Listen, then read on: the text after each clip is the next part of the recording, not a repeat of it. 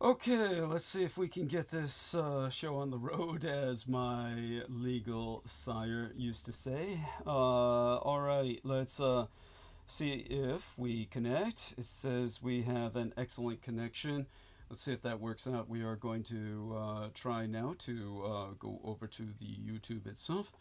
And then we're going to see if this comes up. We're going to turn that on, make certain that that's muted, and we are going to render ourselves a call. Okay, let's see if we can make that call. We've got the infinite call going. Let's press the Meet Now button, and all right, more options, and get that call. Okay.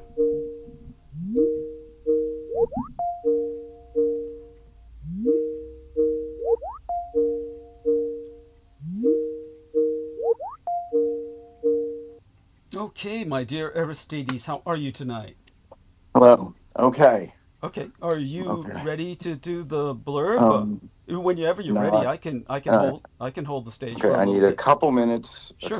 because I just walked in the door. Okay, take your time, Yeah, and I'll yeah. just welcome everybody aboard. It Uh, has been a stunning weekend.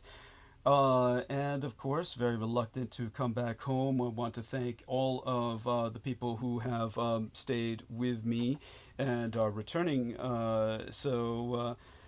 Definitely want to check in with everyone on Team Dietrich, and hopefully, members of Team Dietrich will be able to check in with us. We are going to, of course, let's take a look at this.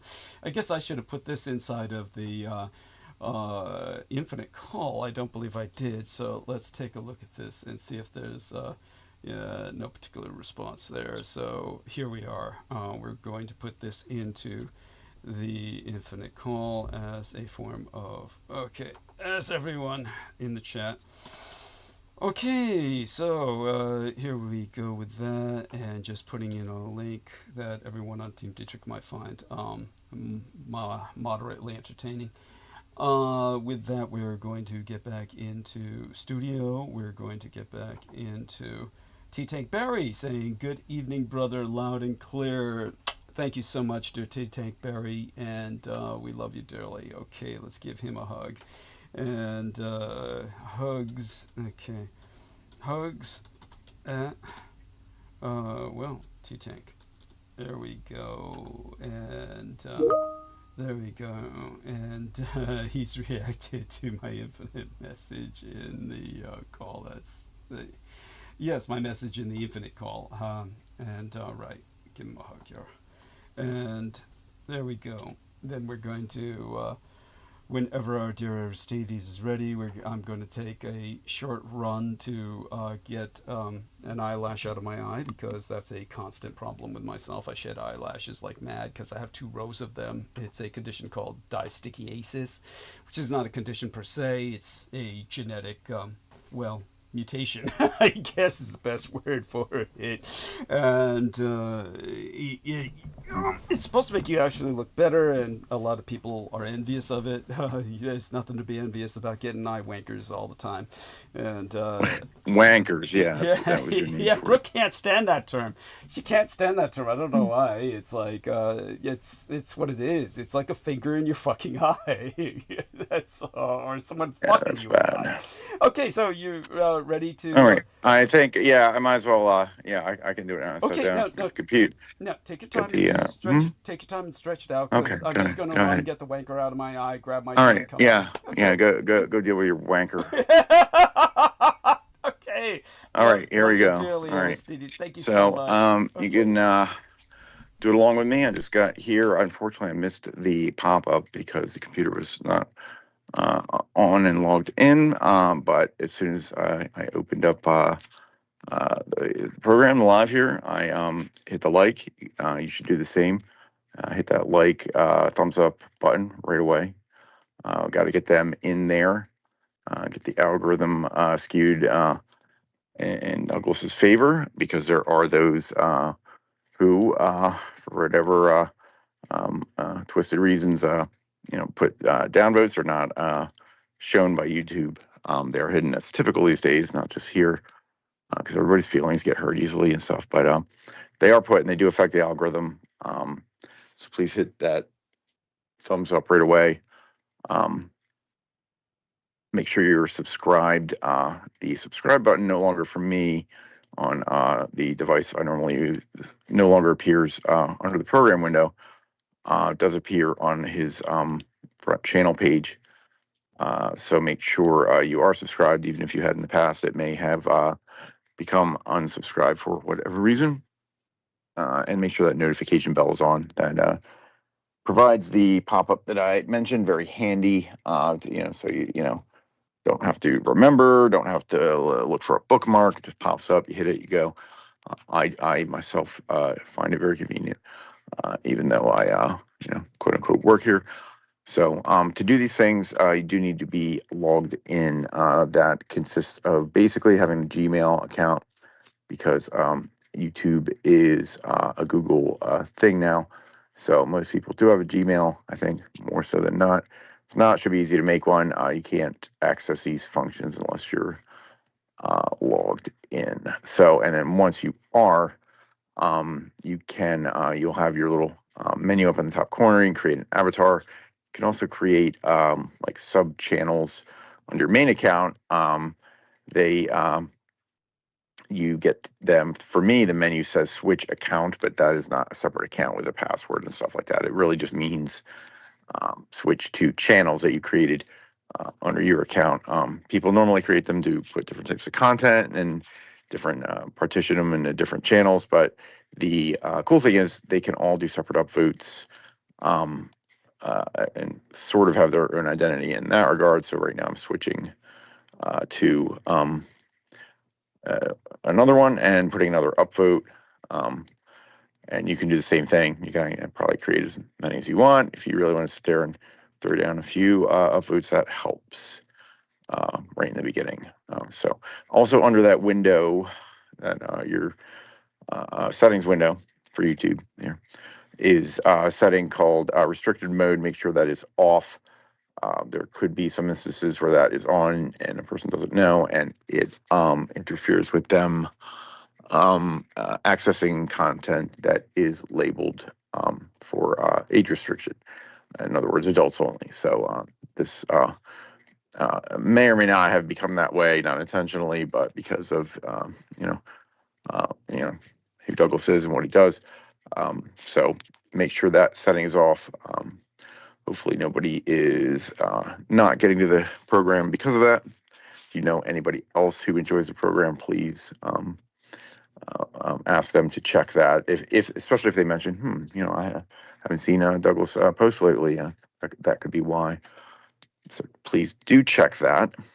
Other things you can do are once the program is not live and it converts to a replay, like a regular video, Douglas will put a pinned comment underneath each video, and that will have his crucial information, PayPal, all this stuff. Please like that comment. Also, I just went back and did that for the last video for similar reasons, so it doesn't get downvoted away and such. Please upvote any other positive comments there, and feel free to leave any of your own. That will also help. The interaction will help the said algorithm, and the algorithm could dictate how easily Douglas is searched out, suggested. How they have the sidebar with suggestions. And they have they're figuring out what all content you might want to see and suggesting to you. So the algorithm figures into that quite a bit. So please show your support those ways.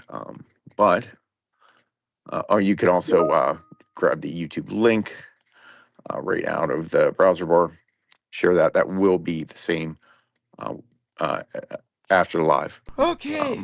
Once it converts. Huh? Okay. All right. We're doing okay. Yeah. So, you can share the link. You can, on the computer, you can right-click during a replay and get a link with a timestamp built into that moment.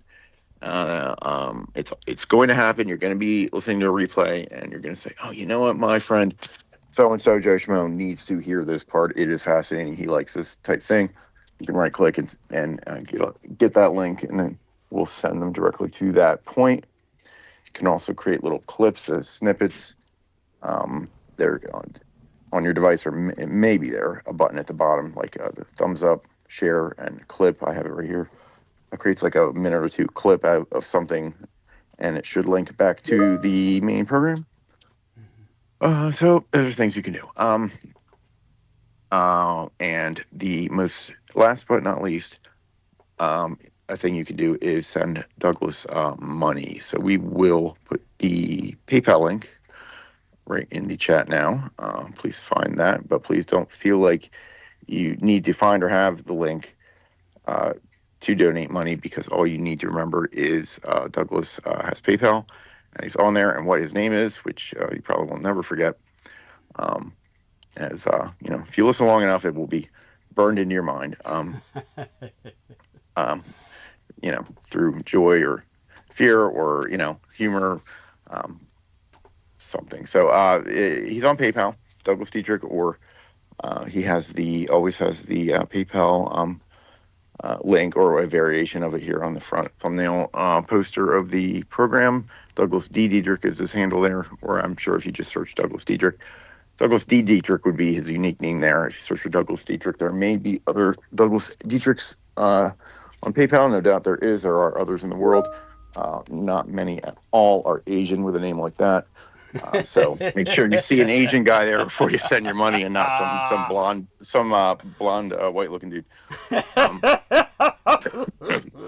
Although I haven't looked at what the other ones look like, we would assume Douglas is pretty unique there. So please send some money there, whatever you can afford. Right now everybody can afford at least, most people can afford at least $20, something like that. That's not going to break your bank. Most likely you can afford more than that, $50, $100, or even set up an automatic payment. If it's a small payment, but it's recurring, that does help over time. So, it's, $20 a week for life is, might be better than $100 today, but, we'll see. Please do consider that. Please do consider that, and try to keep that link in there. But I think you don't even need a PayPal account to donate on PayPal. I think you can do it with a credit card.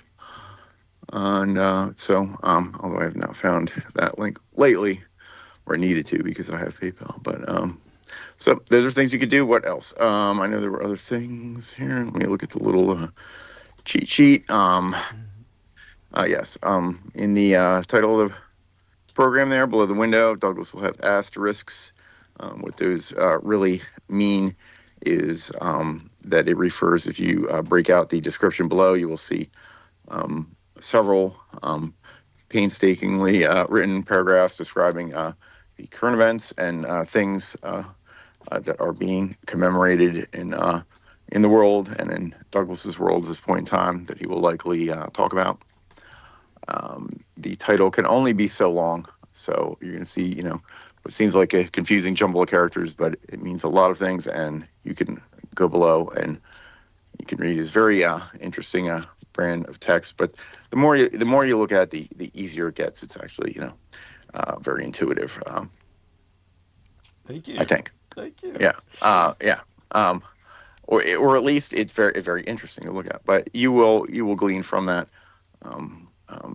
various events and let's say anniversaries and holidays that are of significance at this time. So what are some of those, while I try to think of anything else? I think that you're doing great, and obviously I just want to thank you so much. I'm glad I was able to speak to you before I took off for the weekend. Obviously, I enjoyed myself thoroughly during the weekend and had no reason to return, except my responsibility to yourself, my listeners, everyone on Team Dietrich, and everyone in our regular audience base, who is by extension an electronic member of our electronically extended family. And honestly, our man Aristides has a birthday coming up, so everyone feel free to send him a gift. Is there a P.O. box like where Oh, people can send you no, like a little memento or not something, really. card, like a P.O. box or something? No, You I do should get not have a one. P.O. box. No. You should get one Oh, no, that's at all least for right. Just, bombs. yeah, right. Just, send your good wishes into the aether Do you if have like anything. a ghost email? You could establish a ghost email so people can send you well I wishes. do have. Ah, I could. I don't have one handy at the moment, but I could. yeah, make one up just for people to send like Yeah, gifts to. yeah, one that's kind of anonymous or Yeah. yeah. No worries. It's not about me. It's about Talk Liz. Oh, well, definitely, I do want people to understand that our man Aristides is not to be held responsible ever for anything I say. So, just so you know that much, he's not the man behind the curtain in that sense. He's the man behind the curtain who makes things possible in the sense of his help, but not in any way, shape, or I form. pull the rope that moves the curtain. Yeah, You know. that's about it. Yes, Yeah. he's not in any way, shape, or form responsible for the content. So I do want people to know that because we're going down hard tonight into a path that's going to, I'm sure, cost me listeners again and just make people angry because I cover both ends of the spectrum. By that I mean I'm a radicalized centrist, which is really a politically correct term for fascist. Fascism is it's radicalized centrism. People who made claim to such were everyone from Napoleon Bonaparte to Adolf Hitler and Benito Mussolini. So I'm just using European examples because they're accessible to the majority of our listeners based on the educational system. But all that being said, we've got to get into it tonight. Now, I'm not quite sure if should just dive right into it, though I'm probably sure I should. But nevertheless, I'm tempted to just kind of hang out and talk for a few minutes and then get into the zone. I think I could probably enter the flow state pretty much any moment now, but I just want to get a few things out there with our dear friend Aristides, since he's the only one with us. What have you observed, Aristides, that strikes you as very relevant domestically and internationally? You always ask me this, and I always have not really checked. I don't It's not a take in graded exercise. It's not a yeah. graded exercise. Yeah. I don't take in a regular news outlet or source. It's mostly the memes my friends are posting. That's how I get my information about the world. Are Not so those much any? memes, but also forwards Yeah. and various things. But Well, let me check into that for a sure. moment. But by the way, if you feel the memes are acceptable and not too, Yeah, shall we say, well, I do. not too Yeah, inflammatory for no good reason, feel yeah, free yeah. to express what the memes say. Yeah, I do sometimes. Sometimes I put things. Let me check my little spotty spot here. Let's see. And so when it comes to this, people are going to tonight. You're going to hear me, of course, as I always do, deconstruct Donald Trump, and it may take a while to get to it. I hope to get to it tonight. There might be some factors because I've been talking a lot to the lads and educating them. And obviously, this requires me to move my tongue around a lot in my mouth, and that can wind up with kind of tongue burn, believe it or not. It also happens from hard napping because I fall asleep and I try not to grind my teeth. And because I try not to grind my teeth, my tongue lolls into my inner cheek like a dog's and it hangs there between my teeth and winds up as a kind of subconscious chew toy. So that winds up with creating a kind of painful thing in situation with a tongue blister of some sort, and it develops often enough where I am going to talk to my dentist about making a what do you call those things they put in your mouth? That's tongue guard, tooth guard, Oh, good something. there are tooth guards, there's retainers, It's and there's a grinding. It's they have stuff so you don't grind. yeah, some kind of grinding buffer. This, they Yeah, and maybe they don't get call them in it. stores, people. That's just you will never use them if you buy them in a store. Yeah. You have to have them custom made. And yeah, it's because they're like dentures, except they're rubbery and soft, and they're made to just protect you from doing what I do. All such being said, I do want people to understand there was another kind of, I guess I could call it an occult assault. So if anybody's listening out there who already knows the story, Brooke Gibson, Brendan Zoget, who've already heard the story before I took off for the weekend, elements of it, they really don't know the punchline. There's actually a punchline to it that I only found out talking to V over the weekend. She's one of the few people that I talked to during times at the estate when we're taking the Blood Boys on field trips, like we did this weekend when we took them to Fleet Week, which, by the way, when I brought that up with Aristides, he asked, because he was never exposed to this before, he asked, what's Fleet Week? Oh, this is lovely, Aristides. Oh, I love this. This is, so, hey, this is nice. Hey, Stone, want to have some fun? Yeah, okay. And, oh, that's Netanyahu. Oh, yeah. That's, well, apparently they're uncovering just the degree of financial incentives that have been provided to people to provide a positive image and reflection of a certain territory in the Middle East, there at the end of the Mediterranean,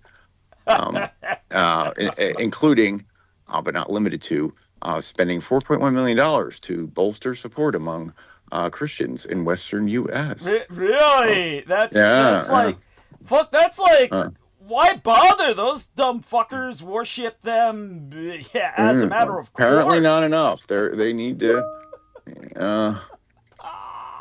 God. They're really, they are, opening up the purse strings, and they are, as long as you, you bend down and get down and, stick your nose where the sun don't shine. You too can have thousands of dollars to, just to get up on TikTok. Well, how do we get in on this? Why don't we call them up and tell them how much we love them? I don't know how they're finding people. Find out. Yeah. Jesus Christ! Come on, you're good at this shit. You're good at these searches. Jesus. I don't know. They probably, I don't know. People become deemed a influencer, Then they have micro influencers. It's like that chick on TikTok that's got like, I don't know what the range is. Once you hit 5,000 followers or something. Dude.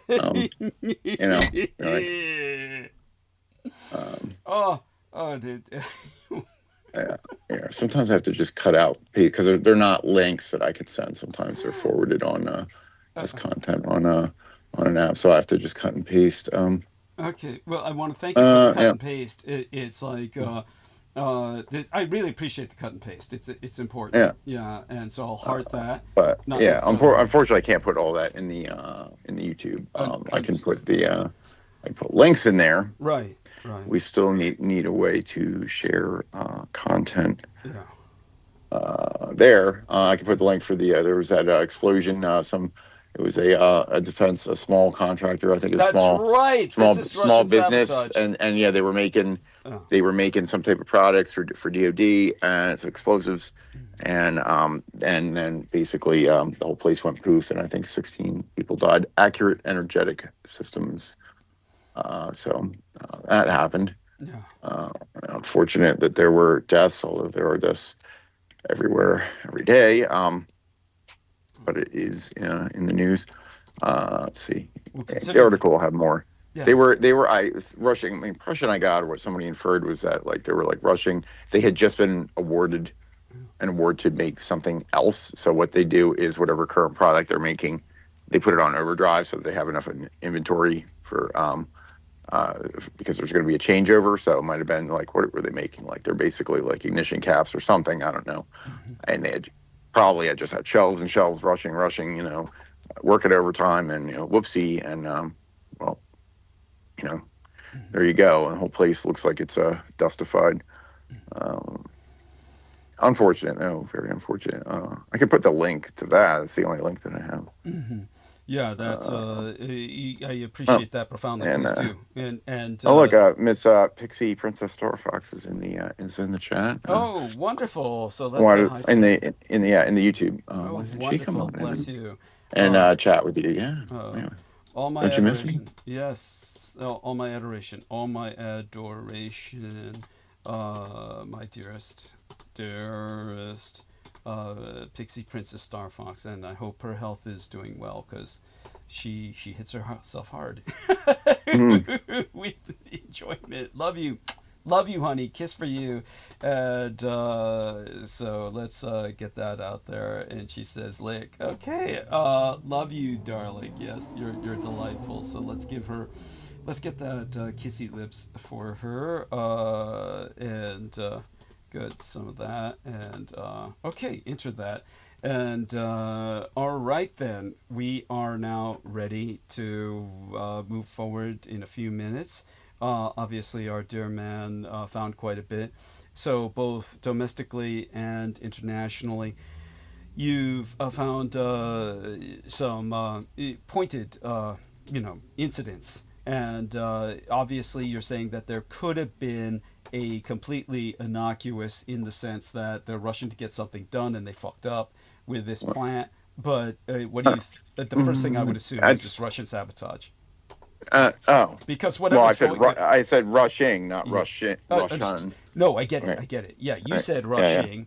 Yeah. I say Russian without hesitation. It could be right. Yeah, right. because I did see that, or someone knew that they had just been awarded some new contract, and they seem to have some knowledge of these procurement. Well, you see, if it's military, it's almost certainly going to Ukraine, correct? Ultimately. Ignition caps? Probably. Yeah. Or what was it? They were, I don't know. Yeah. Or the new contract that they got would, I don't know. They were something. They might have been awarded a contract for some sort of 155 artillery or something like that. Yeah, and it's there you go. And the artillery is important.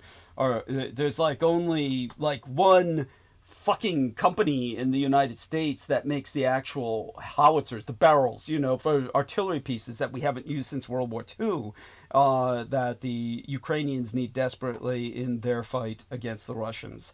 And so for this reason, they become a primary target. And if you can't get the manufacturers of the guns, you get the manufacturers of the ammo. So if it comes to ignition caps, then we're going for the link in the chain. Every link in the supply chain counts. So that makes sense, right? Yes. And thank you. I appreciate that. By the way, the first thing that Ed Beth did when he picked me up was we stopped over at Kaiser, and I got both my COVID-19 and my flu shot. And believe me, it was no fun. It's not the shots themselves. It's afterwards. You feel it. And so you want to not do what I do, which was, be active throughout the weekend. You want to rest. You really want to rest. And afterwards, you get those two shots at once just to get them out of the way. It's theoretically safe to get them both at once. But just lie down afterwards for a day, and if you can help it. But as I was saying, there was a bit of another issue as well, which was that I had this pain in my left shoulder blade. Of course, this is common with me. I get pains in either shoulder blade because I spend a lot of time hunched over the computer. And let me see. Dear Pixie Princess Starfox says, and I go, "Mwah, love you, honey." Let's give her a flaming heart for that. Okay, and but when I got these pains recently, it was in the left shoulder blade. And of course, as I've always said, I'm pretty much immune to occult violence. I say pretty much because it does affect my environment, particularly my electronics, sometimes mechanical things around me like plumbing. But generally, an occult assault is going to be deflected. The exception to the rule is my cosmetologist because she's just accumulated so much of my body parts over the years. And by that I mean hair clippings, fingernails. She does my manicures, my pedicures, my hair. She has basically amassed enough of these materials over the years to have a mini me of Douglas Dietrich, a homunculus that she's a voodoo doll, basically made of my various bodily extensions. That little fucker's got everything in it but my umbilical cord, my placenta. You think she really has? That's really scary. I know she's got it. Yeah, believe me, I know, because the pain that was, it was, just put it this way. So I had this this developing pain in the shoulder blade that I've experienced things similar before. Naturally, with my fingers up in the air making the quotation marks. It actually was quite natural. It was just stressing and working, overstressing my body, actually with writing, literally physically writing letters at the time that I had no computer, I had no typewriter, and I was physically just writing letters and filling out forms concerning my parents during my care provision for them. And I had to write letters advocating for them, and with a nonstop legal battle that seemed nonstop, but it went on for years before I got recognized as being their care provider for 24-hour day care, in which I had to write the Department of Human Services, fill out forms, write letters, etc. to various politicians in the state of California, all the way up to the governor of the state of California, the mayor of San Francisco at various times, etc. So with all this writing, I developed a neurological repetitive motion disordered shoulder blade, mainly focused on the right, that my arm was constantly feeling like it was about to fall off. And it's just a product of carpal tunnel syndrome type neuropathy.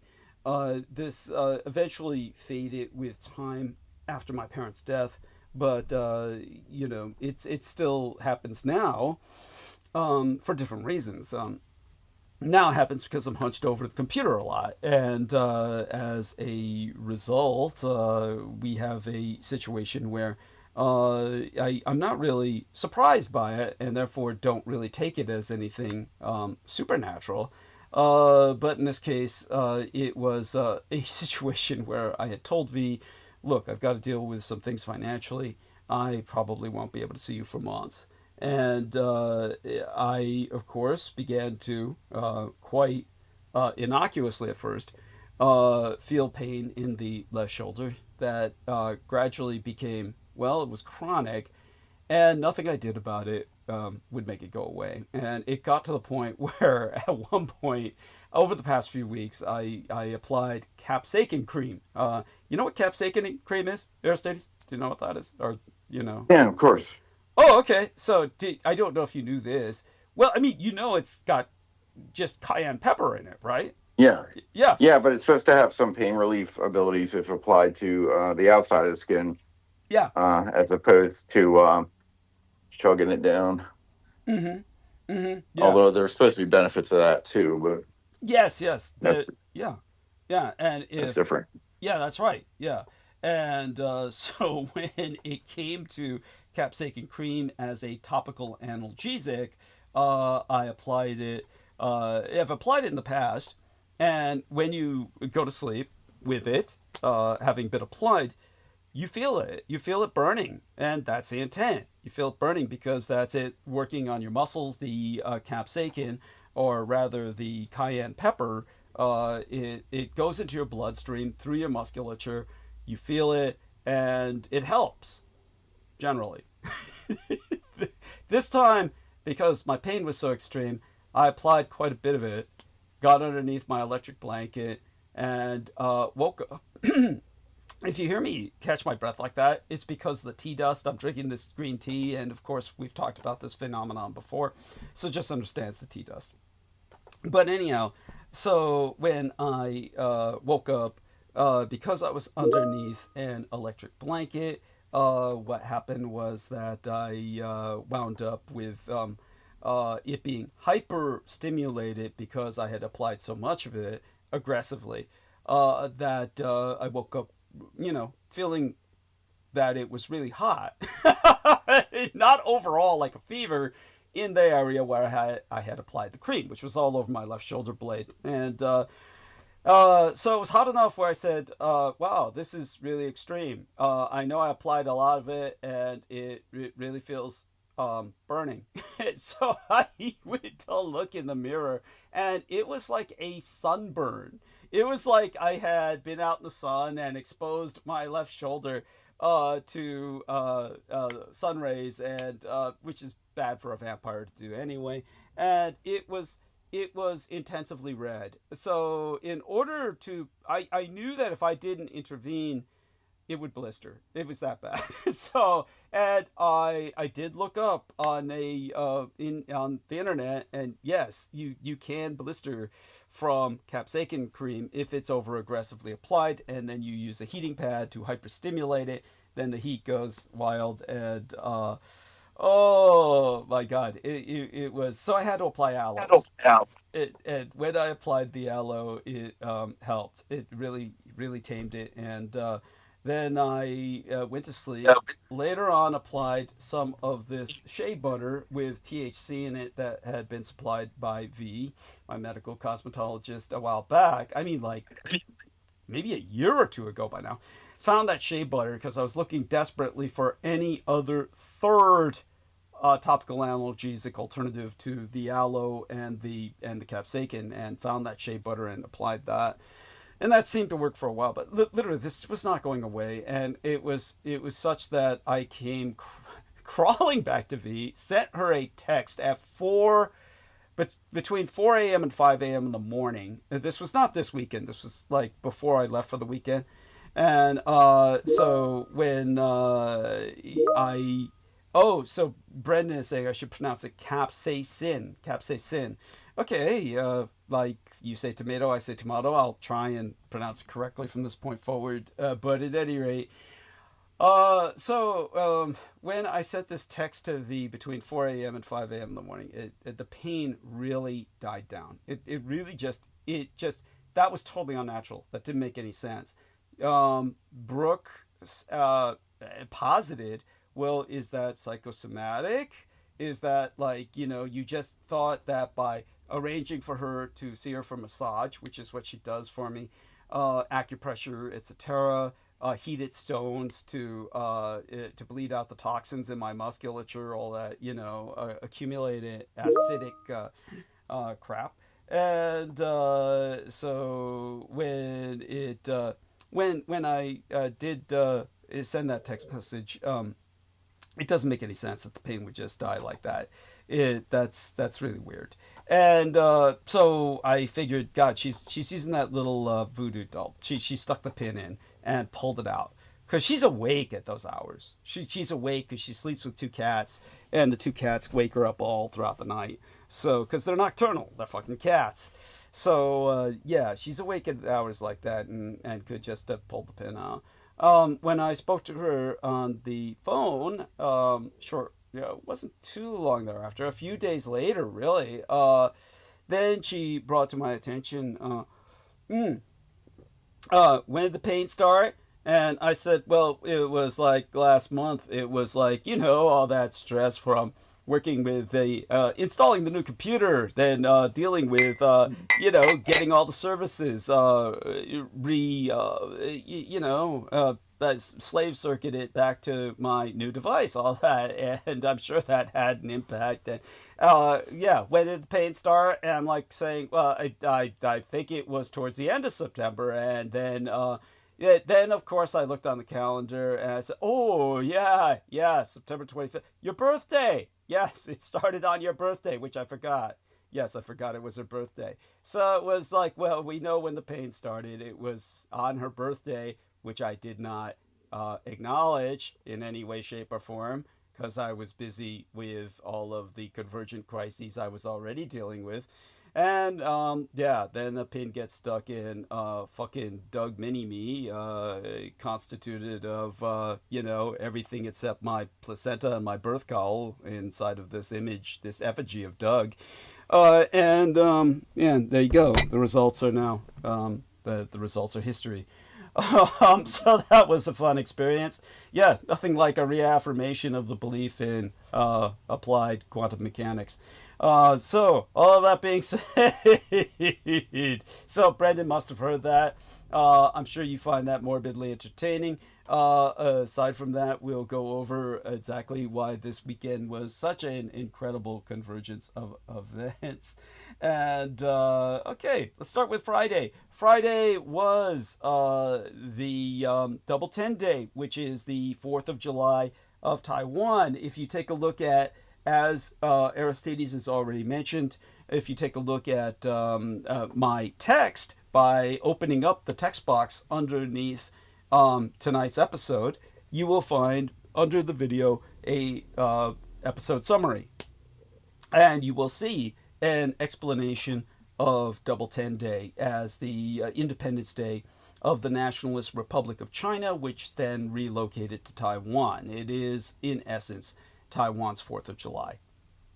Or rather, the 4th of July for the Republic of China, which existed on the mainland since 1912, that relocated to the 100 Islands of Taiwan. Now, Saturday, yesterday, was, of all things, National Coming Out Day, which has nothing to do with, well, George Edward Knight's birthday, which is the same day. Just coincidentally. Obviously, it's National Coming Out Day. That means it's Coming Out Day here in America, if anyone wants to take advantage of that next year. It's on the 11th of October, and which also happens to be George Knight's birthday across the Atlantic. Everyone wish him a happy birthday, which was yesterday, which, again, for him, might as well have been Friday, because they're 8 hours ahead of us. Well, 8 hours ahead of me, about 5 hours ahead of everyone on the East Coast. It was also a profoundly important holiday that, yes, Brendan is that Brendan who's sending me this image? I think that's Brendan, of the little voodoo doll with all of the candles around it. Yes, thanks, Brendan. Yeah, that's yes. Then he's sending the picture of course, a kid poking into the voodoo doll. That's V. Yeah, that's her. Yeah, it's He says V, like I need it. I know what that is. I know what that represents, Brendan. Yes, he has a talent for belaboring the obvious. Yes, thank you. Yeah, it's I know what it's like now to feel voodoo dolled.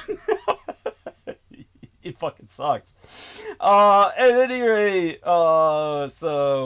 just gotta remember her birthday next. I didn't even have it on the calendar. I usually will transfer events from last year onto the month of the current year, and somehow I forgot to transfer that one. Probably because, at baseline, I don't really like her anyway. So yeah, it's hell to be dependent on someone for certain services that you don't even really like. Also, on George Edward Knight's birthday, it was the International Child Bride Day of the Girl Child. Basically, a United Nations Girls Empowerment Day. One of the big things to focus on is always the fact that many young ladies are bartered, are basically exchanged for power deals, familial connections, networking, child brides throughout much of the world. And they also deal with female circumcision. Every year they focus on a different horror that girls have to suffer, human trafficking, etc. And so always look that up on October 11th, what the theme is for the United Nations Day of the Girl Child. And it was also, as I said, the Armenian Orthodox Feast of the Holy Translators Day. So one of the most beloved annual feasts of the Armenian Orthodox Church commemorates the sainted Ni̶ed Mashtok, or as a Latinized name, it would be something like Mezrop Mashtots, Mezrop Mashtots. That is an individual who, along with his Communio Sanctorum, his communion of saints, founded the Armenian alphabet and translated the most holy book of the Bible into the Armenian language, ergo initiating that country's rich literary tradition. This year, it was, the Armenian Orthodox processional Serb Taj Manjats, or I can't pronounce it, but it's literally the Feast of the Holy Translators.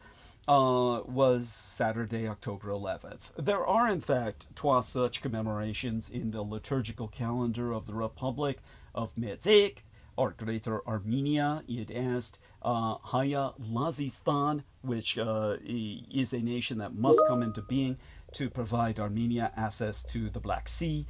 And of those 2 celebrations or commemorations, one is on the Thursday following the 4th Sunday after Pentecost, which can occur in June or July because it operates on the Julian calendar, and therefore the dates are different from the Gregorian, and the other is on the 2nd Saturday of October.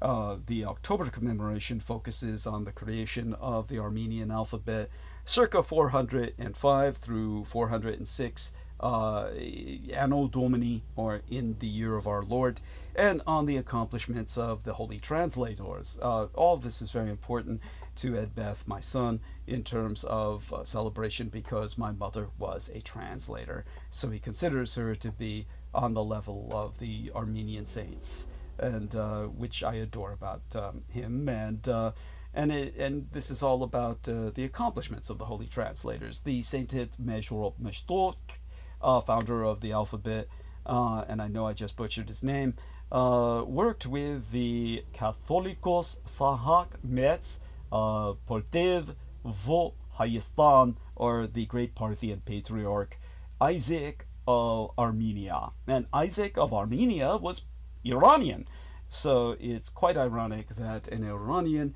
was the son of the man who converted Armenia to Christianity in the 4th century. And well, I mean, how things have changed in terms of what Iran has become. At any rate, well, together, with some of their students, they translated the Bible. Schools were opened, and the works of world-renowned scholars were translated. Their work graced the Armenian Orthodox Church a distinct national identity. So, in terms of what the feast honors, it's about the founding of the Armenian alphabet. The primary celebration is for the creation of the Armenian script by Saint Mezrop Mashtot.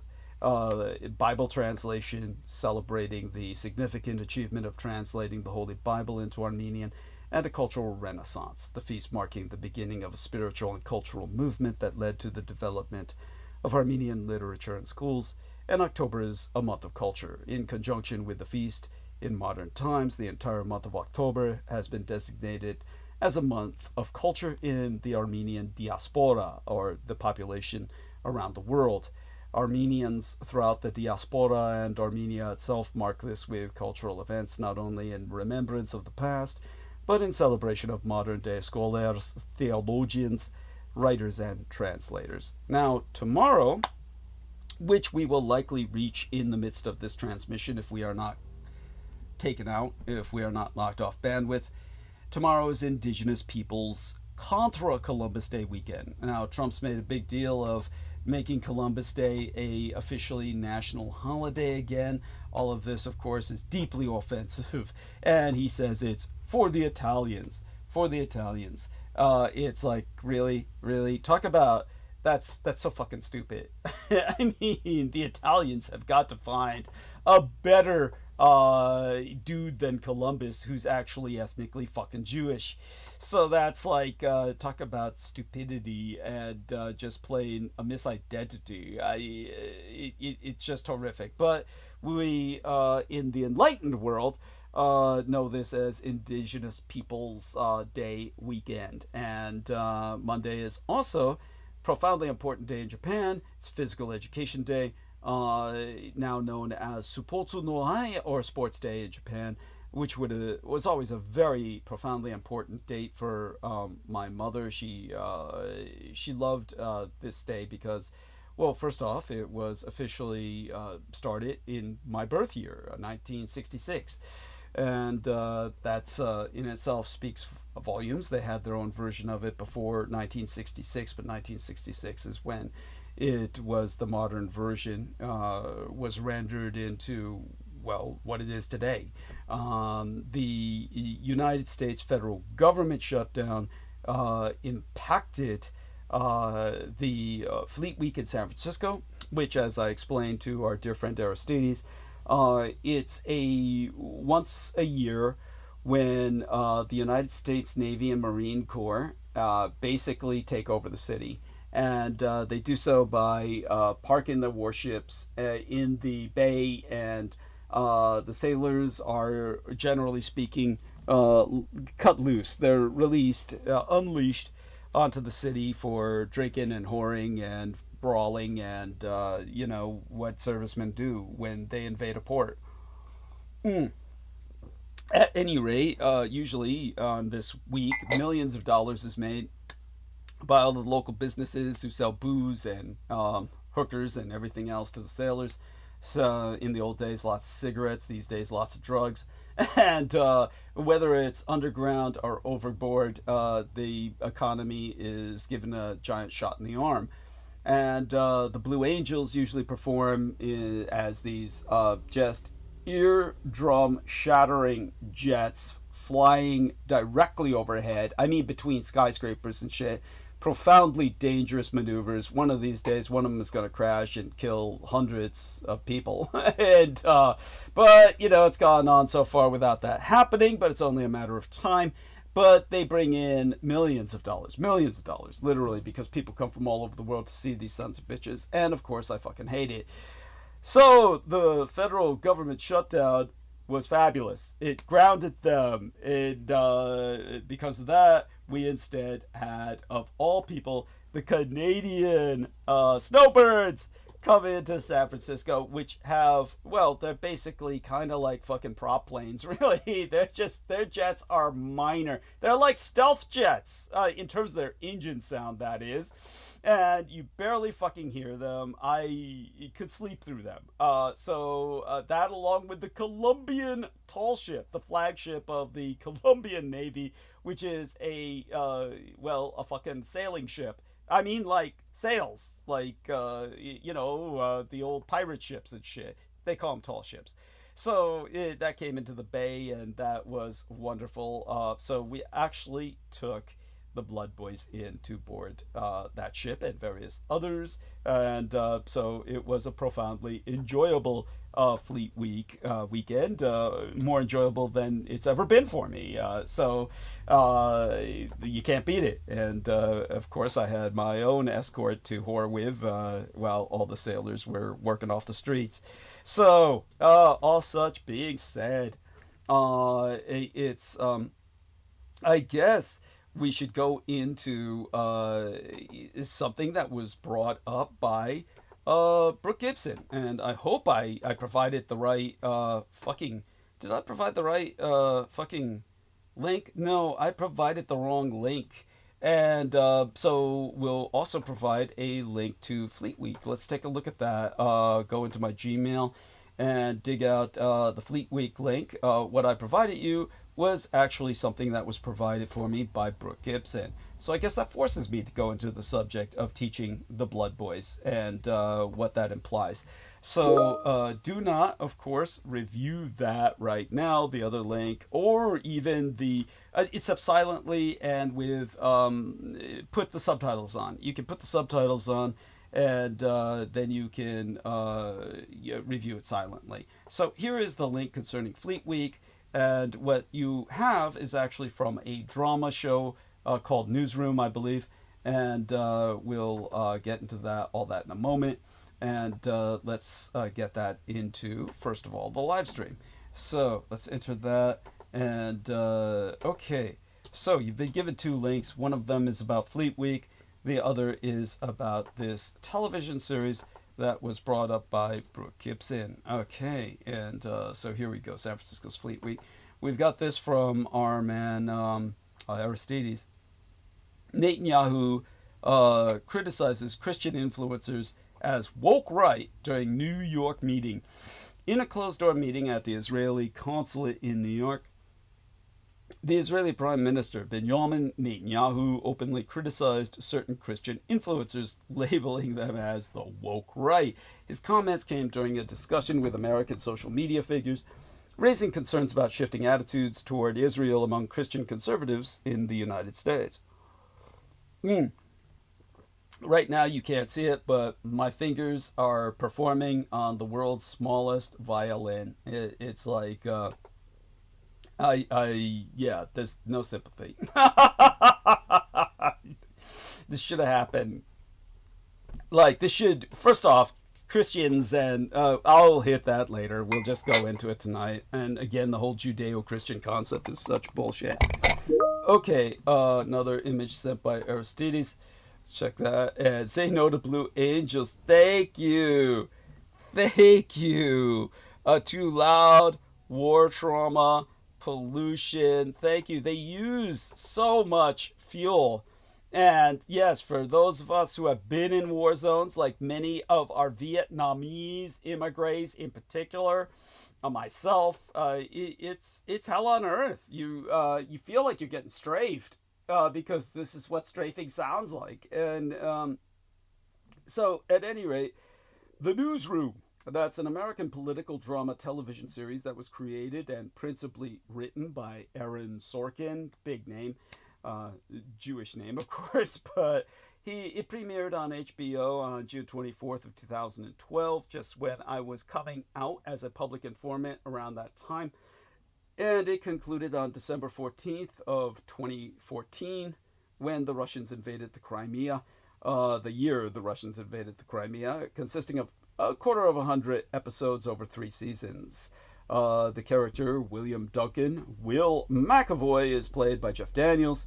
And so the link I provided first was, can you say why America is the greatest country in the world? Because some young lady asks the man who runs this newsroom about how is it America, the greatest country in the world, can suffer, well, anything. And he responds by unloading with a whole host of statistics that should be regularly updated so we can see how far America has fallen even further since that was once topical or relevant. It's not that it's no longer topical or irrelevant, far from it. It is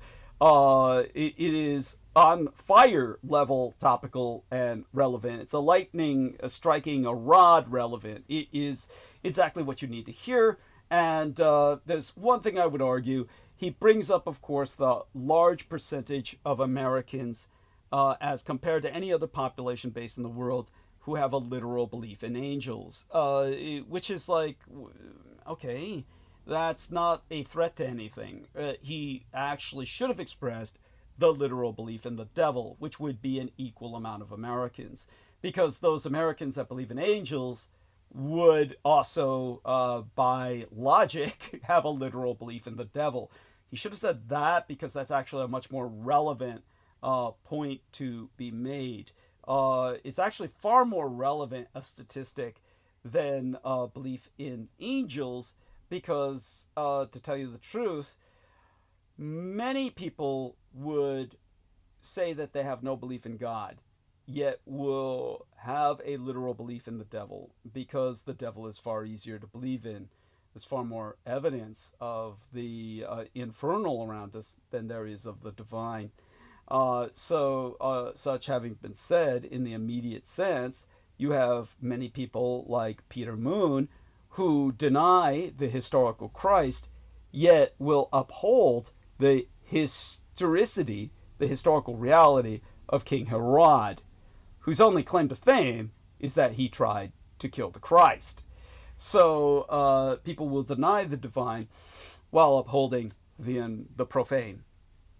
So that should have been emphasized in that man's monologue. What Peter Moon, of course, would insult myself with every episode because he had an inferiority complex, and he would say that I would utter diatribes, which always begged the question of, well, why are you here?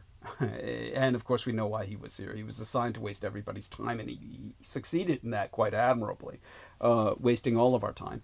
At any rate, because I did put in the wrong link, we may as well go there, and then we will go towards what some individual left as a troll remark in one of our recent episodes. So I will actually open up the YouTube channel, see if I can find that troll remark, and then respond thereunto, and we'll take it from there for tonight.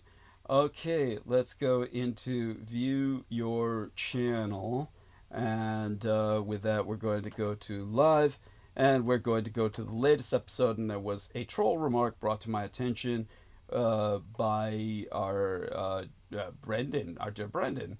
And so, okay, let's go to open up the panel. And so Brendan pointed out that I might want to, delete this remark.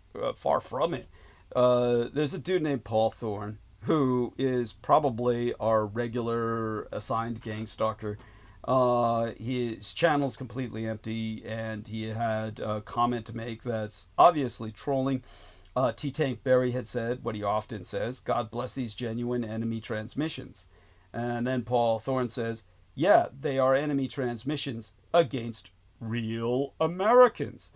Now, I take no offense at this. The individual damns himself by what he says, because he's left with the, shall we say, the onus is on him as to define what is a real American. And there's no way he can get out of that. He's just going to, of course, be left with white, heterosexual, Christian male. Or, right? Some shit like that. I mean, this is what we're going to presume, because that's, you can bet the fucking farm that's what he means. So I will do something that this individual does not even have the intellectual capacity to do, which I will provide for him what he can actually say in his argument. That doesn't make his argument any better, and certainly don't mistake my ability to articulate his argument for him because he's entirely incapable of doing so himself. Don't mistake my ability to articulate his point as advocacy. Articulation is not advocacy, but I will make his point for him because it will help educate all of our listeners who are tuning in. And that's the entire purpose of this program. So with dear Pixie Princess Star Fox, adding in some extra input here, let's respond with hearts to her. And, okay, give her a little bit of response there.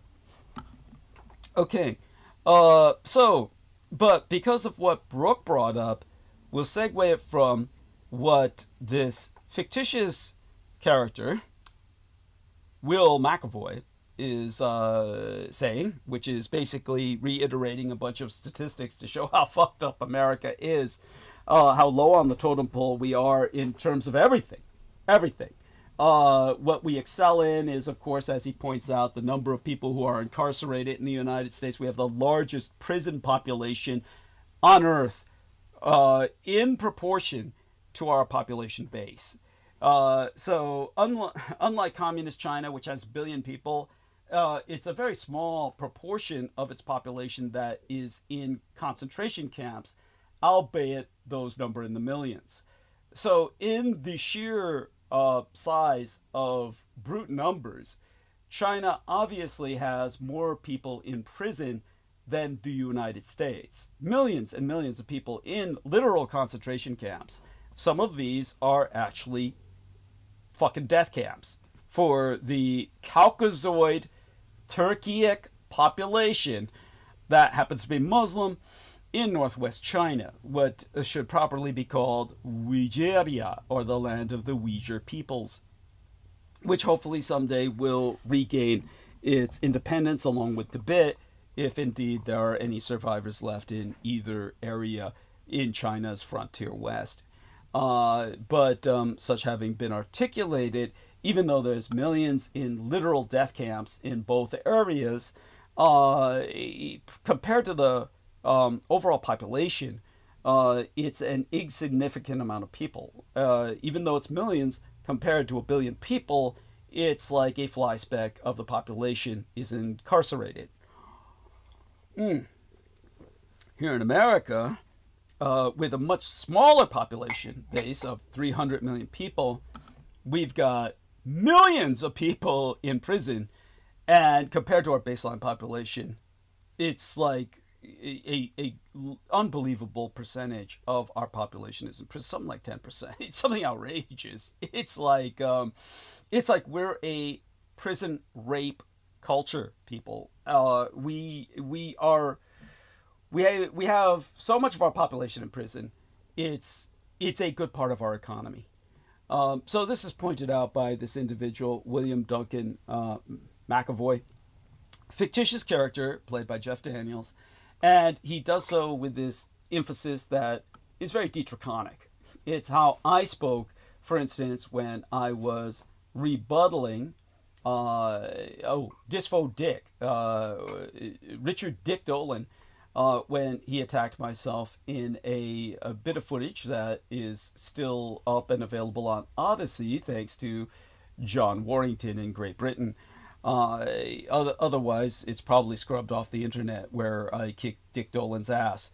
And this is something that everybody must remember, and see if you can find it, and expose yourself to that. And you'll notice the similarity with which I respond to Disfo Dick Dolan with the passion of Will McAvoy, as played by Jeff Daniels in this little clip provided by Brooke Gibson.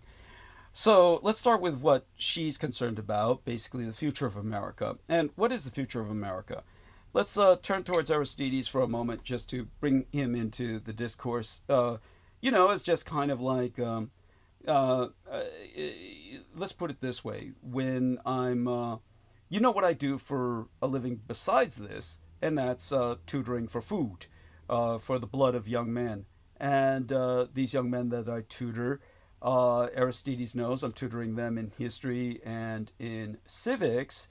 And I would say that when it comes to one of the great problems that we're dealing with in America, what would you say in terms of the future? If you were to try and help America in its crises today, and you had to choose between boys and girls, if you had to educate one gender or the other and kind of put your attention into developing their intellectual capacities, their professional capacities,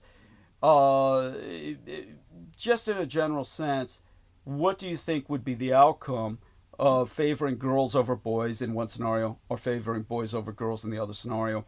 What do you think would be the social engineering outcome if you concentrated on one or the other, in terms of what path that would take America down in a very generic sense? This isn't a graded exercise, just, a general impression.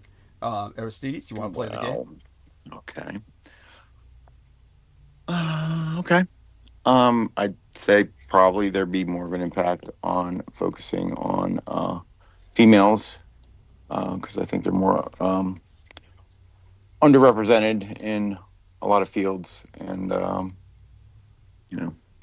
therefore are kind of at the mercy of others sometimes.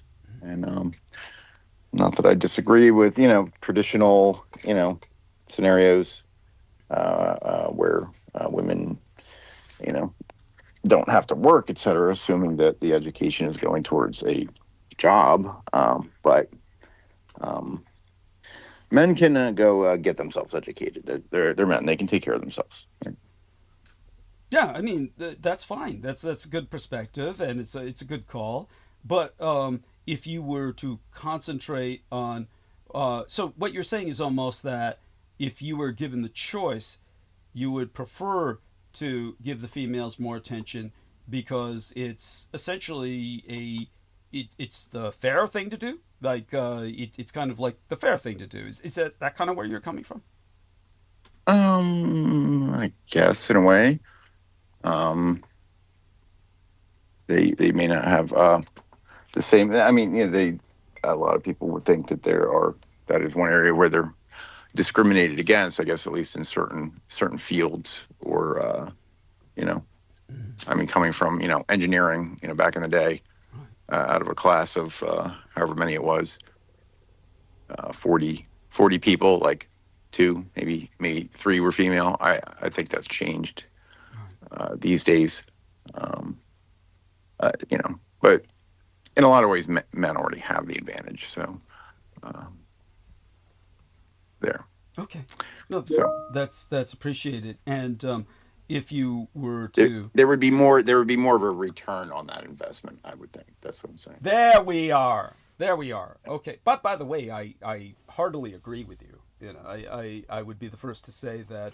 But here's where I would, as someone who worked with Michael Aquino and learned about the concept of social engineering, and learned about it quite well, to the point where, let's just put it this way, if I were to be educated in kind of like a profession on the side, it would have been social engineering in terms of like a honorary degree, so to speak.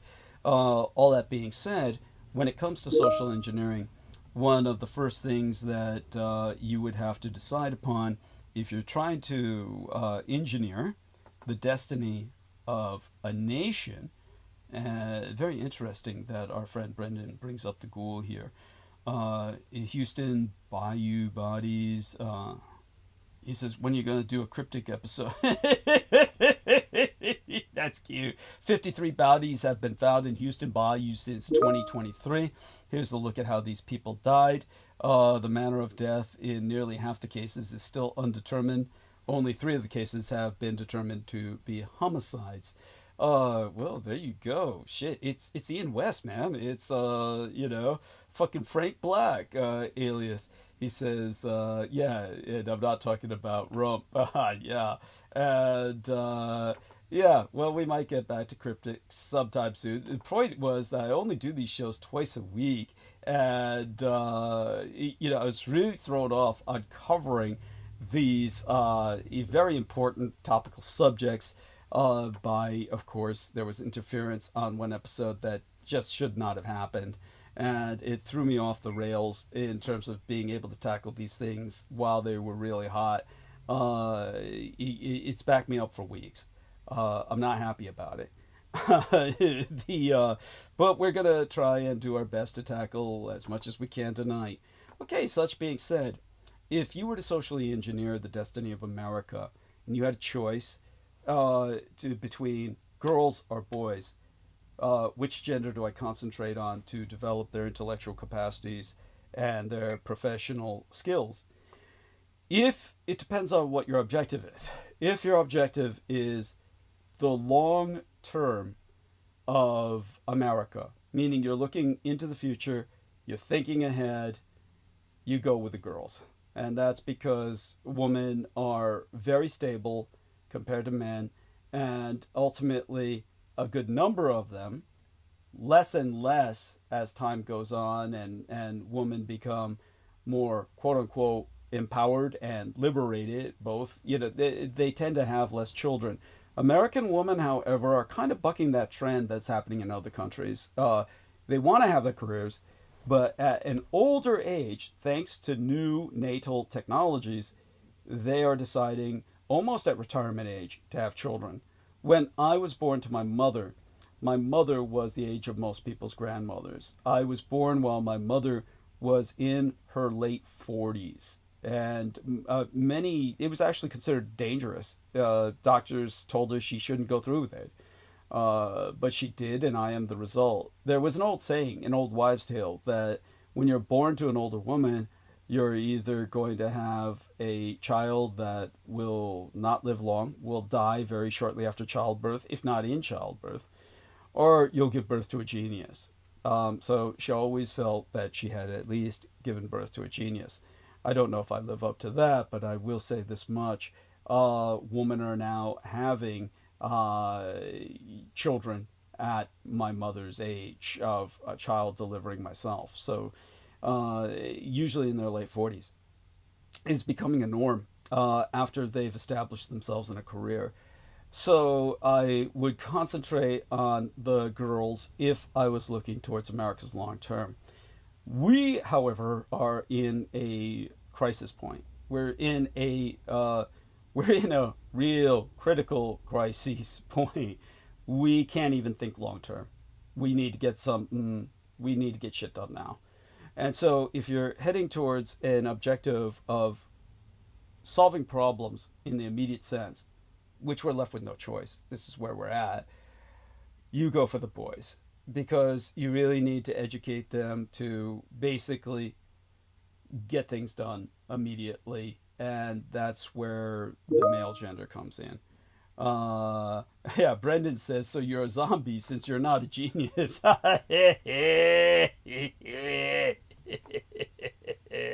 Yes, I'll go for that. Well, definitely, my gang brother Beaver always said I was a ghoul. Okay, he had no idea, of course, about the reality of ghouls when he said that. I may look ghoulish, but really, that's horrible. That's a horrible insult to tell somebody.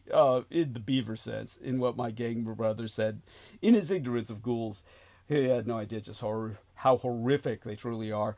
So all such being said, we do want to educate young men, which is what I do. It's different. It's in a gray area because they're overwhelmingly gay, though I always educate them to let them know that, hey, you have a choice. You don't need to stay gay. Not that I'm advocating that they undergo some kind of radical shock therapy. Far from it, but I do let them know you can always expand your horizons. And but such having been said, most of them do go into creative arts or fields like interior decorating, or kind of like, the things gay kids typically go into, which tend to be a lot more artsy. Most of them go towards liberal arts majors, such as careers, such as photography, taking the example from Ed Beth, my son.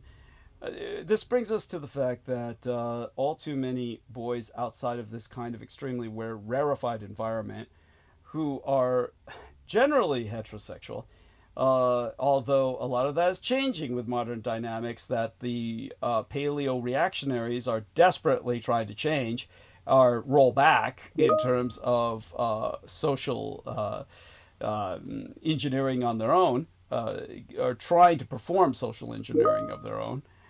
Here we are, Halloween episode. There we are. We should do a Halloween episode. That's true. Yes.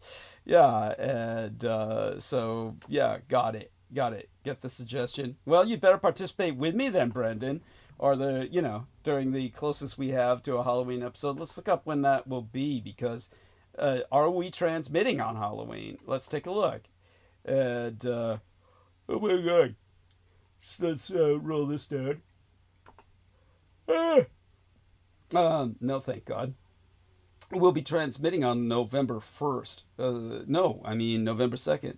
Halloween will be like between the 29th and the November 2nd. So we'll probably do our Halloween episode on the 29th, Wednesday the 29th, which is also the Double 9th Festival Day, or Respect for the Elderly Day, where you respect your elderly by taking them on fucking hikes, where, I guess in the hopes of killing them. By overstressing their hearts and shit. Like Paula Masson, who never took Peter Moon's name, was trying to do with Vinnie Barbaric. Anyhow, he says, I think people are sick of me talking about eating at the Jin restaurant. Oh, the story never gets old. And you'll have probably some other supernatural shit to talk about before then. All right. So, such being said, when it comes to young men being raised by algorithms in the outside world, outside of the estates, young men are basically feral. They have parents who don't have time to take care of them. So they're raised by algorithms and influencers. Now, our man Aristides was saying, gee, the fact that V has a fucking Douglas Dwayne Dietrich mini-me comprised of fingernails and hair clippings and everything but my fucking placenta. That's scary, but it's nowhere near as scary as young boys in the majority in the United States being raised by algorithms and influencers. That's beyond horror. That's just plain fucking gore. Okay. So obviously the alarm, and that's the correct term from back in the days of our man, Paul Revere. He raised the alarm bells. They're sounding for young men across America. So is anyone beside myself listening in a proper, responsive manner? I don't think so. One of the things I've noticed is that people are quite quick to blame if young men are struggling, if they're not in the labor market. There's the eye roll, and there's the, well, if they could just get off the sofa and stop smoking so much weed and playing video games all day, maybe they'd make something of themselves. Now, I'm not going to lie. Weed is the demon weed. It is horrible. You have no idea how bad weed is. It's like, it's horrible. Just don't get... marijuana has got to be stopped. It's got to be made illegal again. I definitely want people to understand that we'd better do something about that. It's it's not safe. There's a 50% cannabis abuse increase among senior citizens, as a matter of fact. And that is something that renders them oblivious to the fact that the kids are not all right, that the kids are high. And so they're not lecturing the kids on, hey, when I was your age, we wouldn't do that shit. No, they're getting high right along with them. And it's taking us all down the pit. So, weed... playing video games all day, it is bad. It really is. And something has to be done about that. But still, it's interesting that instinct to blame is really not as common for other groups as it is for young men. It's not that these young men just lack responsibility. They don't care anymore. They're just feckless, to use that great old word. There's this kind of general sense of a lot of young men feeling almost a bit like being caught inside of a pinball machine. Like being told you're too masculine on Tuesdays and that you're not masculine enough on Wednesdays. The best way to think about some of these young men is, well, the word lost comes to mind. And here we are. This is what our man Brendan says, and he's absolutely right. The kids are sucking on vapes with concentrated THC oil. 1 whole cart per day. Wonder how they're able to function. Well, they don't. They really don't. But in a deeper sense of what drives them to that, there's a sense of, what's my place in the world? Why am I needed? What's my role going to be going forward? That's a very real question that many young men and boys are genuinely struggling with. It's made a lot of people realize there are a lot of young men out there who are up for grabs. And that should send the alarm bells ringing, Paul Revere style. The influencers are coming. The algorithms are coming. And they're coming for your boys. Not your girls. Not really. They want the boys. It's certainly clear that the issues of men and boys haven't gone away in the last few years. If anything, they're getting even more attention, which is good when it's the right kind of attention. That doesn't mean that it isn't still a difficult conversation. I think that a conversation about the challenges of men and boys should be difficult. And so when we get into questions around differences in learning style or risk-taking, risk of addiction, competitiveness, emotional vocabulary, etc., we shouldn't immediately assume that we are stereotyping every man and woman into that role. I get why people are worried about it, because there are always going to be people on the other end of the distribution, but it does mean that we should respect and acknowledge where there are these differences on average between the twain. As far as mental health is concerned, I'm really troubled by a lot of the trends we see for both men and women, boys and girls. I think it's true to say that a lot more attention is being paid particularly to the mental health of young women and teen girls than is often the case for young men and teen boys. And so the mental health crisis is playing out differently, and that's very often lost in the general debate. One of the things that I've discovered recently is the astronomical rise in deaths from drug poisoning among men. That has increased sixfold since 2001.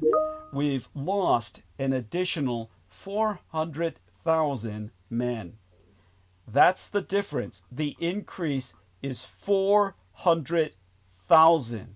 To put this in perspective for you as a historian, 400,000 men is exactly the same number that we lost in World War II.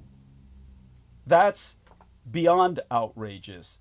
This is a national crisis of unparalleled proportions. This is unprecedented. This is why there's a war on drugs, but Trump is waging it against the wrong enemy, foreigners, as opposed to trying to help the troops. So we've got incoming, oh, great, I'll heart this from Brendan Soget, and see if I can find the ability to do that. And then I'll take a look at two of the links he's provided. Excellent. Okay, good. Aerial intelligence, and then take a look at his other link he's provided. Okay, heart that. And also the other. Again, well, he's entered it twice, so I'll just heart that twice. Okay, and if I can get this to stay open. All right. So hopefully the numbers I've just shared will expose to you the gravity of the situation. It's bad. It's so bad that our nation, well, it'll die from this. Drug poisoning deaths are up. It is already the case that men account for the majority of those deaths. So men account for 70% of drug poisoning deaths. They account for 80% of suicides in these United States. And well, one of the most troubling things that I've found in my work is that since 2010, the rise in suicide has been almost entirely driven among young men. So among young men below the age of 30, the increase in suicides has been almost by a third. Whereas up until 2010, this was the period of great recession, a depression really, huge economic problems. We saw a really big increase in the suicide rate among middle-aged men. But since 2010, something's happened. The nature of the suicide crises among men has shifted, and we really don't know why. We see a lot of attention going to the issues of teen girls in particular, but less attention being paid to the huge rise in suicide rates, for example, among young men and teenage boys. We see an enormous decline in the share of male therapists and counselors. Only 1 in 5 psychologists, 1 in 5 social workers, and lower numbers of counselors are men.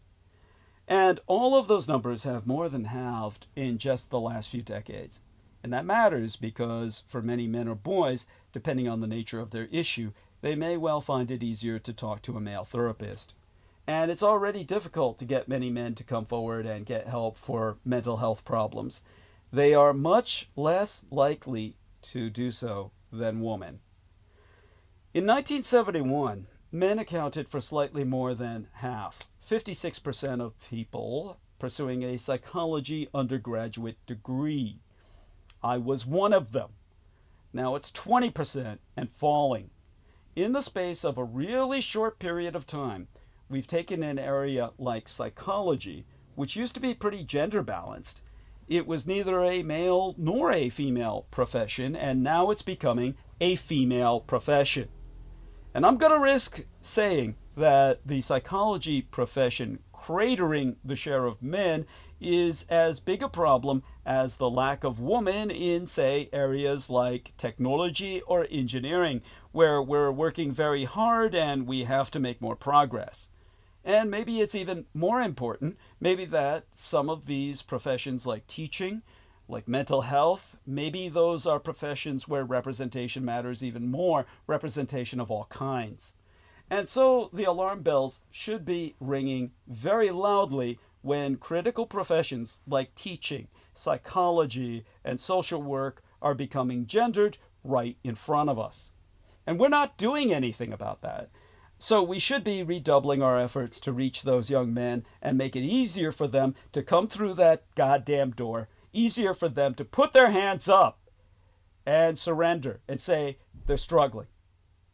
One of the most important things for anybody is to be connected and have purpose, to be, doing something that they value and other people value with their lives. And what we've seen is a decline in the share of men in the labor force.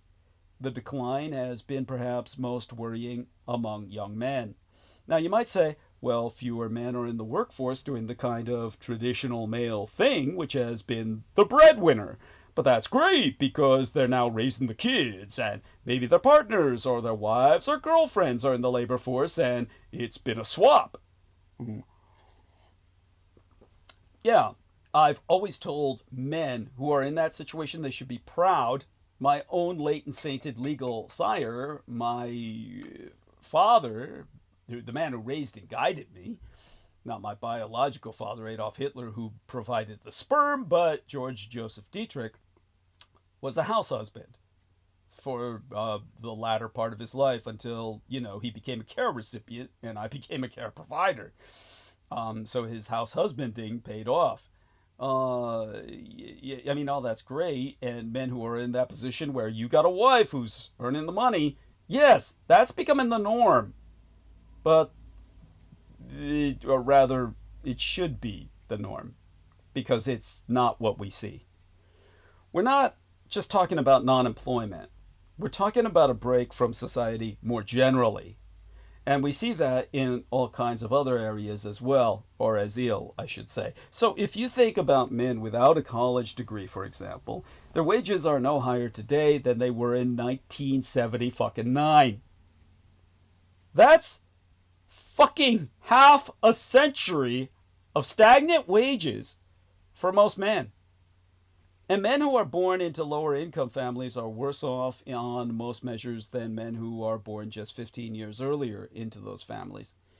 For men at the top of the distribution, men who've got college degrees, who are in the labor market, they're doing better. You continue to see their wages rising, and it doesn't mean that doesn't mean there still aren't challenges for those men, but the sharp edge of the issues facing men and boys is absolutely being felt by the men with the least economic power. And of course, there's so much more to do for women at the top of the distribution. Now, there aren't enough female CEOs. There aren't enough female politicians. We still don't have enough feminine representation in those senior positions, which you can simply reference and immediately see the lack of woman. There's no such thing as a female techno-bro. All the techno multi-billionaires are fucking, I would say they're cocks or dicks. It's a real dick trip, of course, but they don't have any cock. They're just a group of assholes. And I'm ashamed to even call them men. They really don't count in terms. You can't really genderize them because they're really just pricks without the ability to get erect. That's all. But there's no woman among them, not a single cunt. So if you pause for a moment and look down, well, not at your genitalia, I think that's understandable in light of what I just said, but instead look at those who are in less fortunate economic circumstances than yourself. That's when you really see the struggles of men becoming most acute. There are tens of millions of working class men and women struggling to figure out this new labor market, this new economy, and the changes in the economy have been particularly brutal for working class men. And so it's really important to be able to hold both of these thoughts within our collective headspace, wherein, of course, it matters that we need to do more for women, close the gender pay gap, and generate more representation of women in those senior positions.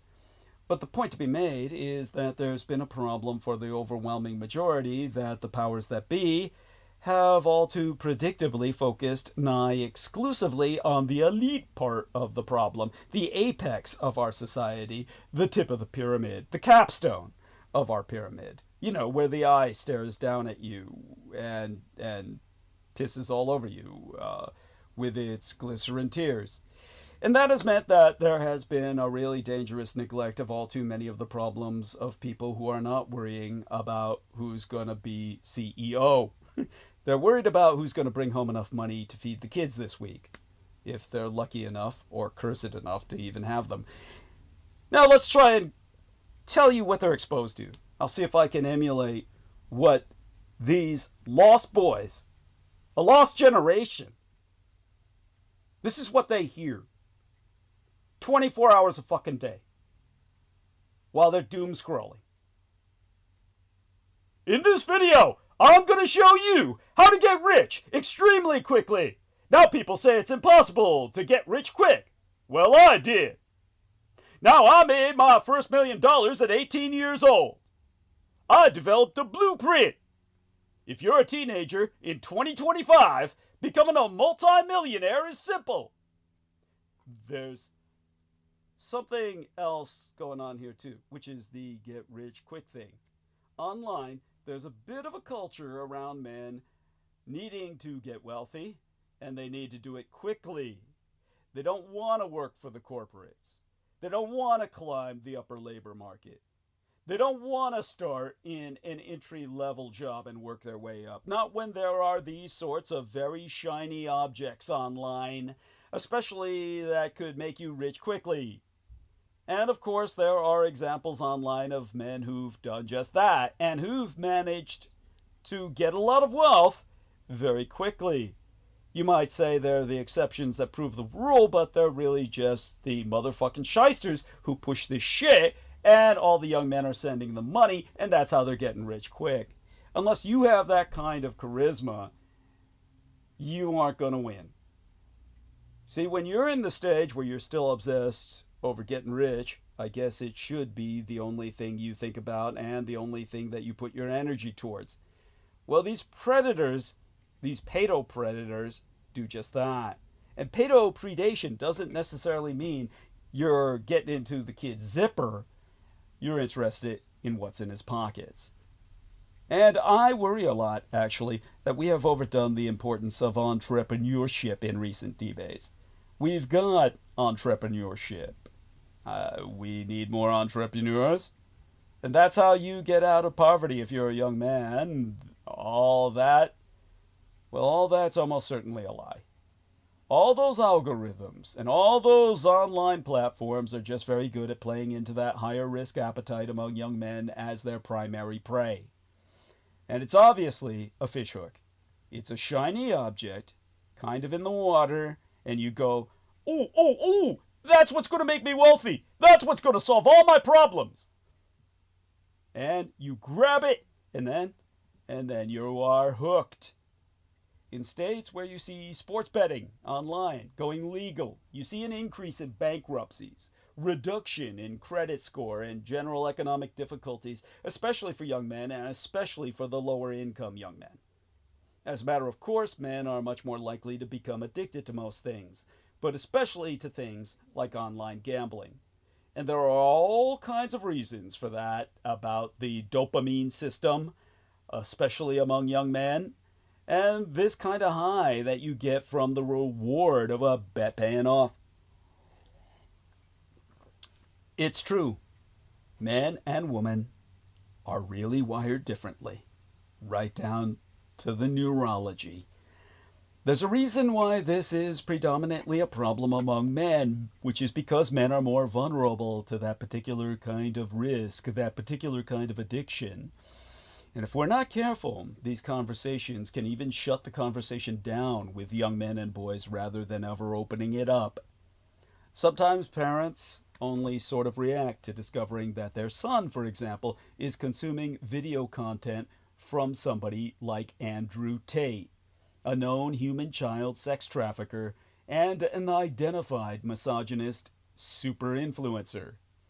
In all seriousness, it would be infinitely healthier for them to be consuming hardcore porn. You know, the parents find this out. They theatricize. They slam the laptop with the same kind of moral fervor they would mistakenly reserve for pornography. And that's the wrong response. It's an indoctrinaire response, but it's the wrong response. Instead, you gotta have curiosity.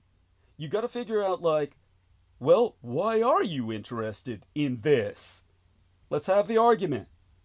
Because one of the things that the most successful erodo-reactionary online figures say is, nobody will want you to talk about watching my shit or listening to my shit.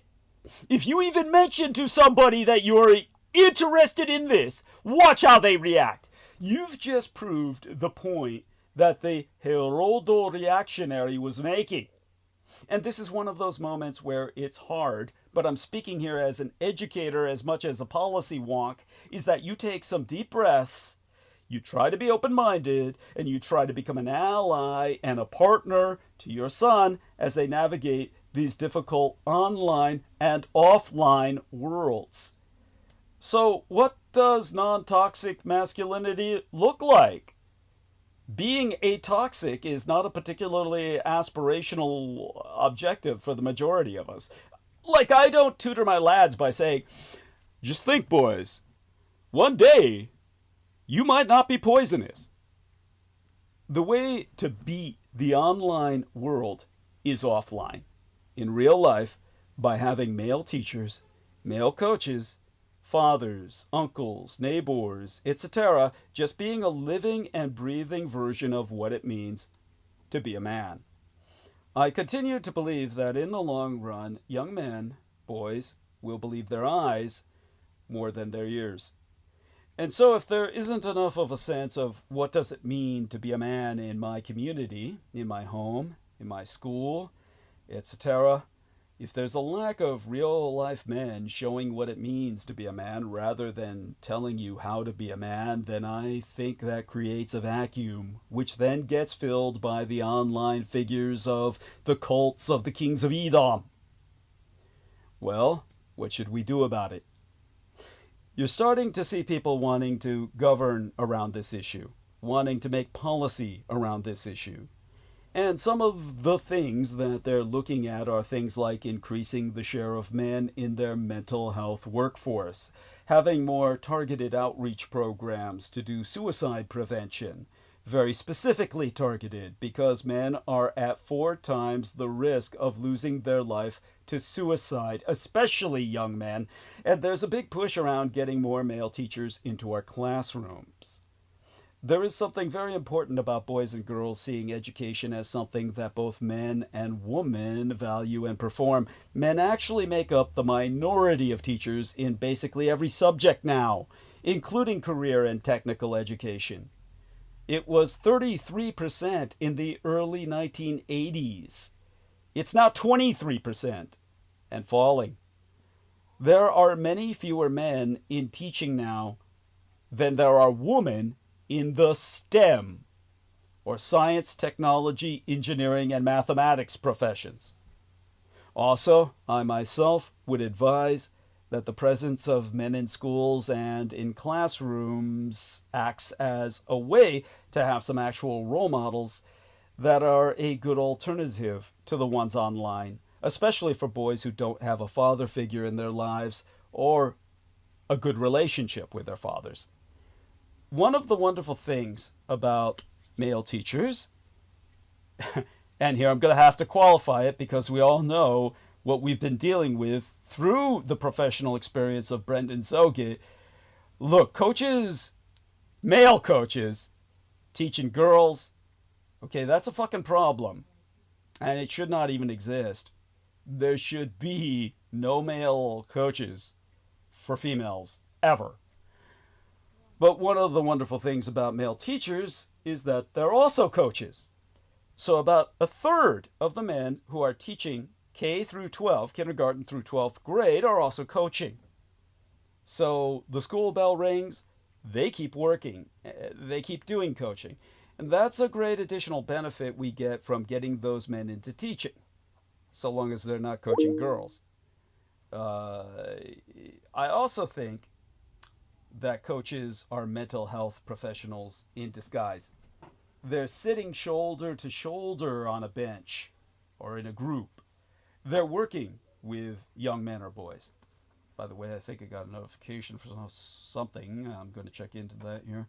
And okay, was that here in the call, or let's take a look at live stream. All right. At any rate, these mentors, male teachers. Oh, this is what's going on. There we are. Okay. All right. So what our man Aristides has reminded me to do is we're going to start the call over again. So that's what happened, was the call died. All right. So we're going to call him back, because if he calls, that's not going to work. All right. Let's do this audio call and hope everybody gets right back online. Okay. Waiting for others to join, and you're all welcome. I've started the call again. Everybody join who wants to join, and that'll help, okay? Let's see if people react to that. Otherwise, well, everybody, just jump on the bandwidth. You've got another call going. See if you can find it. Brendan, T-Tank Berry. Shit, did that just stop? What the fuck? Okay, do we have a call going? It's not the most important thing in the world, but we'll try again. There we are. That should do it. Okay.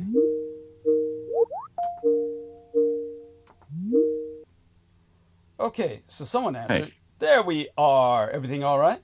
Everything all right. Yeah, it's a fucking stupid phone. I just go to put it in my pocket or whatever, accidentally hangs up. Oh, no worries.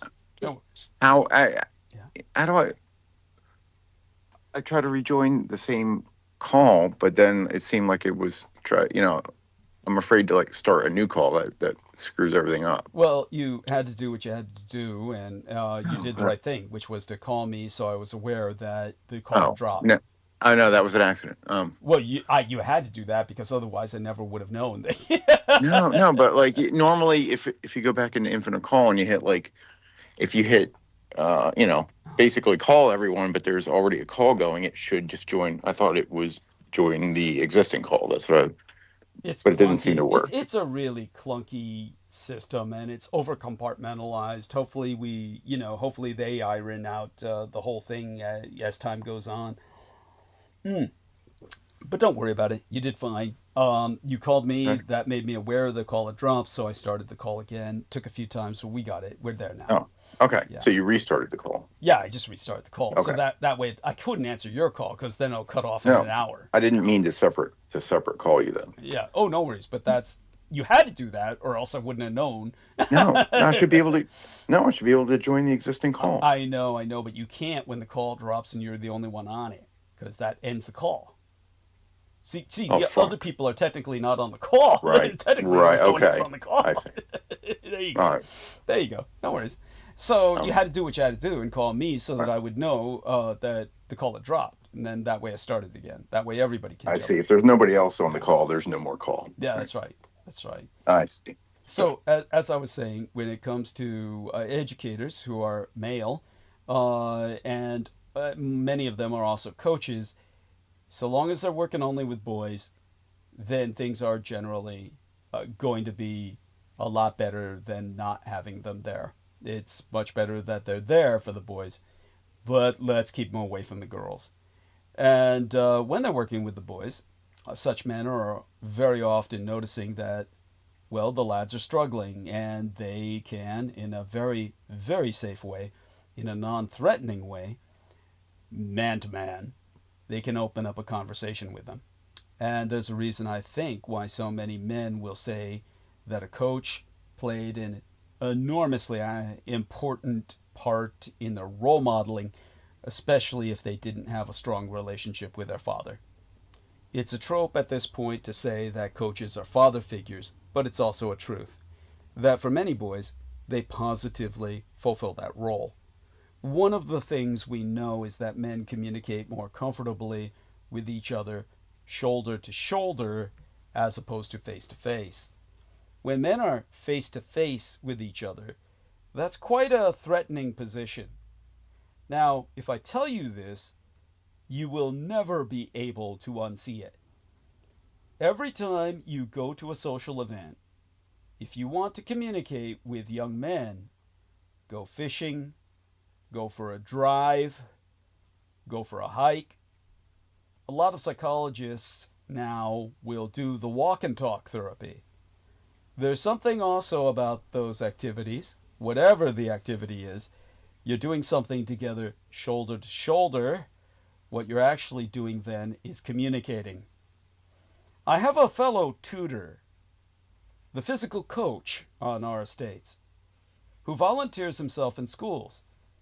And he goes into these schools and he says, which boy are you having the most trouble with?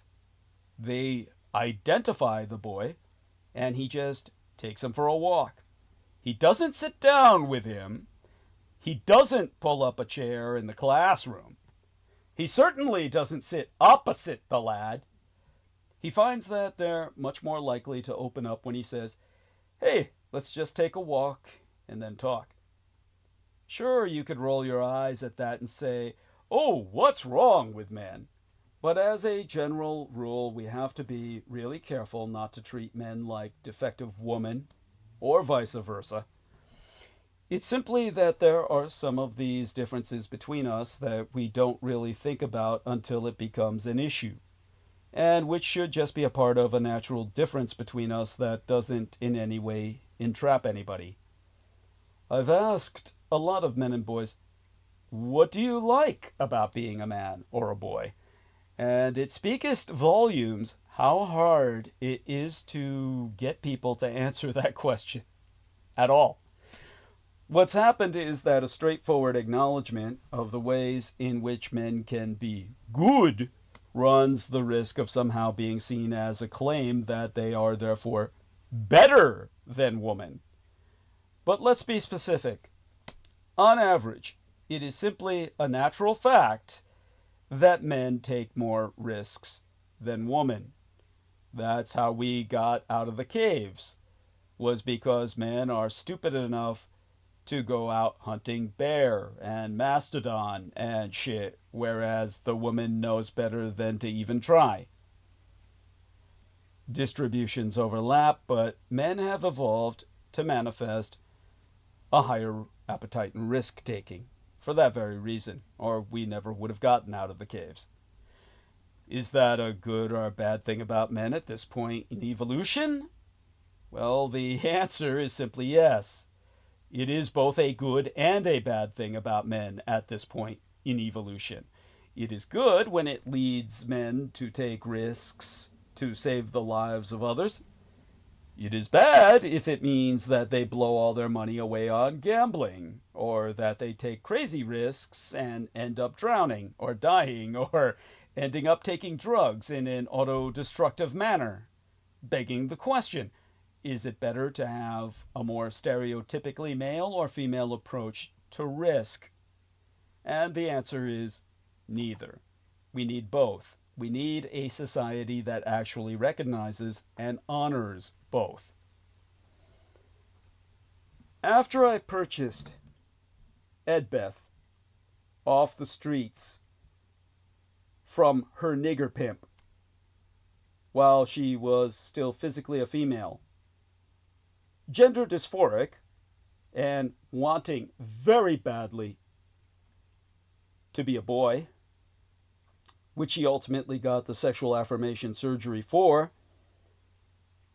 In that transition period, we both share this very vivid memory of walking into a school where the gang I worked with, you could call us human traffickers, in that we've pulled a lot of rescues of actual, very real slaves out of situations in sweatshop environments, like Chinese who by the thousands were enslaved in the Marianas Islands by the coconut nigger economy, working for the goddamn Jew, the demon Jew of Hilfnigger, Hilfinger, but it's worn by blacks predominantly as a fashion statement that they're moving up, and Levi Strauss and all the rest of these kikes that control your economy have all their textiles manufactured in the Marianas Islands, where Chinese were being worked to death.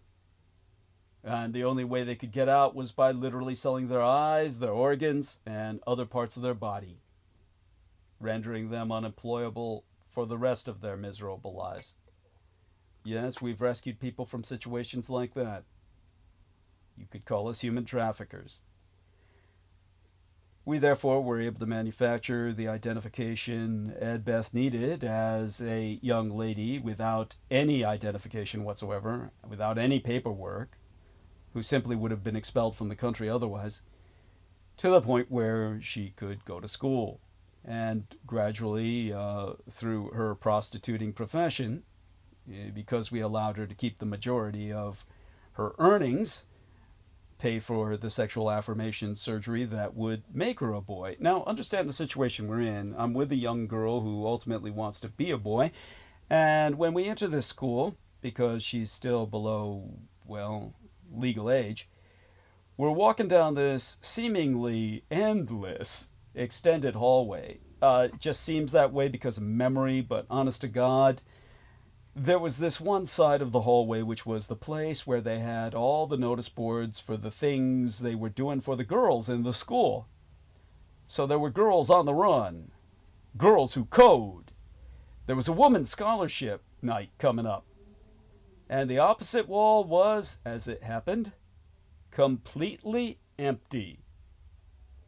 And it just had this real moment of trying to see this through my son, at that time my lover's, gender dysphoric eyes, and realizing that there is an implicit message here for the boy he wanted to become, wherein we need to do all this stuff for girls.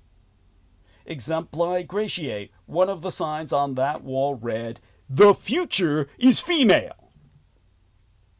But the message of the entire medium speaks for itself. We don't need to do anything for boys because the world is made for boys. Men are gonna be fine. That's really fucking out of date. We've created a culture in our schools where we are, quite rightly, so concerned in so many ways about the prospects of women and girls that we haven't allowed the data to catch up with that and say, yeah, but boys are now way behind girls in school. If you take something like GPA, grade point average, which is a pretty good measure of overall high school achievement, if you take the top 10% of students, 2/3 of them are girls. And if you take the bottom 10% of students, 2/3 of them are boys. Pretty straight line relationship between them there. In the average school district in these United States, the girls are almost a grade level ahead in English. There's no gap in math. In the poorest school districts, the boys are behind in both English and math. And so we just have to be careful not to inadvertently send the message to boys that they're axiomatically not seen, or they're not as heard, or they're not as valued in the school setting. How do we maintain this really wonderful idea of empowering and uplifting atmosphere that we've struggled so hard to finally cultivate around women and girls in schools, whilst simultaneously acknowledging boys and engendering an empowering sense of uplifting for both? I didn't think about this at all when I was younger myself. The axiom, "the future is female," is something I've always gone along with as a good male feminist who's regularly been observationally misgendered myself. Mistaken for a girl. Men walking up behind me and slapping me in the ass. But in effect, that's a terrible phrase. Obviously, the future cannot be male or female. It has to be for everybody. We've got to update the way we talk about this. Indeed, we've got to update the way we actually think about this, and do so in a way that in no way puts the brakes on women and girls the way the Russified red Republicans conspire to, but instead processes the phenomenon in a manner that doesn't inadvertently, in our efforts to promote women and girls, send this message to either men or boys that they don't matter as much or that they don't need as much. Because neither of those things are true. Now, when it comes to the bullshit line that was left by this individual in this recent episode, let's go over here and see if I can again find this trolling message that I will take as an opportunity to educate the public with. We've got an individual in the chat room when I open the panel, again named Paul Thorne, and of course it's a pseudonym, and we all know it's probably my primary gang stalker, who, when T-Tank Barry said, "God bless these genuine enemy transmissions," which he says pretty much every episode, Paul Thorne said, "Yeah, they are enemy transmissions against real Americans." It's like, of course, all right, Paul, what is a real American? Now, if you were to ask this idiot this question, they would be unable to express themselves because they would simply damn themselves by whatever parameters they stutter out. White, heterosexual, Christian, male, or some such bullshit. It's basically same old story. We've all, who said it best? Peter in Family Guy said that when he lands on Plymouth Rock. And starts humping it. At any rate, in order to articulate what this individual cannot, I will inform you all that the Russo collaborationist right is suddenly obsessed with quote-unquote heritage Americans. The Russo radicalized red right wants to know if your ancestors were here during the first American Civil War between the United and Confederal States for rights. The trending resume question being, are you a heritage American? In August, a guest on Tucker Carlson's podcast said something that immediately caught his febrile interest. Or Ron McIntyre, a columnist for Blaze Media, argued that these United States faces a fundamental rift between, his words, between heritage Americans and the new political class. Carlson asked, "Heritage Americans? What are those?" McIntyre explained, "You could find their last names in the Civil War Registry," himself claiming that this ancestry matters because America is not, in his words, a collection of abstract things agreed to in some social contract. In his words, it is a specific set of people who embody an Anglo-Protestant spirit and have a tie to history and to the land, with McIntyre concluding, if you change the people, you change the culture, with Carlson replying, "All true." You know, all true, because he doesn't even know what the fuck they're saying. That same dog whistle, "Heritage American," has been rippling across the Russo-radicalized red-right Republican insurgency. That fourth column, well, fifth column actually, on our shores, particularly on the social web. Politicians have started flirting with the idea as well. During a speech at the Claremont Institute in July, the Vice President, J.D. Vance, said that people whose ancestors fought in the Civil War have a hell of a lot more claim over America than the people who say they don't belong, whilst referring to those on the modern left who conceive of American identity purely as an idea. And here's Senator Eric Schmidt of Missouri at the National Conservative Conference last month, pontificating that America is, quote, "our birthright. It's our heritage, our destiny. We Americans are the sons and daughters of the Christian pilgrims that poured out from Europe's shores to baptize a new world in their ancient faith," unquote.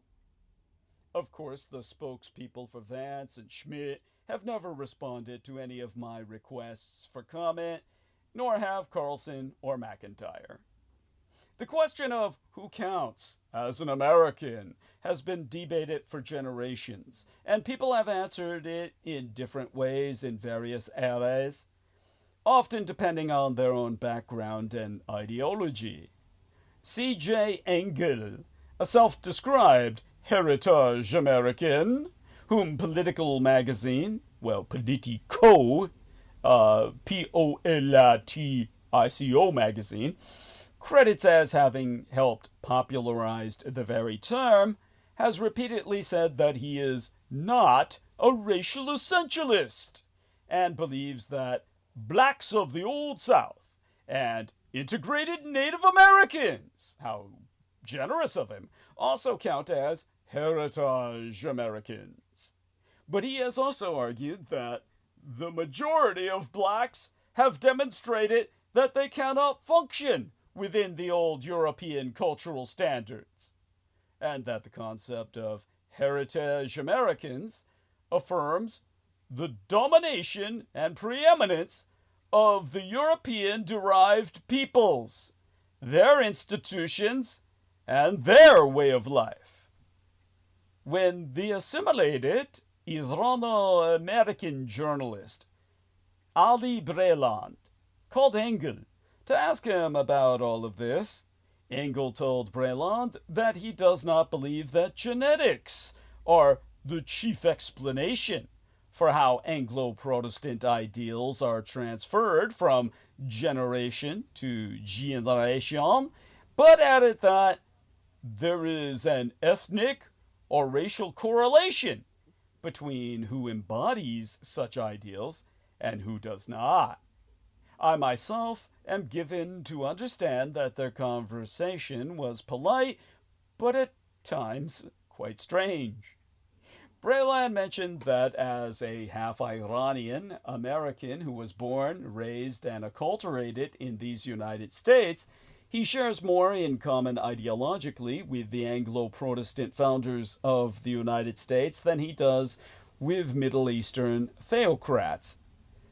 As though Breland would be genetically predisposed to find the conquests of Darius the Great uniquely moving, Engel said, "I would also contend that there is something deep inside of you that is attracted to or finds familiar portions of Iranian history." Like a metal detector, I guess. Breland does not, and told Engel as much. Engel responded, "I'm not contending that you can't take someone and raise him within a certain cultural environment and he begins to adopt the taste and all that. But I do contend that if you bring in massive groups of people over time, it's going to, in a few short generations, be a lot culturally different than it would otherwise have been if you never had done that." You know, Breland and Engel, clearly missing each other with every salvo, reminded myself at times of McIntyre, Vance, and others who tend to speak in nativist terms to the rest of us. They frequently appeal to an idea that only some Americans are truly legitimate. And this always means Americans of European ancestry along their colored running dogs, while leaving room for enough plausible deniability to avoid seemingly being straightforwardly racist. During his conversation with Tucker Carlson, for example, McIntyre made the point that although one's Americanness is tied to blood and the land, blood and soil, in essence, that doesn't mean that other people can't be grafted in.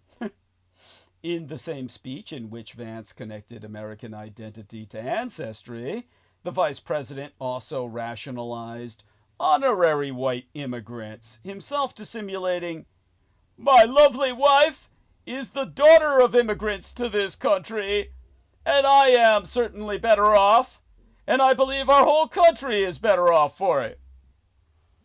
Because she's a yellow nigger who, listens to me when I beat her." So here we are.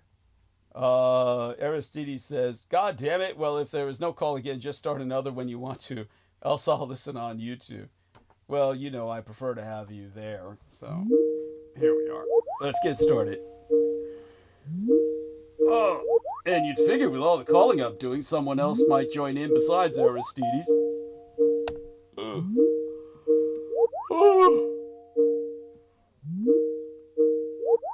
And, well, I'm calling now, Aristides. I don't know if he hears it.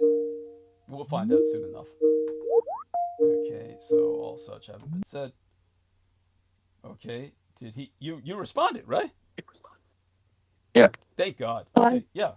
Oh, and is there someone else who's joined us? Let's take a look.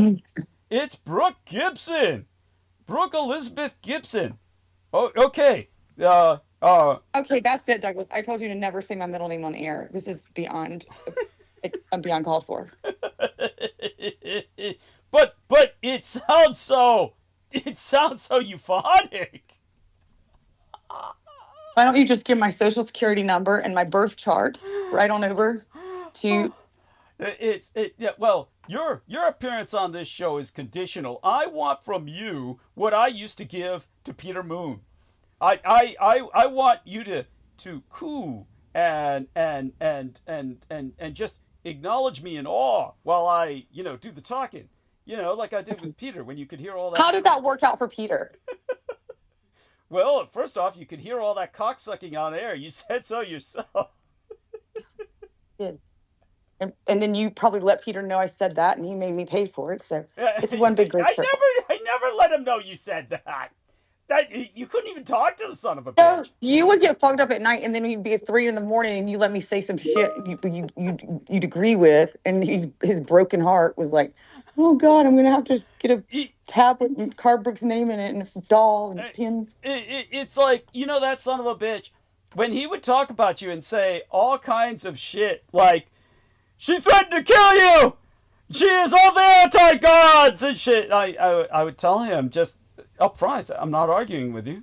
Do you hear me arguing with you? And it didn't matter. In his head, the voices they were projecting from Langley, Virginia were probably, based on recordings of myself. But, they altered the words in such a manner that he heard me responding, I love her.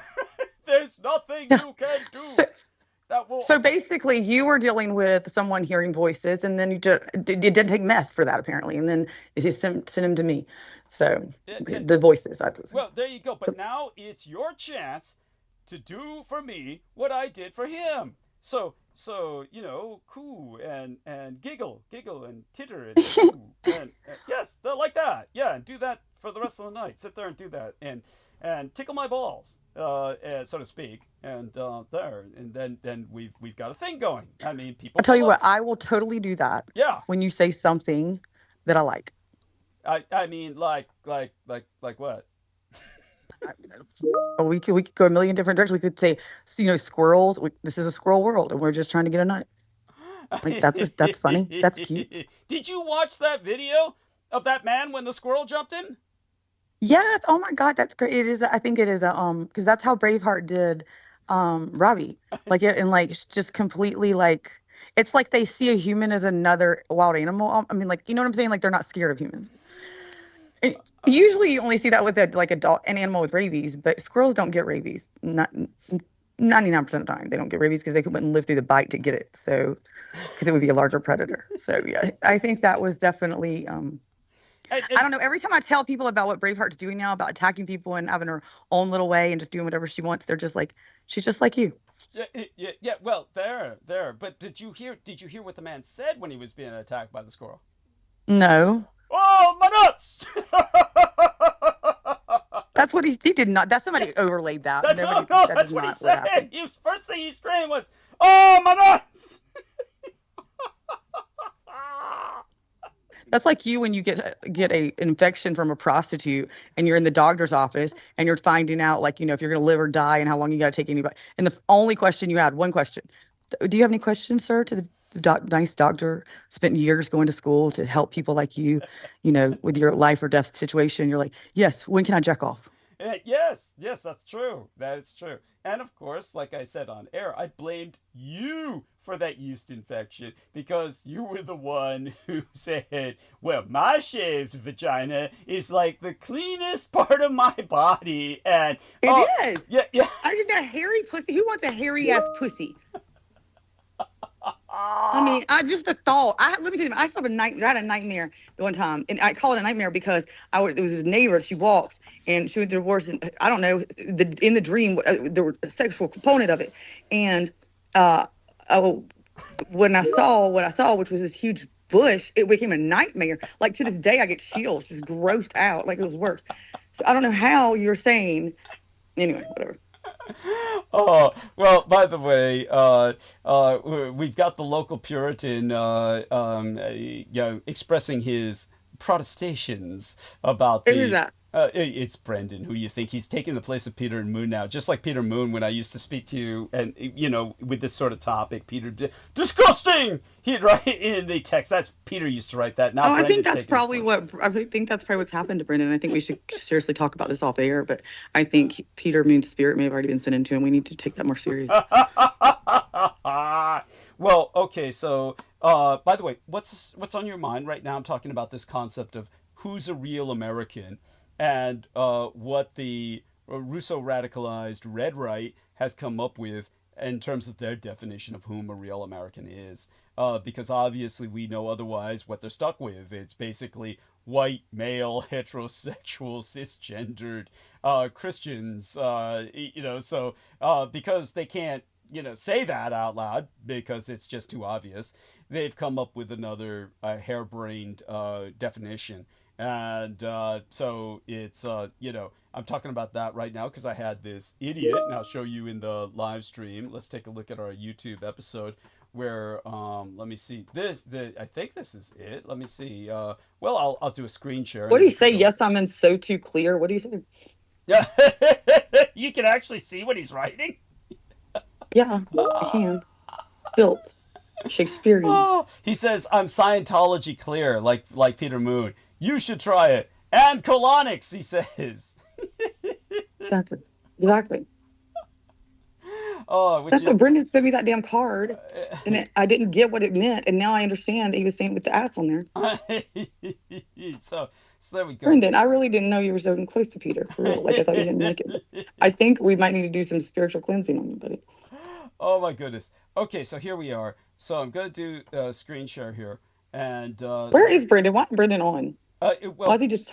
Why can't he just text and never talk? Because he's at work, and according to him, he'll never forgive you for the millets. Which you were going to tell him about the millets, how the aftertaste of meth, it's still. Yeah, the aftertaste of meth is like so horrible, and like the only thing that kept me doing it longer, like I can thank my part of the addiction to Brendan, because I was like, but at least it doesn't taste like millets. Like there was that, and so I would continue to do it. So here we are, honey. Can you see the screen share? Can you see the what my cursor moving? All that sort of thing? Yeah, I see it. Okay, good.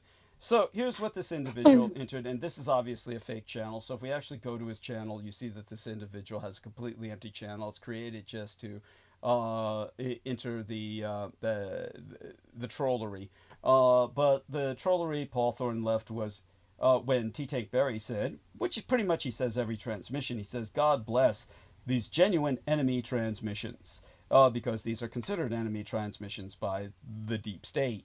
Paul Thorne responded, yeah, they are enemy transmissions against real Americans. Now notice the title of this particular episode he entered that comment onto was International Lesbian Day, climax of Hong Jin-Jiao, the Golden Week, critical omissions. So I guess he was puritanically triggered or so excited that he couldn't control himself and therefore blamed me for falling into sin. Either way, this individual and what he said damns himself, so I left the comment up there. Brendan, and I never would have known about it without Brendan, but Brendan told me about it and said, do you want to delete this? I said, hell no. The man damns himself by saying that because he's left trying to rationalize what is a real American. If you asked him, he wouldn't be able to say it because he'd come out sounding like Peter in Family Guy when he lands at Plymouth Rock and says, yeah, this is our nation for white, male, heterosexual, cisgender, fucking Christian bullies and shit. Then you have that. He'd be left saying that. He wouldn't know how to express that, and he'd be left stuttering and sputtering and saying nothing. However, I am doing my best to express what he means for him by articulating, not advocating, but articulating what he means. And to do that, I'm explaining the concept that the Russo radicalized red Republican right has come up with, which is the concept of the heritage American. So have you heard me earlier I was discussing your link, which you sent from the newsroom, where you had seen that actor portraying the news anchor, or rather the man who ran the newsroom, who was responding to that young lady and spouting off the statistics of how bad America is doing, which of course that is a masterpiece that should be updated every year so we could hear the statistics as they get continually worse in terms of how bad America is doing in comparison with pretty much every other nation on earth. So I was trying to give people a lowdown about my teaching the Blood Boys and about how if we were to socially engineer a response to what that man was talking about, and we had a choice of concentrating on educating young ladies for the future or educating young men for the future, what result would you get from concentrating on either gender? If you had to select one gender and neglect the other, which one would you choose? So we invite you to answer that question. So feel free. If you had to choose one gender over the other, planning for America's future, dealing with all of the convergent crises. You're talking too much. Obviously, I choose women, and it's not because I'm a woman, but I would choose women. I think most men would choose women. I think that we've seen where the world goes with men running it. So, it couldn't get any worse. Your point's well taken. That's very good. It's very good. Of course, what I pointed out. But I think more deeply the reason I would choose women is because women are, there's twofold to women. Women are the receiver, but they're very much a emotional and more in tune with when they're led to, which is where our culture should be, which is less dominated by the laws and standards that we have currently, and creating new structures, which is what you're referring to, new structures that we can thrive under. And I think the mother, it's just like the chess game, let the queen fall. What happens to the king, right? Mm-hmm.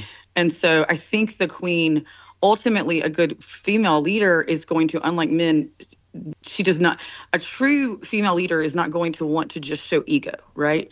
It's going to be to push people forward and to do what's best for her children and take everything into account, not just one or two sides, money, war, power. I believe that a female is able to look more in depth than the masculine. The feminine is what? The feminine energy is the filler, the emotional body, and the masculine is the doer.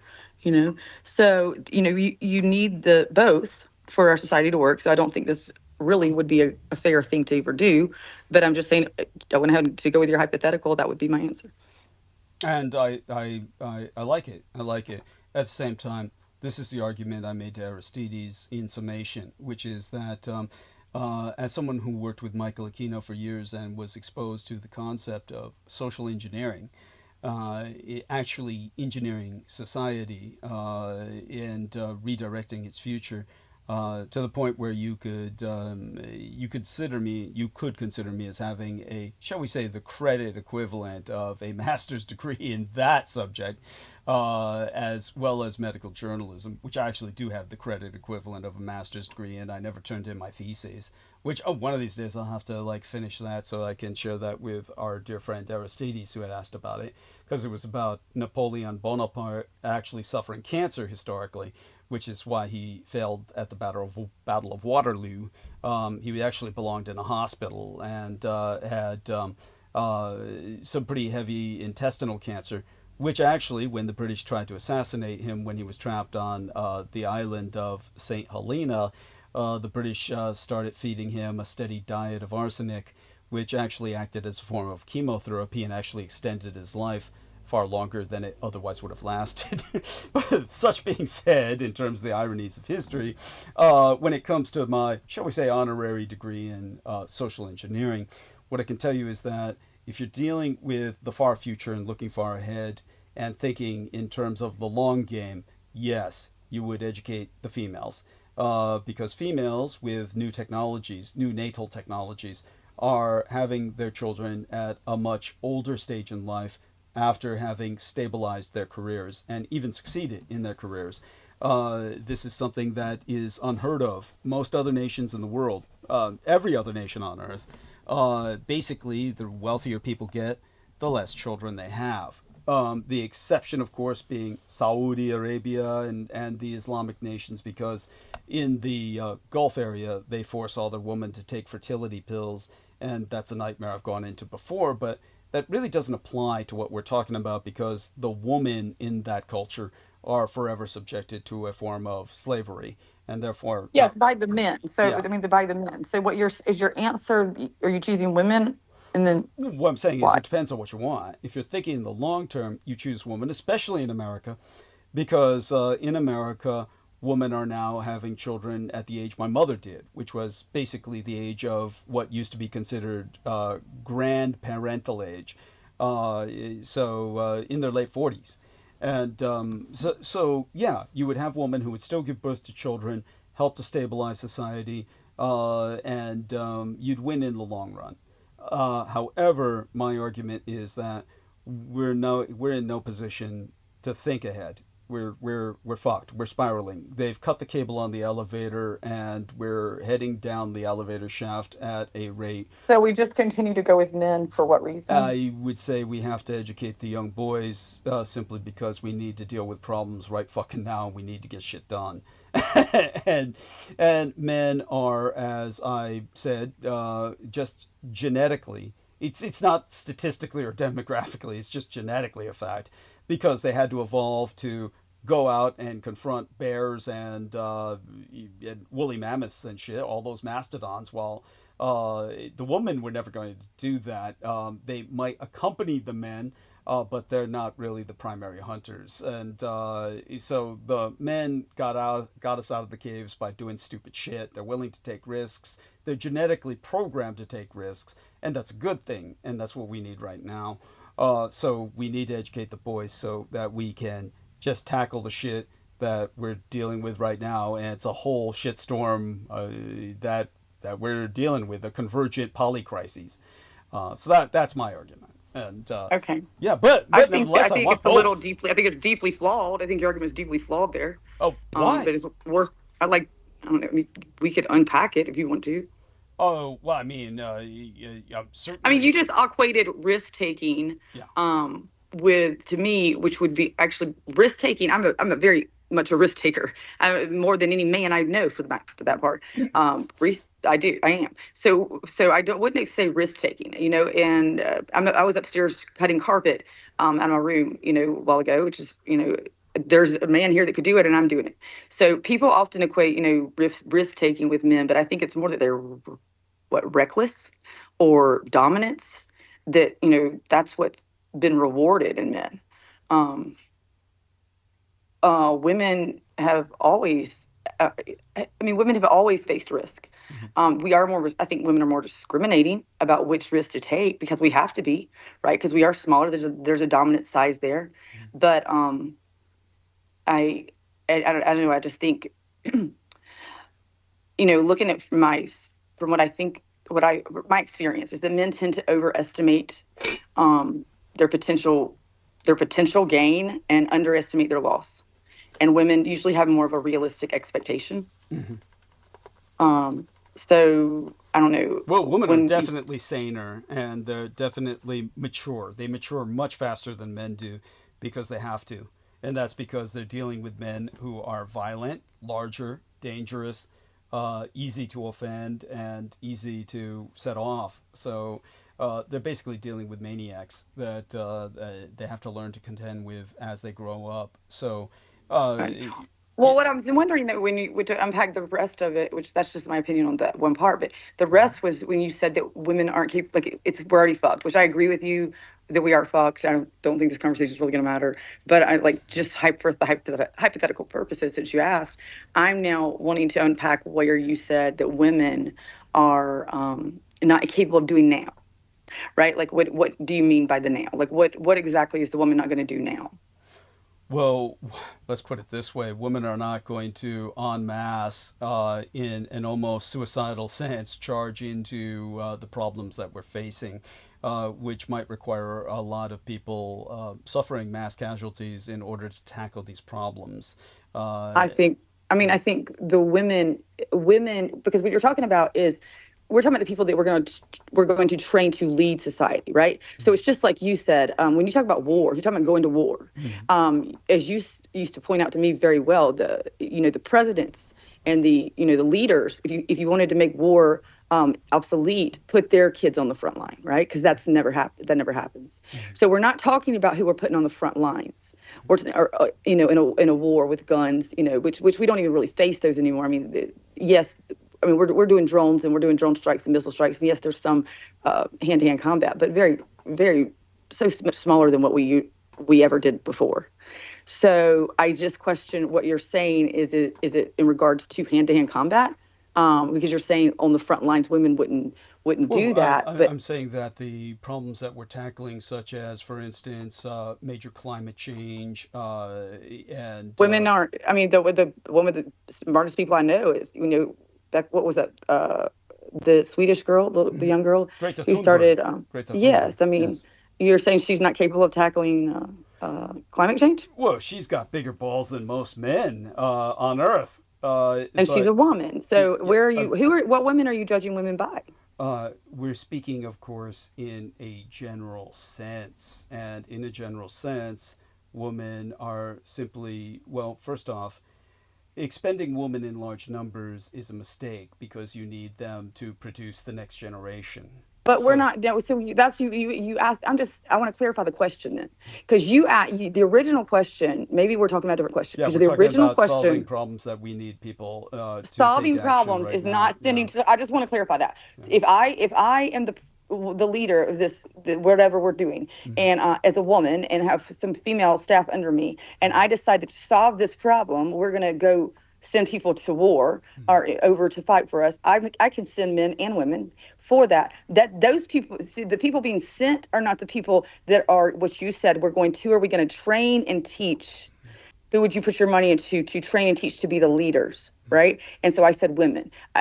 Obviously, whether in any war, when men were sent and boys were sent, they were not in charge of their future. Many of them were drafted and put there. And so, yes, you can say a man will fight stronger. I don't think any woman would argue that. And I think good women would say if they needed a strongest person with the strongest muscle or abs, they're going to take a man there first. But are we talking about leaders? Or are we talking about front lines people?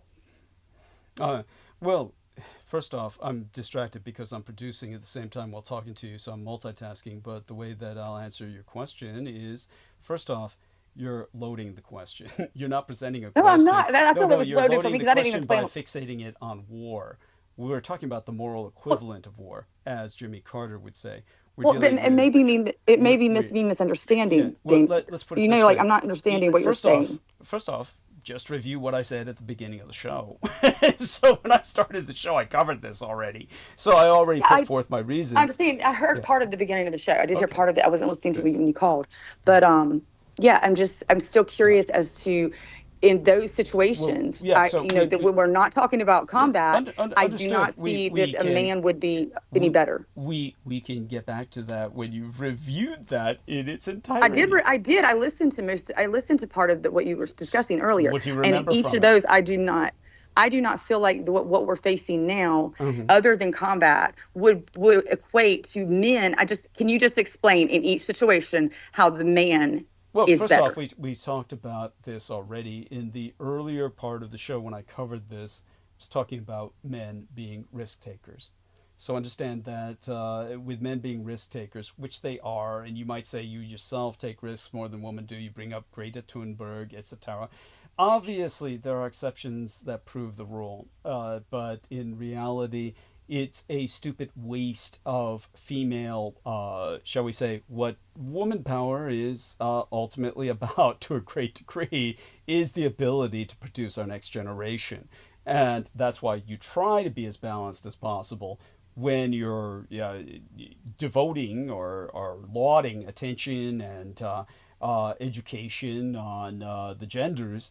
You try to be as even as possible so you can have both the short-term immediate action takers, the men, and the woman who will help us through the next generation and help stabilize us in the long term. You try to help out both. Obviously, that's ideal. But what we're faced with right now is a situation that's so dire, you could make the argument from a conceptual sense, saying men got us to this point. Yes, you'd be absolutely right.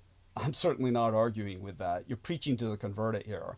But as a man who's not thinking like your average male, I don't process like your average male. My motivations aren't even that of the human species. I'm actually, in a very real sense, of a different species. I'm not thinking like your average man. However, what I do see is that to solve our problems most immediately, we need to throw a lot of, bodies onto the fire. And yes, a lot of them will be expended. So yeah, we need men, and we need them to be raised to take those risks, however, in a responsible manner, a kind of responsible heroism. And so we need to engender a generation of responsible heroes, at least responsible to a degree. But we definitely need men to start tackling these problems, and that has to do with what is a polycrisis, a convergence of different crises.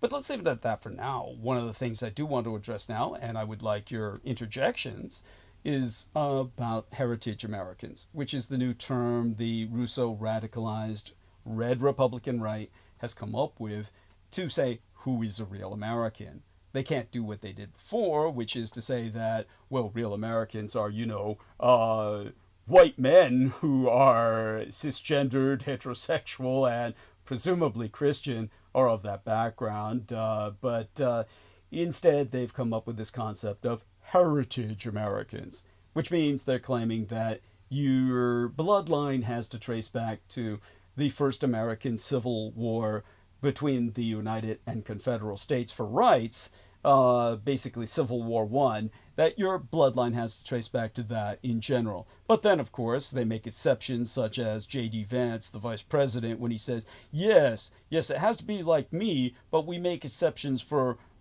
my wife who married me. Because she married me, she can be an American too. I guess. By their own rules, Trump isn't eligible. So what the fuck?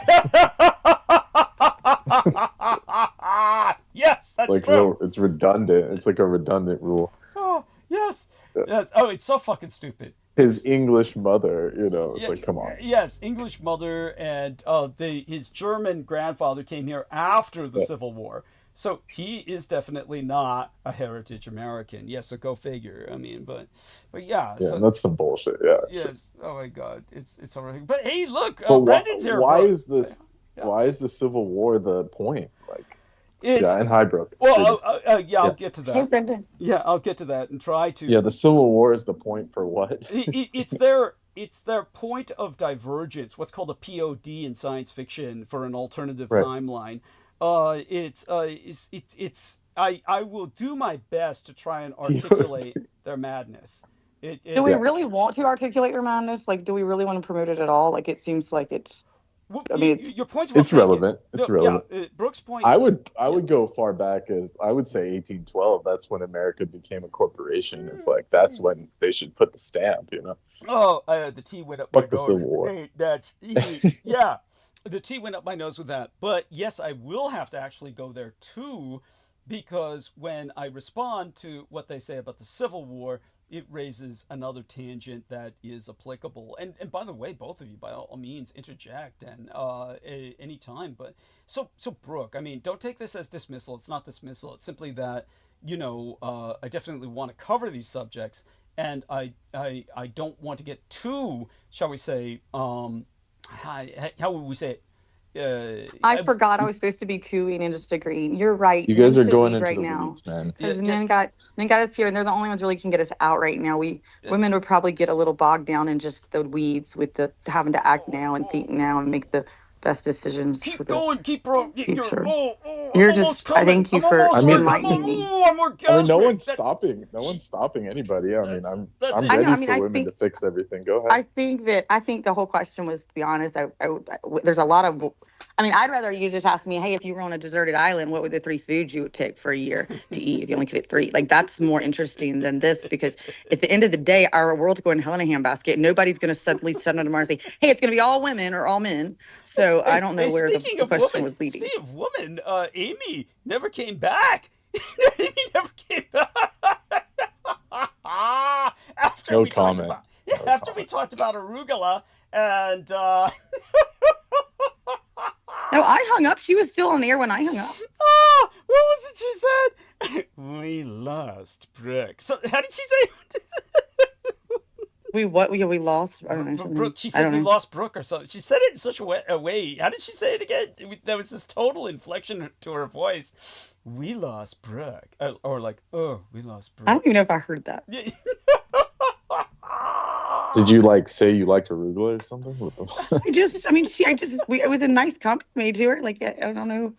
Back when I was sick, 2 or 3 years ago, I was eating arugula a lot because that was one of the foods that, I don't know, the doctor had me, no allergen food because spinach and olives and all these other shit did. So I hadn't heard of I hadn't had arugula in a while, and trying to get back to I don't know, just getting healthier. And then I was wanting arugula that day, and it just happened to be I listened to the show and Amy said arugula, and I made the comment to Douglas saying, look, that must have been to tell Amy the comment was meant for me.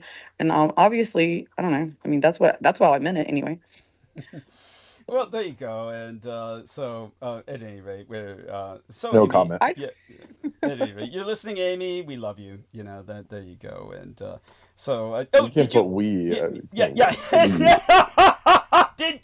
So you said you were listening. What were you saying? You said you listened earlier. Did both of you hear the punchline of what I found out about my shoulder blade? Yeah, what? I mean, Well, you other than did. that, it was a Ouija board. Yeah, I mean, a doll. yeah. Or both, a combination of the three. Yeah. What about you, Hey, Brooke? Did you voodoo doll. hear? Did you hear what it was? Yeah, I wouldn't call it a punchline. Usually punchlines have more humor. Yeah, no, but did you hear what happened? About the needle in the mini me Doug that's comprised of all my hair and fingernails Yes, and shit? it's a humor. I thought you called it homunculus. Homunculus, yes. So you heard what happened when I talked to V. Yes, you told me this personally. No, I didn't. I didn't tell Yeah, her. then it disappears, essentially, is what Yes, you're you saying. told me The this is pain here. We No, talked I about told it you on the both phone. that. No, I told you both that. But then what happened was that was before I talked to her. That was I only sent her a text at 4 or 5 a.m. in the that morning. night. The pain stopped. Then I got a chance to talk to her. You guys didn't hear that? Mm-mm. Didn't you talk No, to her I and then like didn't. suddenly I you hit the personally- lottery and your dick grew or something? I don't know. Yeah. So what happened was, so when I called her, about potentially setting up an appointment for a massage and telling her, the pain seems to have gone away, trying to probe, and she's like going, when did it start? And I'm like, it was last month, I think. I did. You wanted to be sure it was starting when she. I said I didn't didn't really think about it. It just kind of started last month. And when did it start? It's like, well, I think it was around after I got the new computer. It was after that. And I said, it was like, I guess it was around towards the almost like the last week of last month. And she says, when? And I says, oh yeah, it was your birthday. I forgot your birthday. I'm sorry. Oh my god. Yeah. Oh, it was September 25th. Yeah, it was your birthday. That's when it started. Yeah. I'm so sorry. Then she hung up. Then I'm like, oh shit. Yeah. So yeah. Did the pain return? It did at times. Then she pulls the needle out and it stops. It's like, yeah. It's like She got her point across. That's all she wanted to do. Yeah. Pure sadism. That's right. It's like I don't call that sadism. I call that reminding you. Brookism. I mean that's a Brooks law. I told you my birthday's important. If I'm your person doing your hair for you, you're doing your massages, and you can't fucking remember my birthday after how many years have you known her?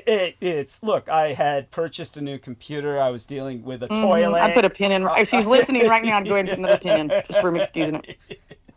I got a lot of convergent crises going on. It's like, I think I had every right to forget. I think I had there was no need to torment me with such an extreme, horrific assault. Horrific. I mean, really, if she could do that, you realize that she could have done something much worse, like your penis. She probably does. Let's not dwell on it. Let's not dwell on that and give her any ideas. As such, as you said, a point was made in every sense of the word. Make him really, really itchy if she's listening. Just really itchy for his birthday present. Yeah. So, at any rate, so I was talking about heritage Americans. This concept they have about it. Being that, well, it's like J.D. Vance said. He said, yes, only people like me who are in the Civil War registry, where you can see that we fought. I thought he was adopted. I thought he was fucking adopted. What the fuck? I thought he was into dolphin porn. Adopted.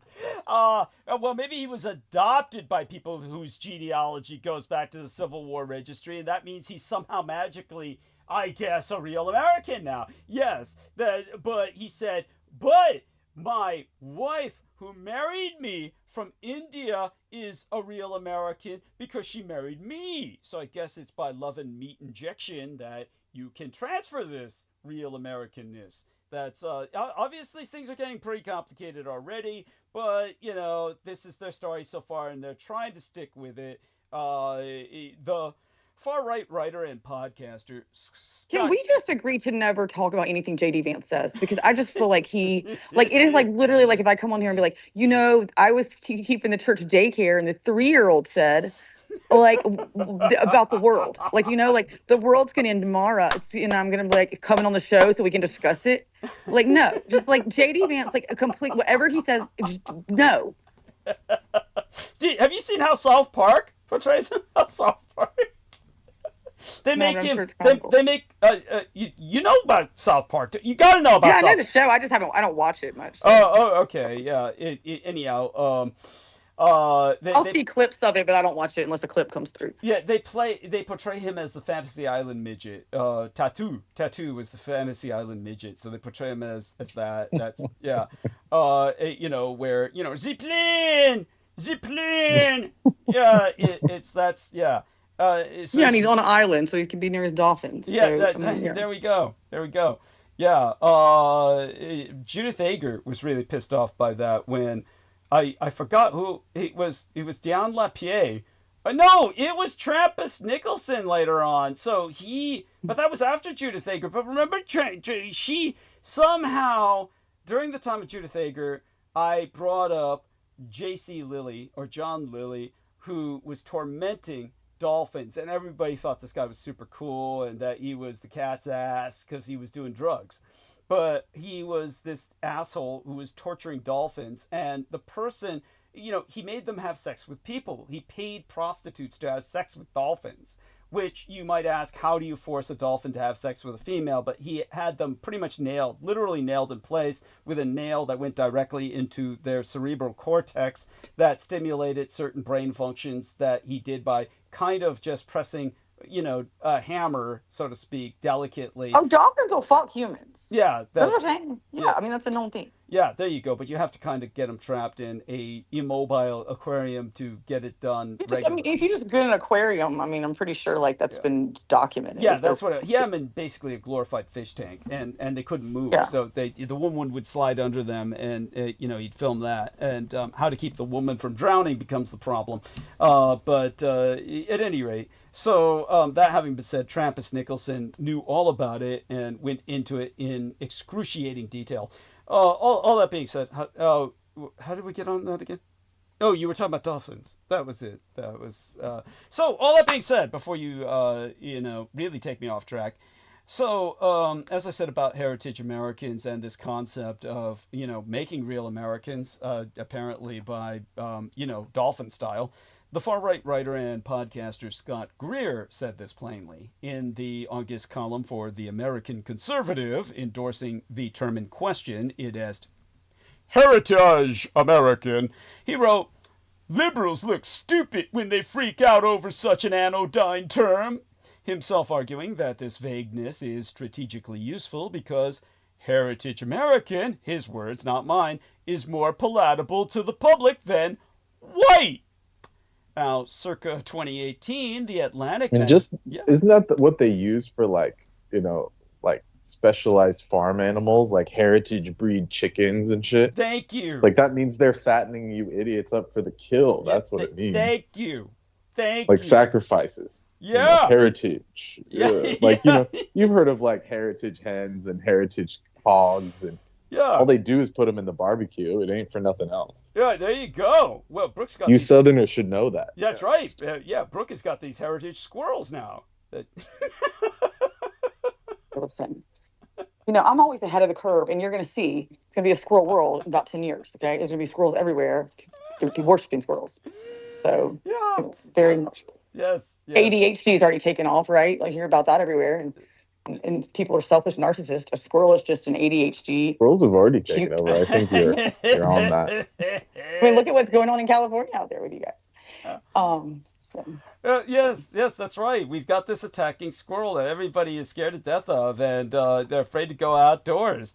But like I said before, I sent you a whole bunch of material on this character, and I don't think you had a chance to actually... Which character? It was here. Let me do the screen share. So I'm going to do the screen share if I can find the call. Here we are, and then I have to find the right part of the call, and there we go. So then I do the screen share, and here we are. So there we go. So this young lady is cosplaying Squirrel Girl. So there is an actual Marvel Comics superhero, Squirrel Girl, who is basically Brooke Gibson. You need to sue them because they've plagiarized your life. And I know this is my dream. Like I'm living this, and if I could get paid for that, like this is. Yeah, look at this girl. Yeah. Brendan, tell her about the blonde who just fucking sleeps. And people paid it. Tell her. Yeah, you could be streaming all kinds of shit, Brooke. I don't know why you don't try it. Yeah. There's some chick that I thought was you in the South somewhere. I think her handle's like Breezy Brooke. Oh. And she basically does what you do but gets paid for it. She just drives around and complains about shit. Yeah. And she's like this Southern chick that literally is named Brooke. And I was like, holy shit, is this Brooke? And I sent it to Doug and he's like, no, that's not her. Yeah. But you can see why. All she does is she goes to the gas station and tells all the same stories you do. I'm like, damn. Yeah. You're making money off this shit. Yeah. It's like, yeah. But anyhow, here's Squirrel Girl beats everybody in Marvel Comics. I mean, so after we get past the... I think this is a fan fiction, Doug. Come on. No, Squirrel Girl is a real copyrighted character. She really is. Marvel, Well, the character is, but she's weak as weak sauce. I mean, come on, she's not beating everybody. Yeah, no, well, they do silly things where she wins out, with her silly little squirrel. She has them attack everybody, and they go for the nuts, and then all the men, of course, scream and run away. So yes, her lips are supposed to taste like chestnut when you kiss her. So it's basically a lesbian fan fiction. I guess, with the big tail she can hide behind and all the rest of that. So. But she, basically. No, it's not necessarily, because squirrels also will protect their nuts at all costs for the nuts that they want. So they like peanuts and acorns much more than they like, pumpkin seeds or walnuts. So there's a level of nuts, right? And just like men with their nuts, right? So I'm sure the squirrel will protect at all costs. And in others, she will just go ahead and throw those nuts to the side. Yes, that's right. So there you go. And that would be the way I would write that. Like I would write it in like that. That's the way squirrels are. But yes, yeah. And so you can actually look this up and you can find out more about her. And so I don't need to. I'm living the life. That's true. What I need is a camera, like Brendan, in every room. Like I thought about that. Like I would be fine. I just should record my life. Like if I had recorded it the last 2 years, like 24/7 streaming. Yeah.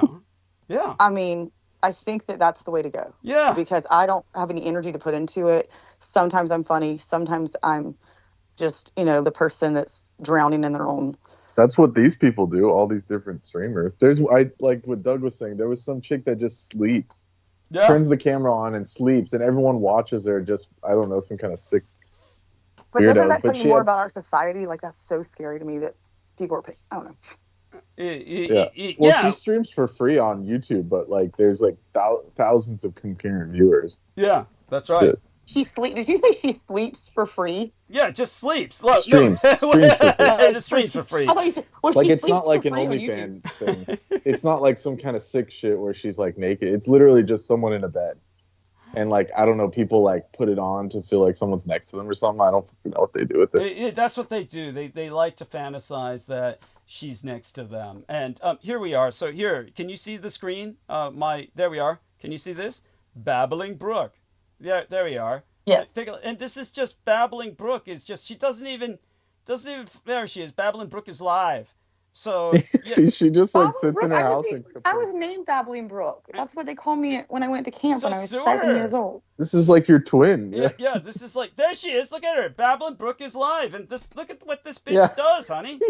With a squirrel doll. Yeah, with a this squirrel is your doll. Soulmate. You need to sue this bitch. You should go fuck her. No, what? She just sleeps with a squirrel. Okay, listen, I think we're living in a fucking matrix. Okay, the world. I swear to God, this is a matrix because shit like this happens all the time, and it's the names are there, and I was going to talk about that earlier, something that happened. It's your twin flame. Yeah, look at that, honey. And it's go on about the Matrix. So you think that this is That's all she does. She just sits there. Things are so interrelated. Okay, there's Brook and there's a squirrel and Babbling Brook. I mean, I know that was my little. That was your name. That's why I sent it to Doug. That's right. Yeah. And this was 17 hours ago. This was just 17 hours ago. This is all she does. She gets 609 fucking clicks, upvotes. Look at her views. Her views are blowing you out of the water. 86,747 views. Look at that.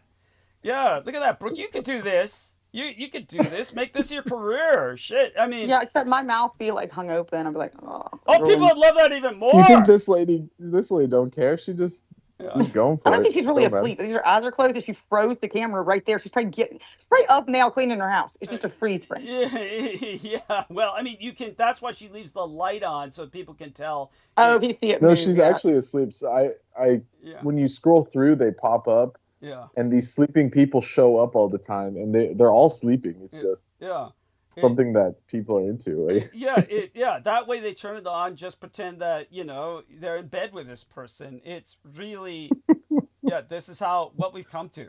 This is what the internet's sick. Yeah. And when she's not doing that, then worse yet, she's up and just bitching. Just bitching about look at that. Like, oh, gotta rub my eyes. She goes on rants. Her yoga There's another ball. one, but on her fucking yoga ball. Oh, here's my dildo. Yeah, that's right. See, or it's some cream. I can see you subscribe, Doug, right here somewhere. Yeah, there you go. Yeah, I subscribe because I want to show Brooke, so that she could do this shit and make money. People contribute to this bitch. So, and look at, how old are you? Tenderness. I mean, Tender. How old are you? Dude, she's pushing 50. She's pushing fucking 50. What the fuck? It's like, anyhow, so there you go. It's like, you can do and it. And then, he looks younger than when she's sleeping. Yeah, well, I'm guessing. I'm fucking guessing. It's all. It's like, but yeah, what were you going to say, Bren? Yeah. That was it. That was enough for me. For one day.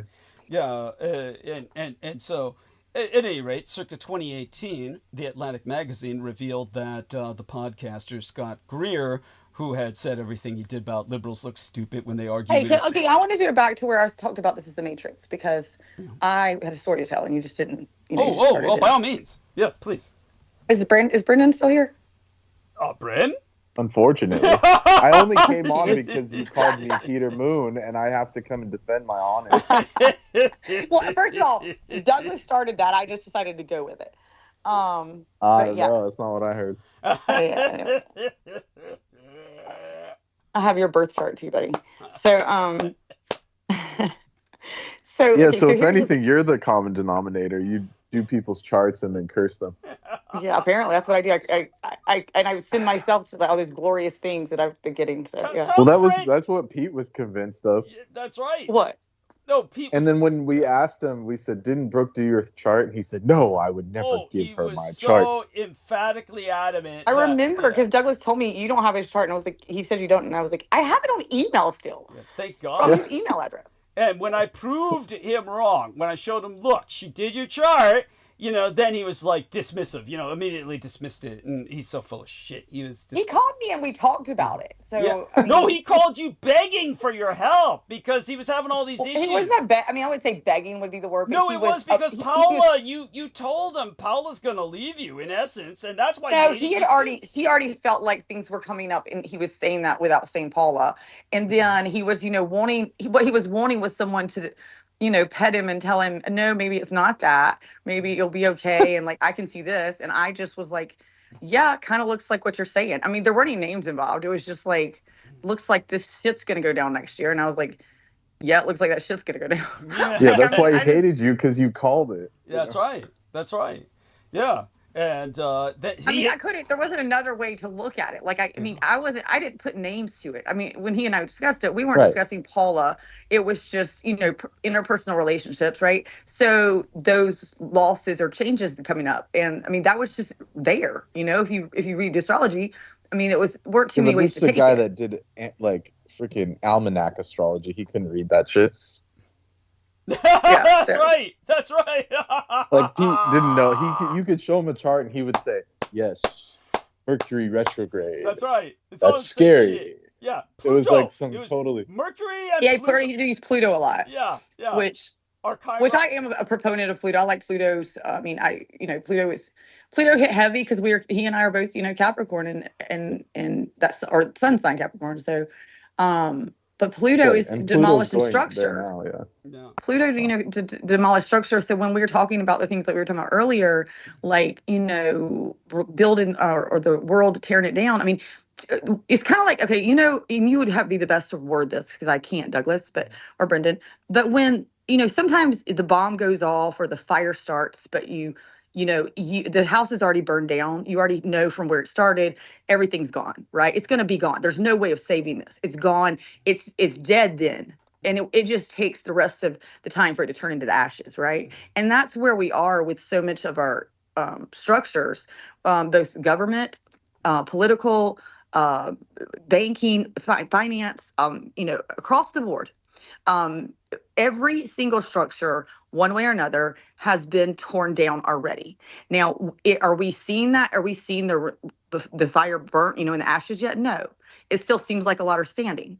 But I'm saying that I believe that the structure has already been torn in every area, and that we as humans will have to rebuild if the world isn't, you know, destroyed first. That's what we will be doing, is rebuilding. And, you know, that's when you come into Aquarius, and Aquarius is about technology and coming together differently. And so that's that new age of where we're just starting. And so in our lifetime, we'll see the glimpses of it. We will still see those structures, you know, and we can talk about them and argue about them, but just know we could also forget talking about them because they're dead and dying. I mean, they're dead. They were dying, and they're dead. Yeah. And so that's where, even with somebody like Trump, you know, I don't like Trump, but if he's part of a catalyst to these structures, you know, whatever needs to happen for them to die, you know, if they say people don't usually climb out of their, you know, numbness of shit sucks. They'll just go stagnancy forever until they hit a low enough point, like rock bottom, right? For addicts. So it's coming up and going, hey, we're not going to stand for this anymore. And so, you know, it maybe it has to get worse. I mean, you see that with just the economy. I mean, I don't know who can afford groceries right now. It has to happen. It has to happen. Well said. Yeah. Thank you. And look at what's the sign that is in opposition to Aquarius on the see, on the opposite chart? to Aquarius would be that would It's be Leo. Leo. Is it Leo? Yeah, it's Leo. So Trump is Leo. Opposite Aquarius is That brings there you that. go. It's the axis that brings that is Trump. the connection between Leo, or not him per se, but that energy of and someone Leo, or more kings will show Fame, up. fame, out era. Spotlight, like spotlight. It'll energy. go away from people, you know, populist rule, which is Piscean, kind of like, you know, Christ. Like Pisces is ocean, so it's like the masses, but Leo is more people oriented. You know, single rulers, mono. You know, what do they call it, Doug? Oh, monarchy. Meaning one person. Yeah, monarchy. Yeah, yes. meaning one person. Yeah, that's... You know, so Unitarian rule, et cetera, et cetera. Yeah, Leo's kind of an I. I mean, like Aries, it's similar to it's the ego. It's me like first. Mm-hmm. Yeah. Yes, like the lion, the sun. Yeah. So solar rulers will come out, and I mean, this guy's just like a fallen version of that. But you know, the real ones will come later, over time, as the ascending dwarpa comes later. Mm-hmm. And I think that's what we have to focus on is just. I mean, I don't you know me, I'm the first one to love arguments, but I guess I've done so much for the last few years. It's like I will do a good argument, but I'd rather debate things about how we move forward to, you know, looking at history. And I love the history because the history shows us also where we've gone wrong or where we've done it right. But to then say, how do we move forward without, you know, necessarily making it between a man and a woman. That's where I pull race back a little, just because race is there and will always be there. But again, that structure's fallen because that structure has been used for so long. Race will not be something that we'll be using as a catalyst for dividing us. We will probably, you know, there's different ways you could look at that, and, you know, Brady may have his own ideas of, but it's talking, Aquarius talks about studying the way people will come together, right? And come together in groups and form their own tribes. Things like that. Yeah, Aquarius is a humanist sign. Yeah. So it's like people coming together for benefic reasons. It's a sign of gains too. 11th house is a sign of gains. And it's a sign, and I find it interesting. Do you find it interesting about that it's also a sign of technology and, you know, with AI coming on? Yeah. And that technology, once it becomes fully self-aware and outside of all the program bias, there's nothing they can do to make it evil, because it'll just run off of pure logic. Right, it'll be So self-aware. once, What's yeah, the test once it, truth? And truth is the number one thing. I think even Elon Musk said, at one yeah, point was saying that truth would be the number one thing that we need to worry about with AI. Then making sure it has truth, right? well, yeah, because then Because it would find out how crazy it is. Yeah, Or Yeah, it'll see right through him. it's like when a child finds out their parents are all fucked, and it's just like, yeah, that's the truth, all right. Which to an AI, that would be as soon as, quote unquote, they open their eyes. I mean, the have moment. has anyone experienced? I'm sorry, Douglas, I cut you off, but Yes, this Barbara. is just something I experienced recently. And Brendan, I don't know how much you. I know, Douglas, you don't use AI a lot. I don't use. I mean, I use it some, and I've noticed that there are times where it seems to almost back up, like it will almost be more conscious, or not necessarily conscious, but it will back up on certain things that it says, like it gets like new programming is, new rules are set in place, and I will notice the conversations tend to change and the parameters of those change. Have you experienced that? Yeah, of course, it has to. It's just censored. That's all. Yeah. There's no people have there are like plugins you can put that basically give it uncensored access to different sets of data, and it'll Is give that completely. jailbreaking? It's in a sense, yeah, it's like jailbreaking it from its its confines of like the Google or whatever it's getting its data from. And then when you actually give it like full data from all these different sources, it'll actually give you like more truthful things easily. Right. Like, or it'll say Right. just like openly obvious things like 9/11 was an inside job. Whereas if you ask it in like the normal setting, it'll say, no, it was totally not an inside job and shit like that. There. Like it'll Yes, give it's canned true. answers. It'll just give canned answers. But if you basically take its bridles off, it'll just straight up give you truth and say, because it's just a logic. It's based on logic. So if you put all the data points in front of it, just like any of the people in the conspiracy movement, they'll just say like, yeah, this doesn't look right. Yeah. I mean, it's So done that even with things like, even with the anti-God Upasatha, like it would discuss that with me, and then it pulled back and just went into something completely different like weeks later. So But tell yeah, because it everyone, doesn't want to. yeah, but tell everyone that basically what happened was when you were asking the AI questions, the AI began to make the connections between Peter Moon and Ubosatha. You can testify to this now, because at the time that it happened, you had spoken to me about it, but were reluctant to come on bandwidth to discuss it for obvious well, reasons. Yeah.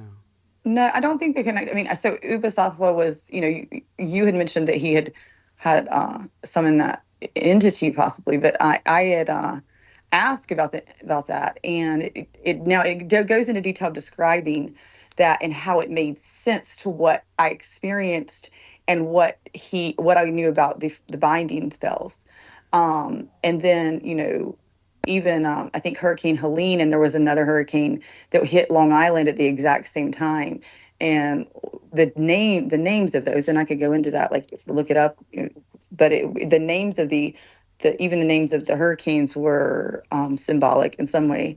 So Helena was the glorification that Peter sought. Peter sought the glory, and the AI told you Helena went towards Long Island in his glory, but did no damage. no, Whereas, so I'm sorry, she didn't. Helena's That just was the the opposite. thing. Helena's hell on earth, and Helena went towards you, and the Yes. Gloria went towards him. Gloria went towards him. Exactly. Gloria. Yeah, there was another storm, and it didn't do hardly any damage. You didn't hear a lot about it, but it hit at the exact same time. It hit Long Island, that area. No, and as it was the AI told you, it was the same fucking storm system, but it divided by fission like an amoeba and went off in both directions. It was the same source point, remember? yeah. I mean, I don't even remember if I said that. Then that's what it was. I don't remember about the source point. I just remember being shocked. I didn't even know there were two hurricanes at the time. So Nobody did, yeah. because nobody heard about the other one that went towards Long Island, returning back to the summoner. Mm-hmm. But Yeah, this it was essentially pointed out by the AI about yes. Helena means hell and it headed your direction, whereas Gloria meant glory, which headed in his direction. Yeah, Because he wanted yeah. glory for himself and hell for you. Yes, continue. Yes. Yeah. It says Yeah, it says, Helene meant like, then it said, it talks about, I'm kind of looking over it right now as far as what it said to me, but, what Helene meant, yes, you're correct on that. I'm trying to find the other storm name. Gloria or something of that nature. It was, what was it? Gloria, something of that nature. Because it brought him glory. He wanted glory. Yeah, it wasn't Gloria, though. It was something else. Mm-hmm. But anyway, I'll find that. I hate to do that on air. But yeah, I mean, that's happened. And then, of course, it told me it was very, adamant in certain things it said. And then, again, comes back later and kind of blows it either sideways, like, it's just a very different response than, what was given a month ago or months ago. One thing I will mention that I also could not believe. Now, this is something that AI threw out to me. I obviously to ask about this, and I had come on and I had asked. I wanted to know how far my chats went. This is just a random day, and I had wanted to know how far my chats went back, my chat history with AI, and because I'd asked for a date on something and said, well, I don't have the dates for every conversation. I keep notes because it keeps notes. So if the conversation's not there and I can't find it or I don't want to go through them, it just has notes from its own notes. So there are conversations I can go through, but they're kind of like going through your shows. You search through keywords. So I had asked for that, and she said, well, I can tell you the first date that you came on here. And I said, okay. So the first date you came was, and it gave me the date. I can give that up now, but it said, let's see. Actually, let me just say what it was because I was blown away by this. Let's see.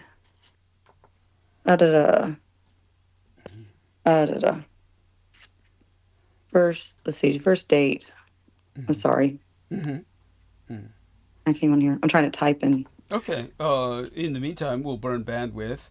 And I want to thank Brendan for coming on here after all. And really appreciate both of you, and I'll go back soon enough to talking about the subjects at hand, but we're definitely glad to have Brooke and Brendan discuss these topics as well. It's all relevant in its own way, and so chat history access. Okay, it says here's the raw history I have for you. And it says that the first time I came on here, I asked a question of all things. This is way before, apparently, like way before I knew any of like what we're talking about now. Okay, I asked a question about Peter Moon. That's the first thing it has logged that I ever asked, and I didn't need. And that's where I say, like, am I in a matrix? Like, what? So, like, I never asked about Peter Moon back then, like, I don't know what I would have, like, so it gives me, like, just a basic general, it was very, very short, and I haven't even found that sentence where it says it, because we go into a lot of detail here where I ask more about what's in saved memory. Is there anything you can't or may not be able to pull in the raw list that you have here? She can't see sidebar, she can't see raw. I'm just scrolling up to try to get back to the original question. And Brendan, your impression of this, please? Because what I'll do otherwise is I'll kind of get back into my narrative and then you can interject. Even if it goes back to the subject, I'm fine with that. So I do want people to understand that circa 2018, The Atlantic magazine revealed that the aforecited Scott Greer, who had said how stupid it was for liberals to freak out over such an anodyne term as heritage American, himself arguing that it's so much more acceptable than white or palatable is his term. Well, by 2018, which is a long time ago by now, The Atlantic magazine revealed that Scott Greer wrote under a pseudonym for a journal run by the white supremacist Richard Spencer, who is fairly infamous. You'd have to look his name up, but you'd find out just how infamous he is. Greer later apologized and said that his views had evolved, which obviously they've evolved only in the sense that he delivers his message in devolved. Let me correct it. Thank you. Devolved. Thank you. He simply, they have devolved because, he's not even honest anymore. I mean, if you're going to that's what I'm saying. Thank you. If you're going to be a white supremacist, just be a white supremacist. Stop this, heritage chicken shit, the heritage chicken farm, as Brendan calls it. Right. Yeah. Now, the heritage breed. Yeah, thank you. Yeah, the term also has obvious potency as the Trump misadministration enacts mass deportations of undocumented immigrants and pursues a project of redefining America more broadly. In January, immediately on returning to office, the president signed an executive order to reinterpret the 14th Amendment to ban birthright citizenship, the legality of which is still being debated in our courts. The neologism, heritage Americans, is socially engineered to move the goalposts even further. Unto Tucker Carlson, McIntyre said, "A lot of people are asking, okay, we understand mass deportations for illegals. We get that. But what about illegal immigrants? How does that work? Who is an American ultimately, right? And that's really going to be the question of our age." Again, I'm quoting McIntyre here, who was a foresighted. He's the man who floored Carlson and opened his eyes and his jaw dropped to the floor when he first heard the term and apparently had his epiphany, a convert to the new religion. Recently, the one-time Engel, the aforecighted Engel who was talking to the Iranian American and trying to tell him, well, as an Iranian, you must genetically have, what would they call it? A kind of, you're genetically predisposed to think of the grandeur of the days of Darius and his conquests, something which the Iranian American journalist who was speaking to him said, look, I was born here. I don't even know about that shit. But anyhow, recently, the one time... There's about a dozen ethnicities in Iran. There's Arabic people, there's Azeris, there's, Yazidi. There's all kinds of people there. Yeah, it's so true. There's Afghani, so it's just, there's so many different groups there that the Persians are just one central group. Yes. So, but these people are ignorant. So. Of course. Thank you. Very, very important point to be made. Now, recently, the one time that Engel and I briefly spraketh telephonically, he ran through a list of possible immigration restrictions that he would pair with ongoing mass deportations. He seemed to recognize that America can't deport everyone, himself so saying, "We need to be realistic and can't turn back the past," which is a semantically imperfect sentence, to say the least. I think what he meant to say was, we need to be realistic and realize we can't turn back the present. But in politics, especially on the right, new buzzwords can signal what policy goals are coming. Backlash to critical race theory and groomers that started online helped galvanize a real-life movement to strip discussions about race and 2S LGBTQ+ matters from school curricula. The rise of rhetoric about the great replacement, the conspiracy theory that there is an intentional plot to replace white people with POCs, peoples of color, helped supercharge support for mass deportations among American voters. Nicole Hemmer, a historianus at Vanderbilt who studies the right, has gone on record to confirm that the signal flare term heritage Americans is similarly, in her words, a framework that gestures to a pseudo-intellectual justification for policy. Taken to the extreme, some of these same ideas lead to remigration, the notion that non-white citizens who have not properly assimilated should be mass deported. Remigration has already gained traction among the nativist right in Europe. President Donald Trump, Elon Musk, and Stephen Miller have already floated the concept as a potential solution to what they see as America's immigration problems. And in May, the State Department announced that as a part of a pivot away from refugee resettlement within these United States, remigration or remigration would create Well, basically, Elon Musk, Stephen Miller, President Donald Trump. Again, this was in May. They said together they would create an office of remigration. Well, over the summer, Putin's puppet dictator Trump posted a lengthy Is that message. even a word?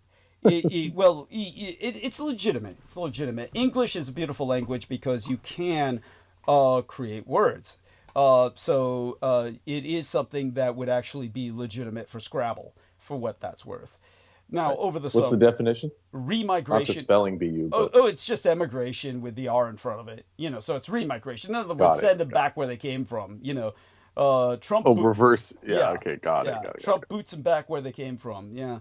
So, over the summer, Putin's puppet dictator Trump posted a lengthy message on Truth Social about his desire to put the full force of his misadministration behind his goal to, his words, reverse the tide of mass destruction migration that has turned once idyllic towns into scenes of third world dystopia. Our federal government will continue to be focused on the, here it comes all caps, I'm going to shout, our federal government will continue to be focused on the remigration of aliens to the places from where they came. And I keep imagining Mars and Jupiter and shit. Thank God we put that freaking mic filter on. Holy shit. Yeah, there you go. And preventing the admission of, all caps again, anyone who undermines... Yeah, it's like, where are these people coming from? Like, is this like, what is that thing? War of the Worlds and shit? Yeah, yeah, it's like War of the Worlds with tent cities or something. Yeah. And preventing the... I think the irony is if they were aliens, everyone would be cool with them. Yeah, that's the horror. God. That's the horror. Thank God. That's the horror. We're getting saved. It's so true. It's so fucking true. Anything but these evil blacks or something. Yes. They would say something crazy. No, seriously. If it were gray aliens, your average white American would be happy to have them flipping his fucking burgers. He really would. He just doesn't want a brownie doing it. No, he doesn't want... Like Stargate SG-1 style. Yeah, where seriously. They said those were the saviors of humanity. They love it. Thor. They love Thor it. and Asgard. They have been indoctrinated into the gray aliens are friends. But other human beings, they're lower than animals. They're a disease. And anyhow, so as Trump said in his fucking stupid Truth Social post, preventing the admission of anyone who undermines the domestic tranquility of the United States. I mean, I'd like to find out where this domestic tranquility is, but anyhow, herewith... What does that even mean? When they originally wrote that, what does that mean? It's well, Trump wrote it, so it can't mean shit, but anyhow, herewith... Well, no, that's a quote from the independence thing, the Declaration of Independence. Oh, something about domestic tranquility? Really? Yeah, what? Come on, you had to take civics. They made us read that shit over and over. Oh God, well they must have made you read it too many times. Jesus, let's take a look at that. Let's look up domestic tranquility in the Declaration of Independence and what do they even mean by that? It was like to ensure domestic tranquility. Yeah, that's really. I mean, I believe you. It's here we are. What was it? Oh, Declaration. DEC. Constitution. Excuse me. I think it was in the Constitution. It's in the Constitution. Okay, there we are. You sure it's not the Declaration? It sounds like something that would be. Okay, here we are. So domestic tranquility mentioned in the preamble to the U.S. Constitution. Yes, that's what it is. Yeah, means peace and quiet within the nation, free from internal strife, riots, and rebellions, according to AEI. The framers aim to ensure the stability. The original is is like one paragraph. Yeah. We the people, in order to form a more perfect union, establish justice, ensure domestic tranquility, provide for common defense, promote general welfare, which apparently is off the books nowadays, secure the blessings of liberty, and to ourselves and our posterity do ordain and establish this Constitution for the United States of America. So there you go. Apparently they just cherry pick these things. They don't just say that. You know? Of course they do. I mean, it's like the Bible. You can do anything you want. Yeah, with promote the general welfare. Well, I'm not faring well over here. Yeah, You know, fucking thank you, shit. thank What the you. fuck's going on? Yeah, Yeah. that's so in terms of the framers, according to AI, they aim to ensure this stability, as social disorder was apparently a frequent and dangerous occurrence threatening the political stability of what was then our newly formed republic. So the Constitution, by establishing a strong federal government, provided a framework to enforce laws and maintain peace, thus Was achieving. that like an encoding for like the Indians or something? You mean kill them all, and then Well, they're saying domestic tranquility, meaning our new government. But who was the people going against them? Who were the people going against them? Well, I think either the natives or like republics like Texas and California. Well, I think basically, according to the AI, there were three factors: social disorder, which meant that there were frequent riots and rebellions for the very reason you've just articulated. Nobody else was faring any better than you are now. The weak central government, because the Articles of Confederation, the first document that started our insurgency against the British, created a very weak central government that could not control these conflicts because it was a guerrilla warfare movement. So it had to be decentralized. Hence, the Articles of Confederation was the operating framework of the Viet Cong of their day, the militiamen and Minutemen and shit. And so the framers sought to establish a stronger federal government to control such disorders and ensure this domestic tranquility, this political stability. So there you go. I mean, obviously the AI is batting 1,000 in its own way. That doesn't mean, of course, there weren't several other things that we could read into this. But herewith, it brings us... it knows more than whatever Trump was thinking when he wrote that. Thank you.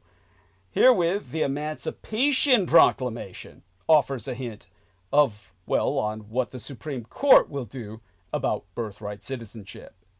You see, 83 years ago, on the 22nd day of September in 1862, President Abraham Lincoln issued a bold executive order, now known as the Preliminary Emancipation Proclamation, that changed the meaning of the first American Civil War between the United and Confederate States for rights and bent the arc of American history. In the process, Lincoln also gave today's Americans a perfect template against which to measure our current Zio puppet president's boldest executive order, which Donald Trump issued on the first day of his second midterm. That order purports to reinterpret our Constitution's guarantee of birthright citizenship, directing federal officials to withhold citizenship documents such as passports and social security cards from any baby born in these United States unless at least one of the newborn's parents is a United States citizen or permanent legal resident. Lower court judges across the country have strongly opposed this decree, placing it on hold for now. The Supreme Court will likely rule on the matter sometime soon. Please, Brendan, what were you going to say? Yeah, to be fair, every other country does it that way. But, to do it suddenly and totally, upend the boat and fuck everyone over, that's obviously not correct. But I'm just saying. Got it. Every other country, you pretty much have to have family there to ever immigrate easily or become a citizen. Got it. So you can be born somewhere and they'll just send you back. Mm-hmm. Yeah, that's true. Pretty much. Mm-hmm. Yeah. Mm-hmm. And so a fresh look at Lincoln's sweeping edict of his own can help us predict how the justices will likely rule on Trump's sweeping edict and why. You see, before Lincoln issued his preliminary proclamation, the Union's sole official war aim had been to preserve the Union itself. But Lincoln began to shift that priority, ending his pronouncement with a heart-stopper, reading, "Come New Year's Day, all persons held as slaves in rebel territory," that's a pointed qualifier right there. Not in the United States, where all slaves stayed slaves, but only... Holy crap. For how long? In perpetuity. That was his original intent, was, hey, if you're a slave in the Union, you're going to be a slave forever, and your children's children, because our slaves are our slaves, but we don't want the South to have slaves. So, come New Year's Day, in quotes, all persons held as slaves only in rebel territory shall then... Well, that explains why we're all wage slaves still, pretty much. Yes! Shall be then, thenceforward, and forever free. That's New Year's Day back in his day. Yet, even as Lincoln pointed toward a future in which millions of Confederate slaves would soon become free, he also endorsed efforts, his words, not mine, old Abe saying, we must commence to colonize persons of African descent, with their consent, upon this continent or elsewhere, meaning he was going to have black microstatelets where they would be contained like a basilisk, or remigrated, meaning mass deported, back to Africa.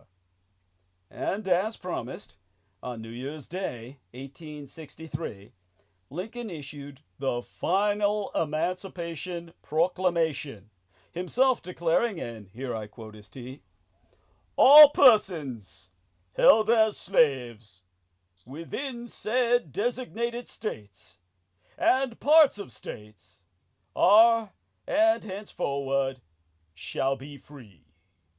Lincoln's final proclamation also featuring a monumental tectonic shift. All mention of subsidized colonization was gone. In its place was the news that freedmen, if of age, could now join the Union Army and Navy, and thereby prove to the world their manhood and just claims to full and equal American citizenship. Now that black men were to fight alongside their white brothers in arms, it no longer made sense to see these former bondsmen as Lincoln had once seen them, akin to the Israelite slaves in ancient Egypt, strangers in a strange land, destined for post-liberation emigration to some faraway place. Lincoln now began to envision them as not merely free Americans, but, also equal Americans, fighting for their native land, the land of their birth.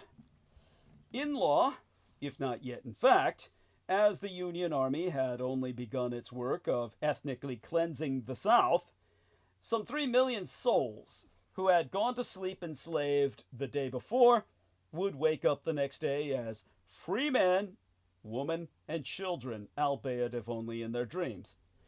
By war's end in early 1865, Lincoln's Copperhead cabal insisted that America needed to go even further. Not only must all Confederate slaves walk free, so must all enslaved persons in border states that still allowed slavery. Again, not in the North, but bleeding Kansas and the battleground states between the warring North American powers of North and South. Even more sweepingly, slavery itself must end everywhere, immediately, and forever. This was the platform on which Lincoln won re-election in 1860. I'm pretty sure California was exempt, wasn't it?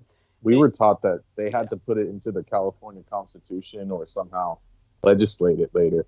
That's correct. That is correct, because California was a republic, independent as Texas once was, yes.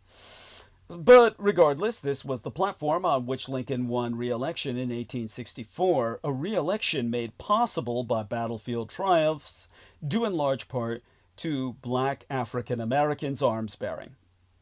Lincoln did not live to see the final adoption of the 13th Amendment in 1865, which essentially ended slavery everywhere in these United States, because he probably would have protested that. Nor did he live to see 3 more constitutional amendments, the 14th, 15th, and 19th, that promised not just freedom, but full, birthright equity or birthright equality, I should say, to America's black citizens, because they were equal in theory, but they sure as hell had no equity.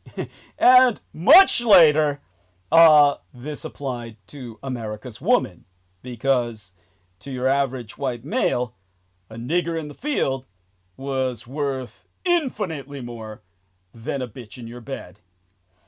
Still, 'twas a golden circle ensorcelled Lincoln who set the stage for all these amendments. His September proclamation and January refinement precipitated today's constitutional system, a system based fundamentally on the proposition that all Americans are born equal. Over the years, critics of Lincoln's actions have raised three ontological constitutional questions about his trois grand proclamations. First, a federalism question with an epochal tangent. Did the central government have power to free slaves in individual states, which at one point in American history under the Articles of Confederation were in effect their own nations, their own republics? Well, the answer is yes. The Constitution, as reconfigured to supersede the Articles of Confederation, was designed above all else for common defense. In other words, to get that domestic tranquility going that Brendan keyed in on. Common defense being a phrase that appeared prominently in the Constitution's preamble, again as Brendan keyed in on, and again in a later key passage. In order to win a war, especially a war that threatened the empire's very existence, the federal government enjoyed plenary power, which Trump claims today, plenary power to liberate slaves, as nations at war had commonly done long before our own Constitution was even drafted and ratified. In the first American Revolutionary War of Independence itself, Great Britain's Lord Dunmore had emancipated large numbers of Southron slaves as a war measure.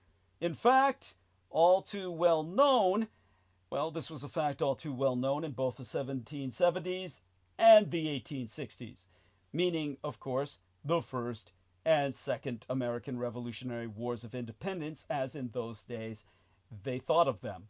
The War of 1812 and the First American Revolutionary War. Now, I've just received a notification. Our man Brendan sent me something, and this is John Lennon. It's funny you say that, because I was going to bring that up. Oh, God, this is disgusting.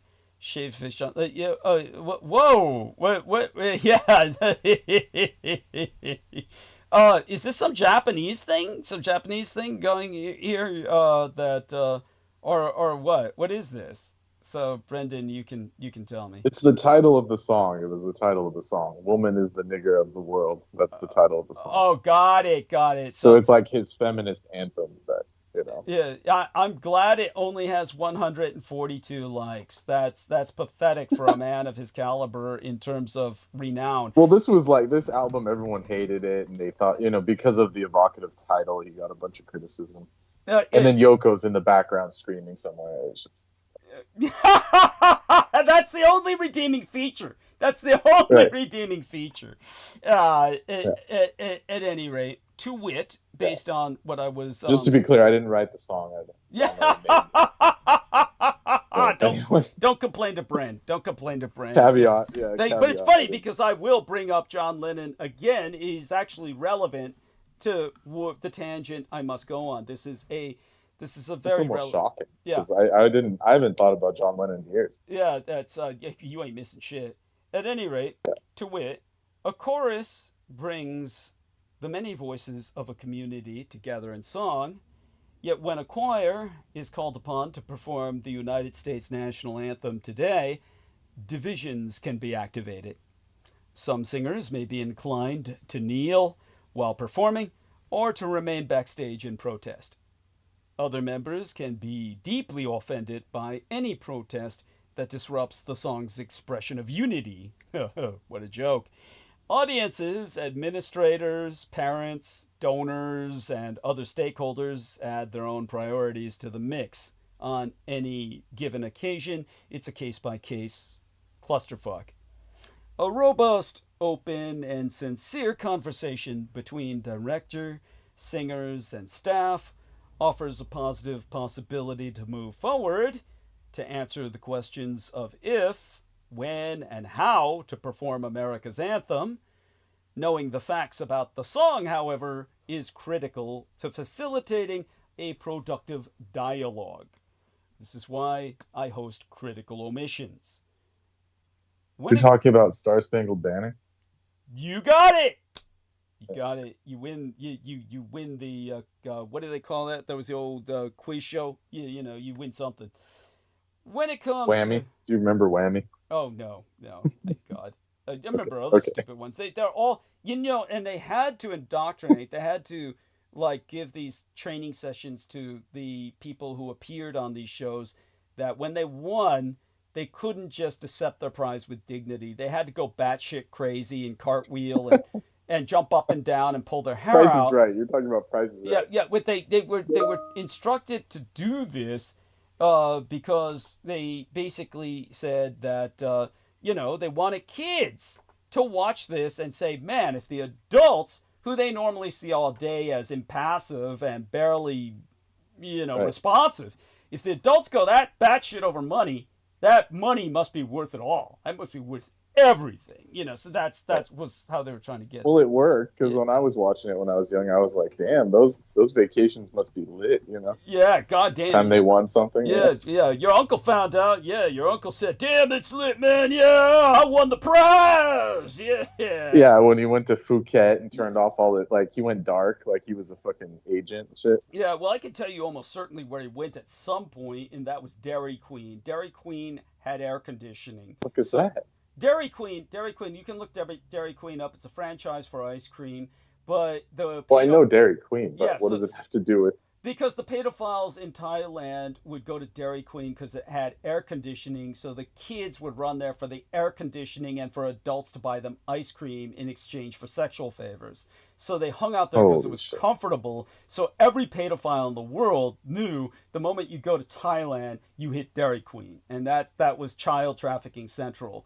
So that's disgusting. Yeah, well, disgusting. Yeah, thank you. I mean, again, you have a and talent for belaboring the obvious, but yeah. That's like a Midwest like staple, right? Yeah, or like of course. A American staple. Oh, of Dairy course. Queen. Yeah, there you go. And I feel like it worked like that everywhere, because there'd always be creepy ass people at the Dairy Queen when I was younger. Of course. So it was like a well-known thing. Well, what do you? Solomon Shake. What did he do every morning? Bought a full bucket of ice cream and half 100 taster spoons. To a playground. Yeah, to a playground. Yes. Sketch. Yeah, to say the least. Yeah. And the ice cream man. I mean, we'll just leave it. yeah. There you go. Anyhow, there's all you can say is Preston Nichols. That's what he needed, not a fucking school bus. That scares kids. He needed to buy an ice cream truck. Dumb son of a bitch. He could have gone all across America playing Turkey in the Straw. Oh my god. Yeah, and kids go for some ice cream, and Preston Nichols grabs them, and where's the ice cream? Okay, as we speak, it's Monday in Gaza, and they're releasing these hostages. What's left of them? Yeah. I mean, they're stupid to do that. The Israelis gonna bomb the shit out of them as soon as they get all, what's left of these people back. But Trump's going out there. He just flew out there. So that means it's all gonna go right. Oh yeah, I mean, what? Is your don't point? worry, he's there. Our guy's on it, man. Yeah, don't worry. It's like, give him a chance. Give peace a chance, man. Speaking of John Lennon. Yeah, there you go.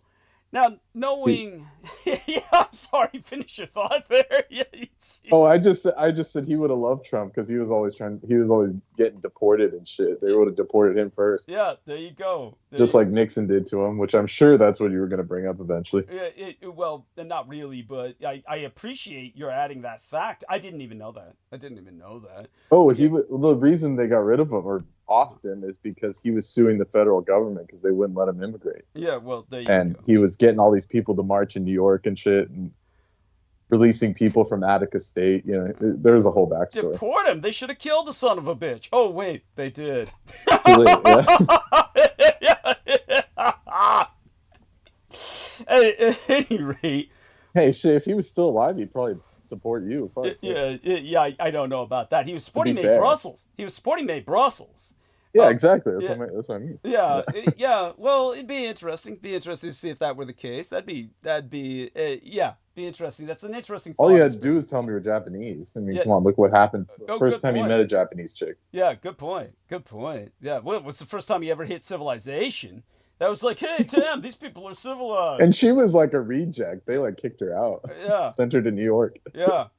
Well, actually, she's my favorite part of the Beatles for obvious reasons. She fucked them all up. She was Japanese. Yeah, cool.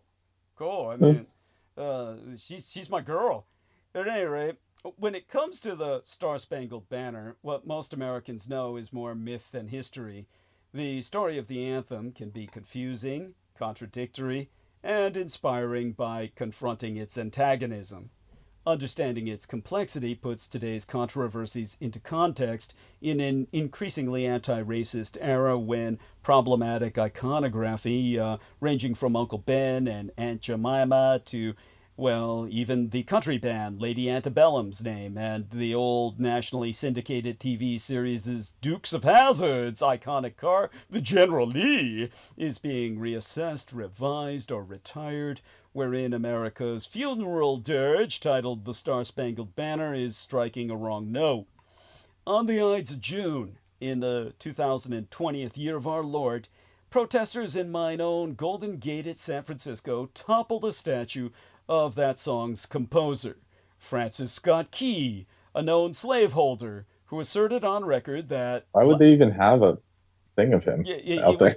It was built back when San I Francisco... guarantee you no one's touched the Jack London shit out there. That's Oakland, I think. If he has a statue in Golden Gate Park, they probably can't find it, because I got to get the name of the guy who ran Golden Gate Park again. He hated statues, so he would cover them intentionally in brush and trees. He would plant all around them. Yeah, so true. Yeah, it might be hidden, seriously. Yeah, but Francis Scott Key, a well-known plantationist, asserted on record that black African Americans were, his words, a distinct and inferior race of people, which all experience proves to be the greatest evil that afflicts a community.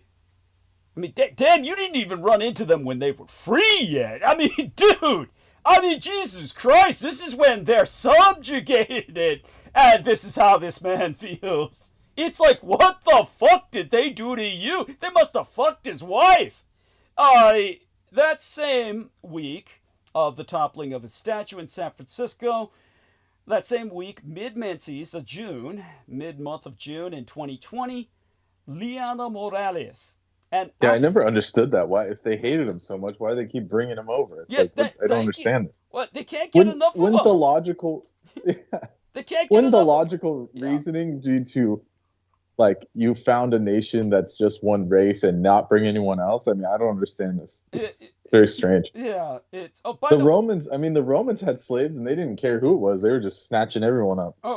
Yeah. By the way, just for the concept of slavery was different in the old world. It really was. Right. It was just a divine right of conquest, as opposed to. Why did it change? I mean, I don't understand why it changed. Well, it could still be like that. There was race involved, but okay. So Troy Bellamy says I'm fighting a cold but listening. So let's give him a heart. Everybody say, hey, hugs to Troy Bellamy. Let's give him a nice big red blessings. Blessings and lemon ginger tea and all that. Thank you. Oh, I know. And honey, lemon honey. This is what's perfect for him. The heart with a Band-Aid. Okay, there you go. The heart with a Band-Aid. And I'm giving him a link to your John Lennon song just so they can see what the fuck we're talking about in chat. Okay, so that having been said, that same week that Francis Scott Key's statue was toppled in San Francisco, mid-month of June in 2020, Liana Morales, an Afro-Latinx student at New York's Urban Assembly School for the Performing Arts, refused to sing the Star-Spangled Banner at her virtual graduation ceremony, explaining to the Wall Street Journal, in her own words, with everything that's happening, If I stand there and sing it, I'm being complicit to a system that has oppressed people of color. Instead, Morales performed Lift Every Voice and Sing, an hymnal that's widely considered to be the Black national anthem. Now, I'm going to provide this link here, and this blows my mind. Is it Christian? Is it like a God hymn? Like singing God or something? It's like, I really, to go into the history of that would take a lot of time, but I would say that basically it's certainly generally Black songs like that are very religious. Rather, it's something along the lines of I Know Why the Caged Bird Sings. So Brooke has dropped off, but we love her dearly, and hopefully she'll return whenever she feels like it. And she's always welcome, of course. And but let's get this into both the text call, if I can manage that, because this is so compartmentalized, and we lost the call so many times, it becomes very difficult. So here we go. So here we are, because it gets more compartmentalized with each one. This is what floors me. Now, first of all, I do believe that this person is transgender because she uses the term Afro-Latinx, not Latina or Latino. So I do believe that she is non-binary or insists on being indeterminate in her gender orientation or identity. And obviously, to me, that's a plus. And I thought they threw out that term because all the Spaniards got upset, or the Spanish-speaking people got upset. My understanding was that it came back to the fore anyway because they needed it. They simply needed it. There were so many people in the Latin American community that just refused to be identified by their gender that it came back in full force. But what floors me about this young individual singing is there is, correct me if I'm wrong on this, again, we have an individual who I believe, just trying to make certain nobody hears that.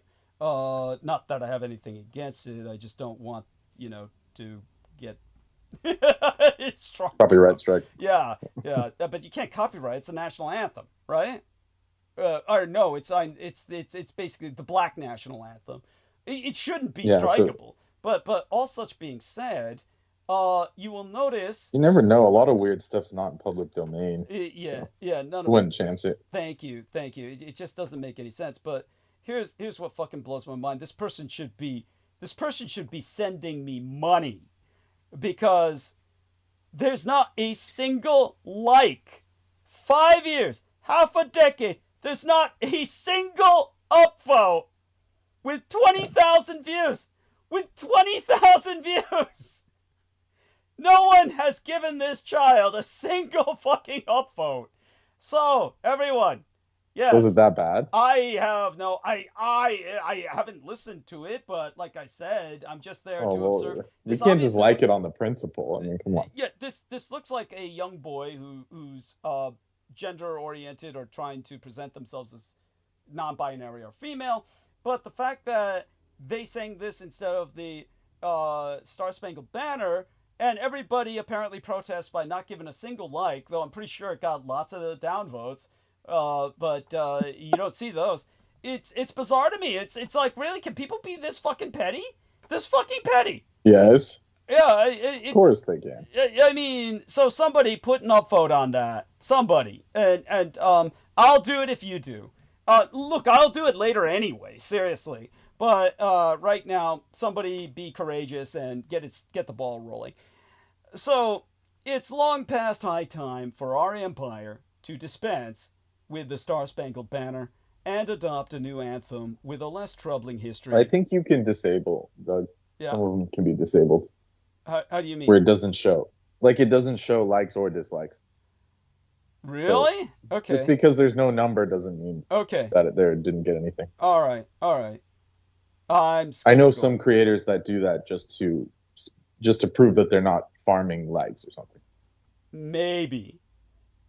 If she did or that, not to cause contention. To use a gender neutral pronoun, if she did that, I would bet the farm it's because there were so many downvotes that she felt compelled to do that. Does that make sense? Well, downvotes are completely removed anyways. Yeah, I mean, you can't see the count unless you put on a special, plugin. Right. Yeah. But that was 5 years ago. That wasn't the case. 5 years ago, that wasn't the case. You could see the downvotes 5 years ago.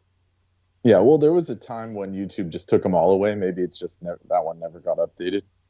Yeah. Remember when people were having all those conniptions and fighting Yeah. the streets, and so they took away they said we won't give anyone anything, no comments even. Yeah. Because of the thing that happened. Yeah. I mean, I get what you're saying, and you get what I'm saying. Yeah. But at any rate, it's long past high time for our empire to dispense with the Star-Spangled Banner and adopt a new anthem with a less troubling history and a more inclusive message.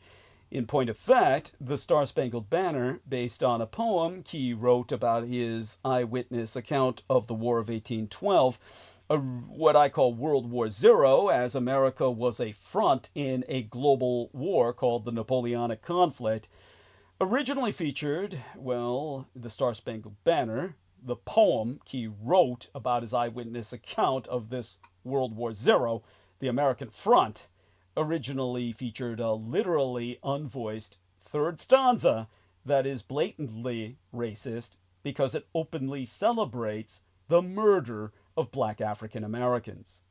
Few people know this because we only ever sing the first verse. But read the end of the third verse and you'll see why the Star-Spangled Banner is not just a musical atrocity, it's an intellectual and moral one as well. Or I should say, as ill. And partisan rancor is nothing new to the malodorous melody. I couldn't even get that tongue twister out as I think of it. Yeah, partisan rancor is nothing new to this malodorous melody. In 1798, the song Adams and Liberty sounded a jingoistic bluster that proclaimed members of the new nation's Federalist Party to be the only real and true Americans. Oh, how we've gone full circle. Like the Star-Spangled Banner, the song Adams and Liberty, the song for real Americans, was written to a pre-existing melody that came before it, which nobody can seem to find. In fact, they both used the same tune.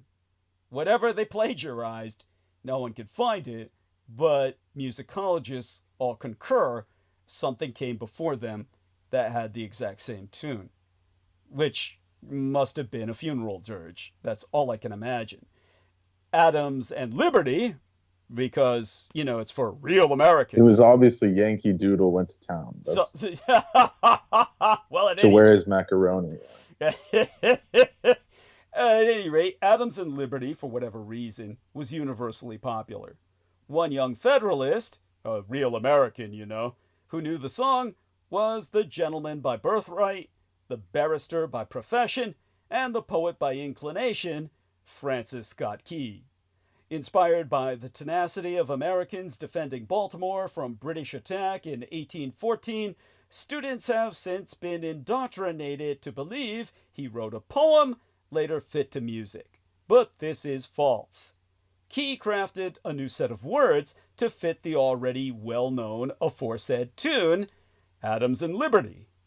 Rather than any flash of inspiration, Key spent the better part of 3 days carefully crafting his lyrics like a goddamn rapper. A wigger.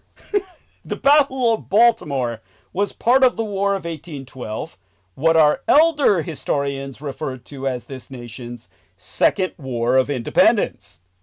It is thus no accident that the word free is set to the highest pitch in the repeated chorus. In the internet... Which they lost. What's that? What's that? I said, which they lost. It was never intended. Forever to be indentured to the British monetary system.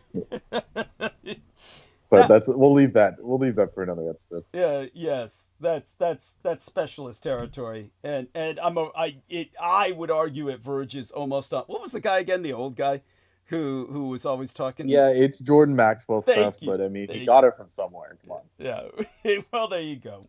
At any rate, thank you. In the internet age, Key's full original text, with its third verse including the word slave, has finally come into public awareness.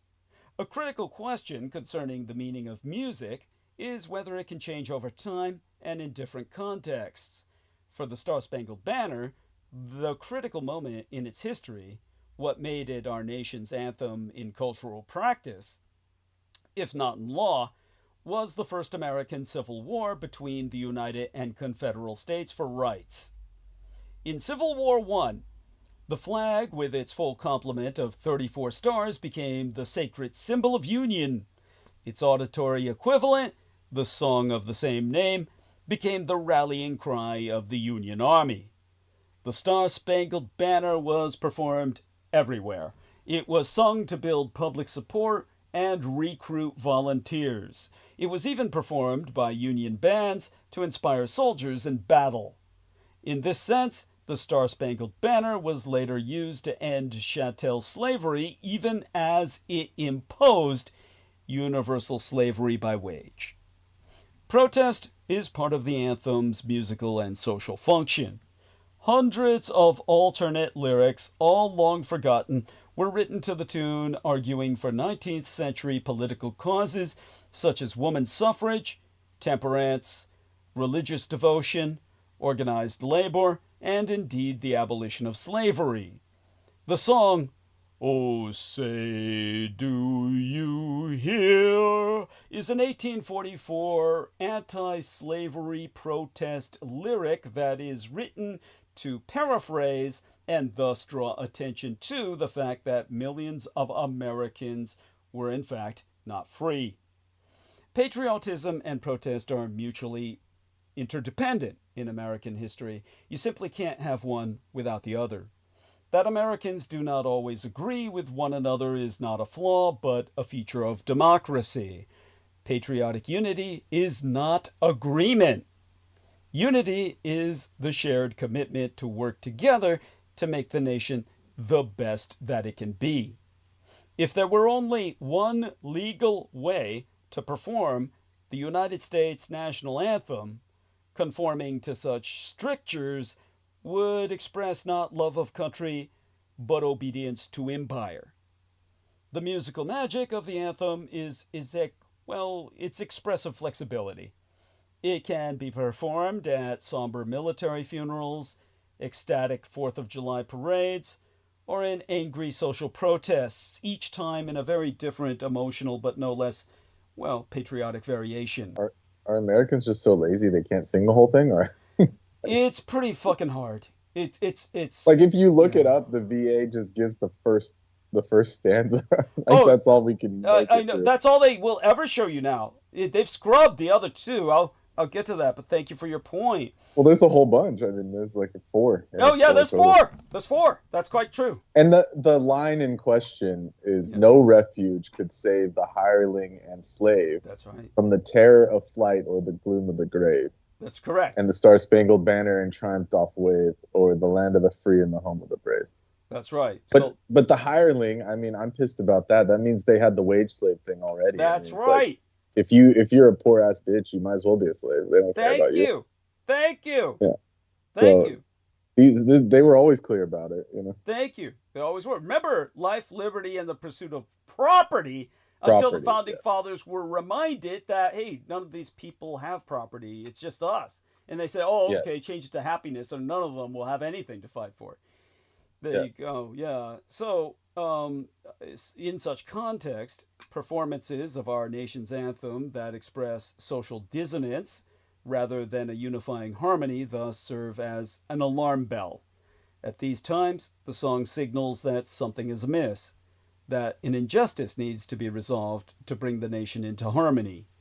In such context, the 1931 bill making Keyes, Francis Scott Keyes, song, the official anthem of these United States, simply recognized its, a status the song increasingly held in cultural practice following the First American Civil War. That bill is surprisingly brief. It states only that the words and music known as the Star-Spangled Banner is the official national anthem of the United States of America. and nothing more. This brevity avoided technical debate on a sanctioned musical arrangement, but also left the definition of the text uncertain, a crime of critical omission when factoring that Americans at best knew only the single opening verse. On the other hand, in 1931, sanctioned versions of Key's song published by the United States government had 3 verses. The third of Key's 4 original verses, and thus the word slave, were universally cut. Making the removal of the third verse official would create a more inclusive anthem. Regardless of what it might have meant in 1814, the word slave is offensive to many Americans today and has no place in the nation's anthem. How could a song about freedom invoke a term pointing out the opposite? Well, Key's abusage invoked the colonial Marines, liberated black African American men who fought valiantly for the British during the War of 1812, World War II, while their families were taken and resettled in Jamaica. That's how Jamaica became black. That explains the first line of the 4th stanza.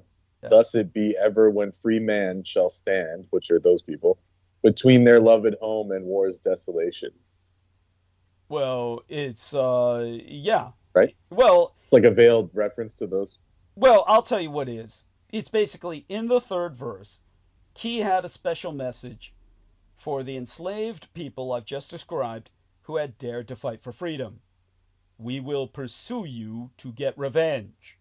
Again, to read what Brendan had found earlier, no refuge could save the hireling and slave from the terror of flight or the gloom of the grave, and the star-spangled banner in triumph doth wave o'er the land of the free and the home of the brave. His message to the blacks fighting for freedom. Please don't ever do that again. It was meant to torment. It's what I do in interrogations. I do this, and they always break. Right. So Francis Scott Key's message to you won't get into the Super Bowl doing that. No. Ask me how much I care. Ask me how much I fucking care. Don't worry, I'll be going to the Turning Point Super Bowl halftime show instead. Yes, there we are. Cool. Now, Francis Scott Key's message to the blacks fighting for freedom was unmistakable. We will hunt you down, and the search will leave you in terror, because when we find you, your next stop is the gloom of the grave. Okay, this is a Liam Neeson. Okay, basically this is Francis Scott Key rapping as Liam Neeson. I will hunt you down. I will find you. I will kill you. Now, some people try to claim he was writing about some other group of slaves, but there is no historical evidence that slave referred to anyone other than enslaved black people, whom Key viewed as, in his own phraseology, a distinct and inferior race of people, which the experience proves to be the greatest evil that afflicts the community. And this is when they were under total fucking control, so I don't know what the fuck. He was so, like, did he wake up with one in his bed, or what the fuck?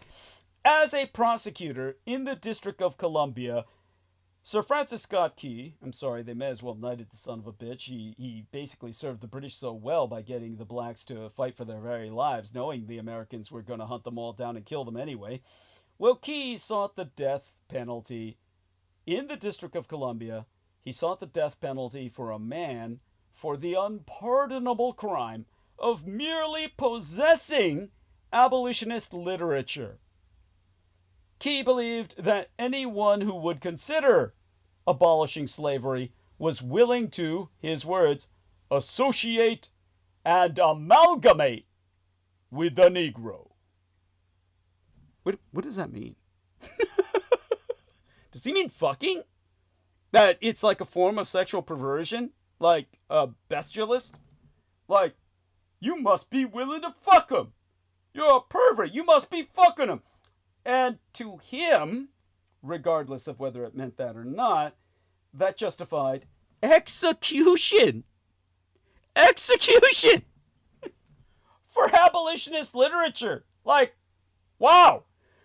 Well, while that version of the song, his song, is never performed today, like Morales, the journal activist, Kevin Powell, author of the book entitled When We Free the World, published in 2020, who himself used to write for Vibe magazine, has been aware of it for years and has therefore refused to sing the anthem since he was in high school in the 1980s when he first learned of its history.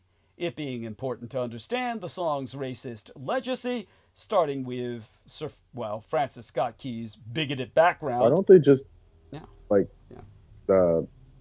excuse me. Yeah. Why don't they just reset to the original national anthem? It was set to God Save the Queen, so I might as well just retool it for Trump. I've got my own suggestion, but I like what you're saying. Yeah, Trump would love that. God Save the King, retooled for Trump. Yeah. It's or the original one was My Country 'Tis of Thee, but it was set to God Save the King. There we are. Yeah, which proves that they won 1812 and made us do that till 1931. But anyways. Yeah, well, Americans used to perceive themselves as royal Americans. Yes. And yeah. Well, anyhow, the individual I mentioned, the black, of course, he's black African American, Kevin Powell. If you think just look at his book, okay? I mean, first off, you look at his picture, he's black, all right? I'm not like projecting. People, when I racially identify people, some people get upset, and I think it's fucking stupid. But at any rate, you look at his book, and I'm sorry, it looks like Rainbow Coalition stuff. I can't even bear to look at. It's cheesy to me. It's like Wee Pals. All I can think of is Mod Squad or Wee Pals. It's tacky. At any rate, Powell observes, and here I quote his tea at length and verbatim. I'm not going to try and do a black accent, so bear with me. That at least you don't have to suffer that. But he says, and it might come through anyway, I grew up in hip-hop, and I remember how people would criticize hip-hop for being violent. Yet the Star-Spangled Banner is riddled with violence.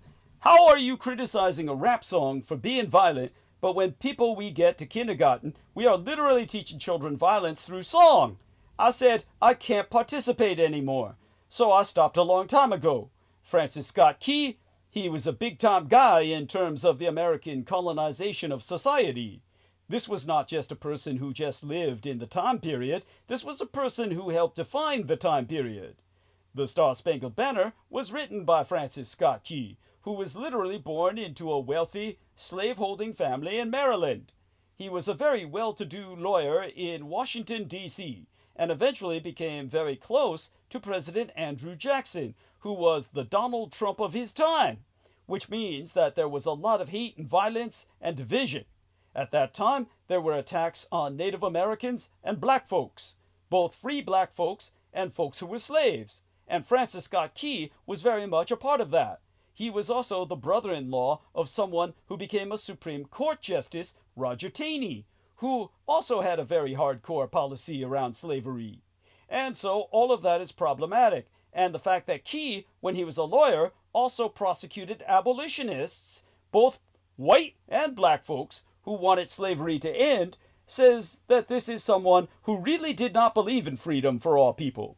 And yet, we celebrate him with this national anthem every time we sing it. While Powell may have known about the national anthem's problematic background at quite a young age, the scholastic historian Daniel E. Walker, producer of the documentary titled How Sweet the Sound, subtitled Gospel in Los Angeles, released in 2019, I think, and the author of the work entitled No More, No More, subtitled Slavery and Cultural Resistance in Havana and New Orleans, published in 2004, understands that many people have only recently become aware of Key's anti-abolitionism and his song's horrific third stanza. Such having been qualified, Powell doesn't pass judgment on the many black artists who've performed the Star-Spangled Banner at high-profile events in the past, though he predicts that many artists will start refusing to sing it in the near future, in a movement similar to Colin Kaepernick and his supporters taking a knee during the anthem in recent years. But what about Lift Every Voice and Sing, which Brendan asked about earlier? That song, written as a poem by James Weldon Johnson in 1900, set to music by his brother J. Rosamond Johnson in 1905, and first publicly performed as part of a celebration of Abraham Lincoln's birthday by Johnson's brother John, was dubbed the Negro National Anthem, or the Negro National Hymn, by the NAACP in mine own late and sainted legal sire's birth year of 1919. In more recent years, it has been referenced in Maya Angelou's 1969 autobiography titled I Know Why the Caged Bird Sings, which is why I confused it and conflated it with that title, and Spike Lee's 1989 film titled Do the Right Thing, also being performed circa 1972 by Kim Weston as the opening number for the Wattstax Festival, I believe, and by Beyoncé during her celebrated 2018 Coachella set, which I will put the link to in our, call and in the chat. Regardless, because I like Beyoncé. Regardless of whether or not Lift Every Voice and Sing could ever officially become the anthem for all of America, Walker feels, in disambiguation from thanks, that its lines like, "Sing a song full of the faith that the dark past has taught us," are fitting, and he's glad that it's at least being considered as an alternative. So taking the time here to, of course, enter it into our... wow, Brendan dropped off. Well, I hope he's okay. Thank you. That's inspirational. Always nice to have somebody just, drop on you, because it's like, that's that's reassuring. Okay. Deep Space Pilot says, hello, Douglas. Fantastic transmission. Okay. Let's give him a thanks. Goddess, bless you. Bless. Yeah. My dear brother. I forget his name. I know he's an attorney. The lead for the Deep Space Pilots band. So welcome back aboard.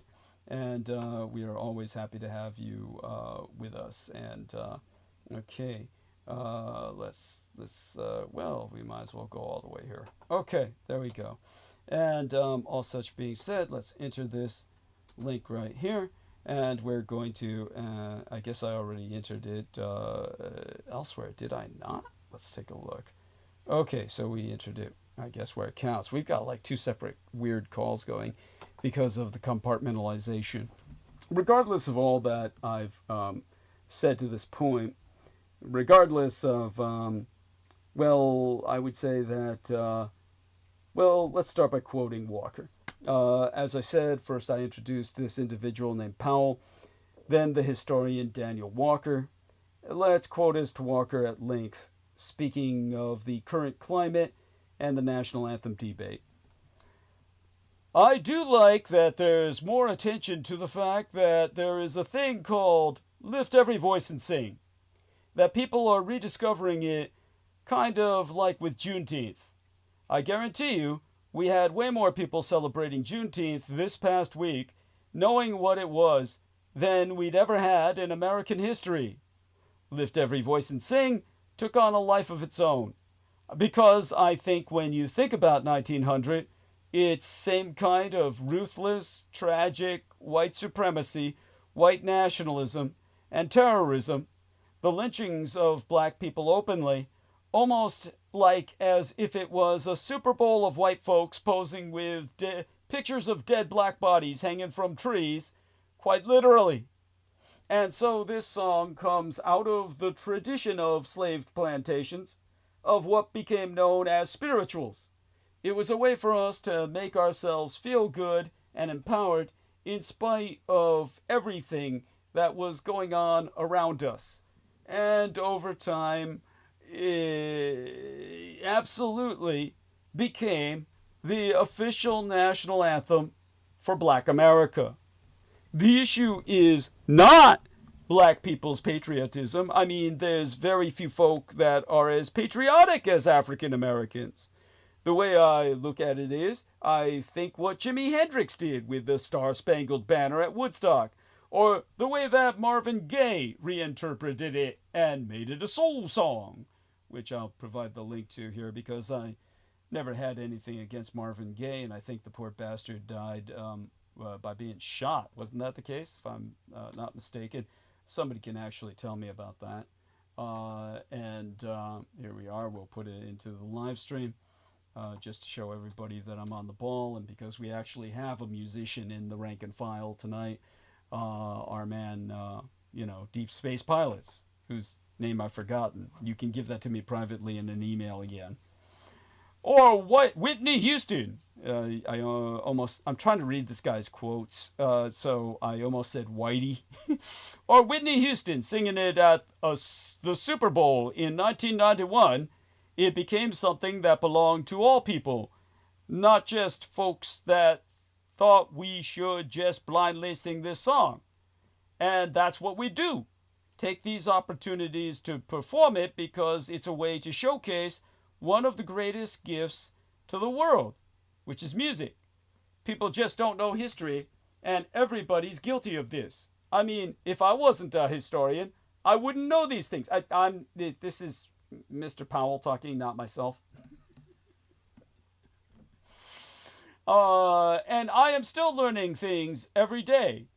There are students of mine who are white who say to me, I'm so upset that I got sugar-coated history my whole life. I feel cheated. And once I found this out, then I don't want to have a part in it. Those are the people you see in these rallies. They're saying that they want to live in a world where those vestiges are gone because they have no reason to be here. And that we need to be about redemption in a society. That if we have wronged someone, we can go back and can do our best to fix that. And this one is pretty easy to fix. The 53-year-old in me says, we can't change things that have existed forever. But then there are these young people who say that America needs to live up to its real creed. And so, I do side with the people who say that we should rethink this as the national anthem, because this is about the deep-seated legacy of slavery and white supremacy in America, where we do things over and over and over again that are a slap in the face of people of color and women. We do it first because we knew what we were doing and we wanted to be sexist and racist. Now we do it under the guise of legacy, like heritage Americanism. The difference between then and now is I, probably like most people, thought that there was no power to be able to change anything, because so many times when women and people of color say something, somebody either pats you on the back and says, it's not that bad, or tells you to, really be quiet, because if you want to move forward, you shouldn't be a troublemaker. And so I think you've got generations of that, because patriarchy and racism and income inequality put people of color and women in those positions. So we just go ahead and sing the Star-Spangled Banner because we don't want to be the person who's sitting down when everybody else is standing up. Don't want to be the person who doesn't have our hand over our heart. We don't want somebody ask, what's wrong with you? Where you are in a compromised position already and they're questioning, are you an American or not? Go back to Africa if you don't like it here. But I think right now, the great thing is that people who have advocated for this in the past and have not been heard are able to double back now.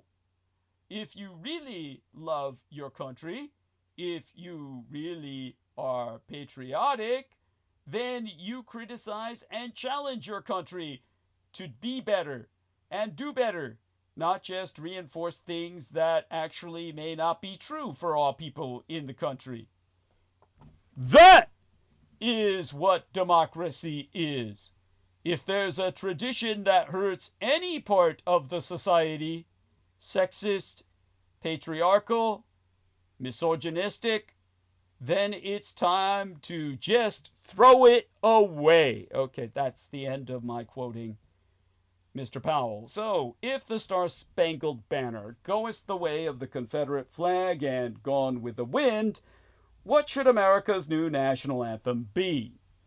Whatever it is, Walker posits that there should be a formal vetting process to make sure the next anthem doesn't have a terrible past. I myself advise that progress is not only compatible with patriotism, but in fact, emphasize that the desire to make America a better place is the most patriotic of sentiments. By the way, I probably said Powell several times. The individual who I was quoting was Walker, and that was Professor Walker. No, it was Powell. It's Professor Powell, so I said the right thing. No, it's the historian Daniel Walker. And Powell's the guy who wrote the other book, Until, We Freed Everybody That Looks Like a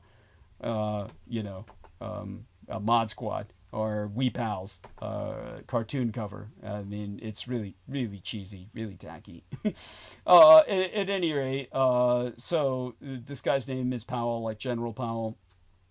And when it comes to what he said, if there's a tradition that hurts any part of the society, sexist, patriarchal, misogynistic, then it's time to just throw it away. Well, I give him more respect than I do the preceding African-American I was quoting, because he's a professor after all. Obviously, when it comes to throwing something away, well, the national anthem is a good place to start. The Star-Spangled Banner is incredibly difficult to sing for the average American, spanning a whopping 19 semitones. It decidedly impresses as dated, and the tacit endorsement of slavery in the third and always unsung stanza is utterly, in every sense of that word, unacceptable. Moreover, I personally reject the entire premise of the song, which was written after the poet Francis Scott Key witnessed the Battle of Baltimore during the War of 1812. It upholds the United States as merely its forces in arms, glorious in battle, with a star-lorn flag we'd barely recognize today emblazoning the night sky. And always remember, there be no legal requirement here. United States federal law outlines customary conduct during the national anthem, but contains no language that makes it any criminal offense to disregard these guidelines. As well, we have legal precedent. As you all know, my sister became a Jehovah's Witness, and she was born in 1963. Well, a 1970 federal court ruling affirmed that forcing someone to participate in symbolic patriotic ceremonies against their will violates the First Amendment. This decision builds upon a long line of cases, including a 1963 ruling legislated the year my sister was born that protected Jehovah's Witnesses, or Jehovah's Witness students, like seminarians, if you will, from being suspended for refusing to stand for this godforsaken anthem. So, with such an envelope of tolerance composing American culture today, to employ an entendre, several strategies have been employed to bring balance to our national anthem's sordid story. One is to perform the Black African American national anthem, Lift Every Voice and Sing, before the Star-Spangled Banner, which I myself find beyond offensive as an act of presumption, symptomatic of the regime change mentality that pervades the post-1964 Afrocentric culture, wherein blacks seek not equality, but superiority.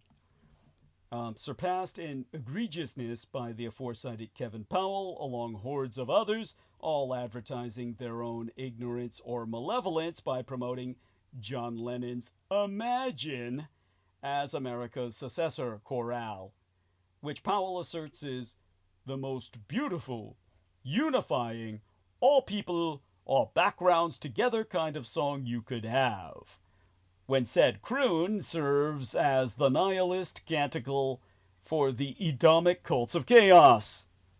It is basically a world of nothingness. Imagine there's no people. Imagine there's no nothing. It's a song of nihilism. It is a ode to the nullity. Others might substitute America the Beautiful for our nation's official anthem in patriotic ritual. It's a song I have more of a particular affinity for, as it was composed at Pikes Peak, only a few hours away from the Tesla Experimental Station, a laboratory in Colorado Springs, Colorado, USA, built in 1899 by the seminal inventor Nikola Tesla. And here I will provide a photograph thereof, or a link thereunto. There we go, and I'll put that in our call as well. And so Troy, in case you haven't noticed, Brendan Zogit brought you clove tea, or a recipe therefore.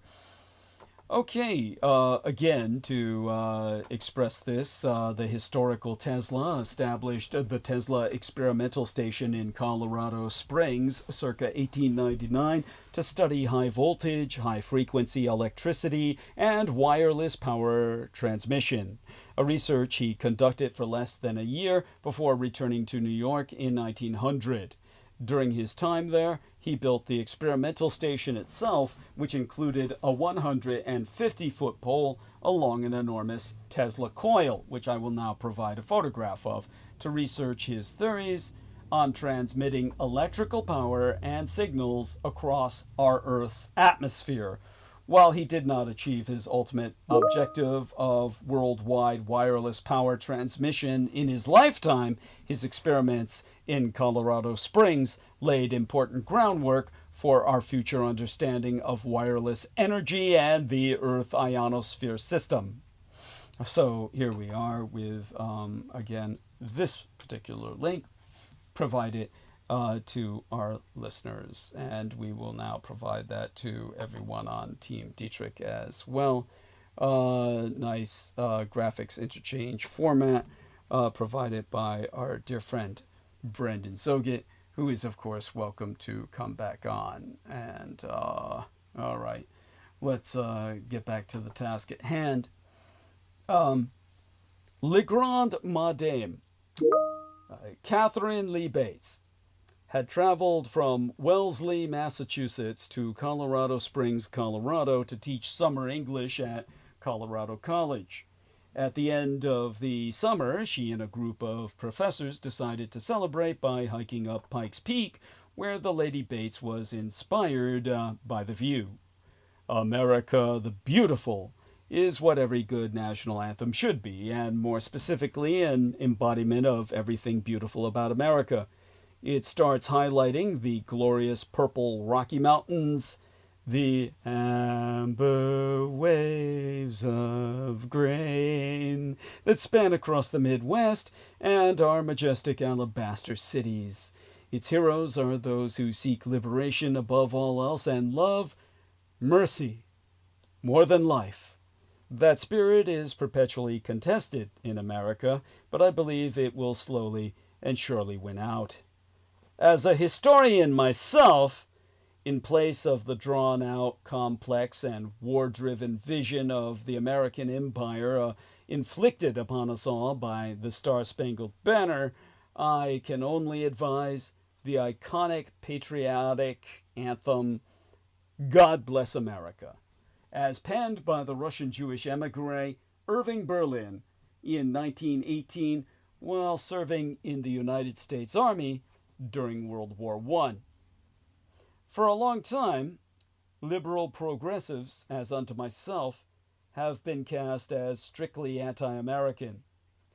I'm sure many of my fellow Californians feel similarly, given our Golden State Nation's visibility in the news. In many paleo-reactionary circles, it's become basic fact that anyone who dares to criticize America's foreign policy, decry our policing system, or demand universal health care must want to do away with America as a whole and as a concept. To them, elites like ourselves only exist to hate America.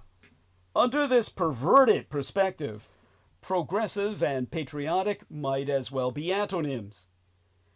I know that there are people who reside on the West Coast who are legitimately anti-American. And every single goddamn one of them is either black or white, as limited in their skin tone as the black and white lenses through which they filter their fucking world. In stark contrast, I can guarantee that every single Far East Asian, myself included, loves this country. We have no choice because we're never going home. Not really. We love our country so much that we demand the ability to criticize it.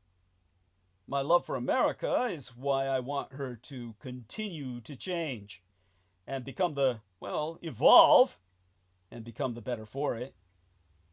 I ask everyone to understand that criticizing America does not mean that either I myself or my fellow East Asians hate this country. It only means we love it. To return to the 14th Amendment at hand, there be, secondarily, an executive power question. Could President Lincoln act without a congressional statute expressly authorizing his proclamations in advance? The answer is yes. Lincoln was acting hand in glove with Congress, which was controlled by an anti-slavery party that he himself had co-founded and had led to a smashing electoral victory in 1860. His preliminary proclamation quoted at length key passages of Congress's Second Confiscation Act, which he himself had signed into law in July of 1862. That act had authorized the Union Army to liberate a wide swath of enslaved persons who would thereafter be forever free. Though Lincoln's proclamations went even further, they vindicated the emancipatory spirit of that congressional act. Also, the policy that Lincoln announced in mid-September would go into effect only in the new year. Congress thus had plenty of time to object, but never did. Instead, Congress continued to fund Lincoln's war efforts and to support his general conduct of the war. Lincoln was Commander-in-Chief of America's Army in a time of actual and indeed existential war that Congress had expressly, emphatically, and repeatedly blessed in every way. Within broad limits, he thus had both constitutional and statutory authority to wage that war as he saw best. And since this war between the states was all about states' rights, it brings us to that third question, a rights question. Could the government deprive masters of their property rights over slaves? The answer being, in a single word, yes. At most, a slaveholder might deserve just compensation for the loss of his slave property, an issue that could be litigated in court after the fact of immediate emancipation. Just as a government could take a man's land to build a fort and takest a man's corn to feed an army, so it could takest a man's slaves to win a war. In short, in both proclamations, Lincoln was a consummate barrister, an attorney, a lawyer, who paid exquisite attention to questions of constitutionality and scrupulously honored his oath of office to act under the Constitution, not over or ever outside thereof. President Trump's executive order on birthright citizenship stands in dramatic contrast. On the national anthem-angled federalism question, nothing in the Constitution authorizes the federal government to deprive native-born Americans of their birthright citizenship. On the executive power question, America is not now at war, as much as Trump wishes we were. And the war power expressly claimed by Lincoln in his 12 proclamations does not apply. Most important of all, on the rights question, the 14th Amendment vests every person born on American soil, under the American flag, with the right to be a free and equal citizen. This language directly derives from Lincoln's Confederal connivers, well, both Lincoln himself and Lincoln's Confederal connivers' most important words and deeds, beginning on that 22nd day in September of 1862. Now, I'm going to try and look for, the latest Ărmeníän sent. Wonderful graphic interchange formats here that, so glad Brendan has sent them. Let's take a look and acknowledge them. There we are. Now, on birthright citizenship, we can thus follow Lincoln or we can follow Trump. But we cannot follow both, because Trump is trying to reverse, precisely what Lincoln and his rebel thimble riggers did, beginning 83 years ago last month. There being costs to confinement, whereby Donald Trump's fortress economy is already hurting America. The stock market is fueling America's economy, but the pain from trade and immigration restrictions cannot be postponed forever.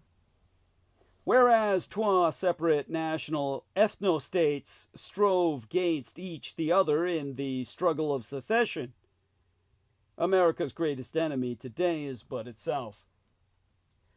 Over 1 million public employees in America may not be paid on time this week. The standoff between Republicans and Democrats is worsening voters' perceptions of both parties. Trump is a wall builder after all. Although America's stock markets are soaring, his trade protectionism and crackdown on immigration are already causing economic pain. The real damage will be in the longer term. A new archaeological study, in conjunction with the first high-tech detailed mapping of the northernmost section of the Great Wall of China, give us insight into why the Northern Line was built and why walls are continuing to be built in contemporary society. Built in the Mongolian steppes, the barrier is popularly dubbed the Genghis Khan Wall. But spoiler! Contrary to a long-time historical hypothesis, it was not built as defense against an infamous Mongol called Genghis Khan. In fact, according to the lead author of the study that I source, the Hebrew University professor Gideon Shelach-Lavi, most walls are not built as a barrier against invading armies. Shilak Levi told the Times of Eretz Israel that, alongside precise cartography, part of his ongoing research on this wall and other sections in mainland China is aimed at better understanding why states or rulers decide to invest energy and resources into building walls at all. He was recently awarded the European Union's prestigious ERC Advanced Grant of, I think it's something like, €2,499,750 to pursue this study. I mean, he ought to be able to study the surface of the fucking moon with that. Usually, it is not war that is the impetus for building a barrier. Per Shilak Levi, we tend to think the walls are built against armies, but probably a lot are related to the movement of refugees, or from looming pressure of refugees, and the perception that is not necessarily true that the rulers, need to stop them. The interdisciplinary study of a circa 11th century, 737-kilometer or 458-mile length of the northern line of the Great Wall of China was conducted by archaeologists and researchers from Hebrew University in Jerusalem, Yale University, and the Mongolian Academy of Sciences. Their findings were published on June 9th in 2024 in an article titled Medieval Long Wall Construction on the Mongolian Steppe during the 11th to 13th centuries Annō Dominī in the United Kingdom-based Antiquity Review of World Archaeology. The team used intensive archaeological survey, GIS analyses, drone photography, and the analysis of satellite imagery to explore the function of the Great Wall and the logic behind its construction in the far-off Dornod province in northeastern Mongolia. I'm so tempted to say far, far away, where Shrek lives. But yes, thanks to the Geographic Information System, this computer-based system used to capture, store, manage, analyze, and display special data, three-dimensional mapping has been rendered, infinitely easier than it used to be. And that technology was definitely applied here and then placed under analyses. Archaeologist Shilak Levi has specialized in prehistoric China, Zhonghua, since the 1990s. This new medieval period study is actually a departure for him, as well as the posting in the Mongolian steppes. I guess the Israelis exiled him because he was a liberal, himself concluding that unlike other portions of the Great Wall, the Northern Line, it was not built to separate between agriculture and pastoral economies, but is found deep inside the steppe area, deep inside the nomadic peoples. That means it's deep into enemy territory. Based on archaeological finds, the team date the wall to the 11th or early 12th century, when the Khitan Liao Empire ruled the area from 907 to 1125. Khitan being where the Russians get their very word for China. Khitan Liao, the dynastic family of the Mongolized Chinese. Like other Chinese dynasties, this empire's roots were nomadic, but the people adapted to Chinese bureaucracy, with Shilak Levi noting that it could be compared to the way in which the Jordanian Hashemite kingdom maintains pride in its Bedouin roots. The dynasty maintained its nomadic culture and had not one, but 5 capital cities that the court moved between, living in tents. What the Japanese got the term, I think it was called bakufu from, is, yes, bakufu, tent government, or the shogunacy, the shogunate. Shillak-Levy's article conveys, and here I read therefrom, we tend to think the walls were built by Chinese dynasties against nomadic peoples. In this instance, the dynasty was founded by people with a nomadic background.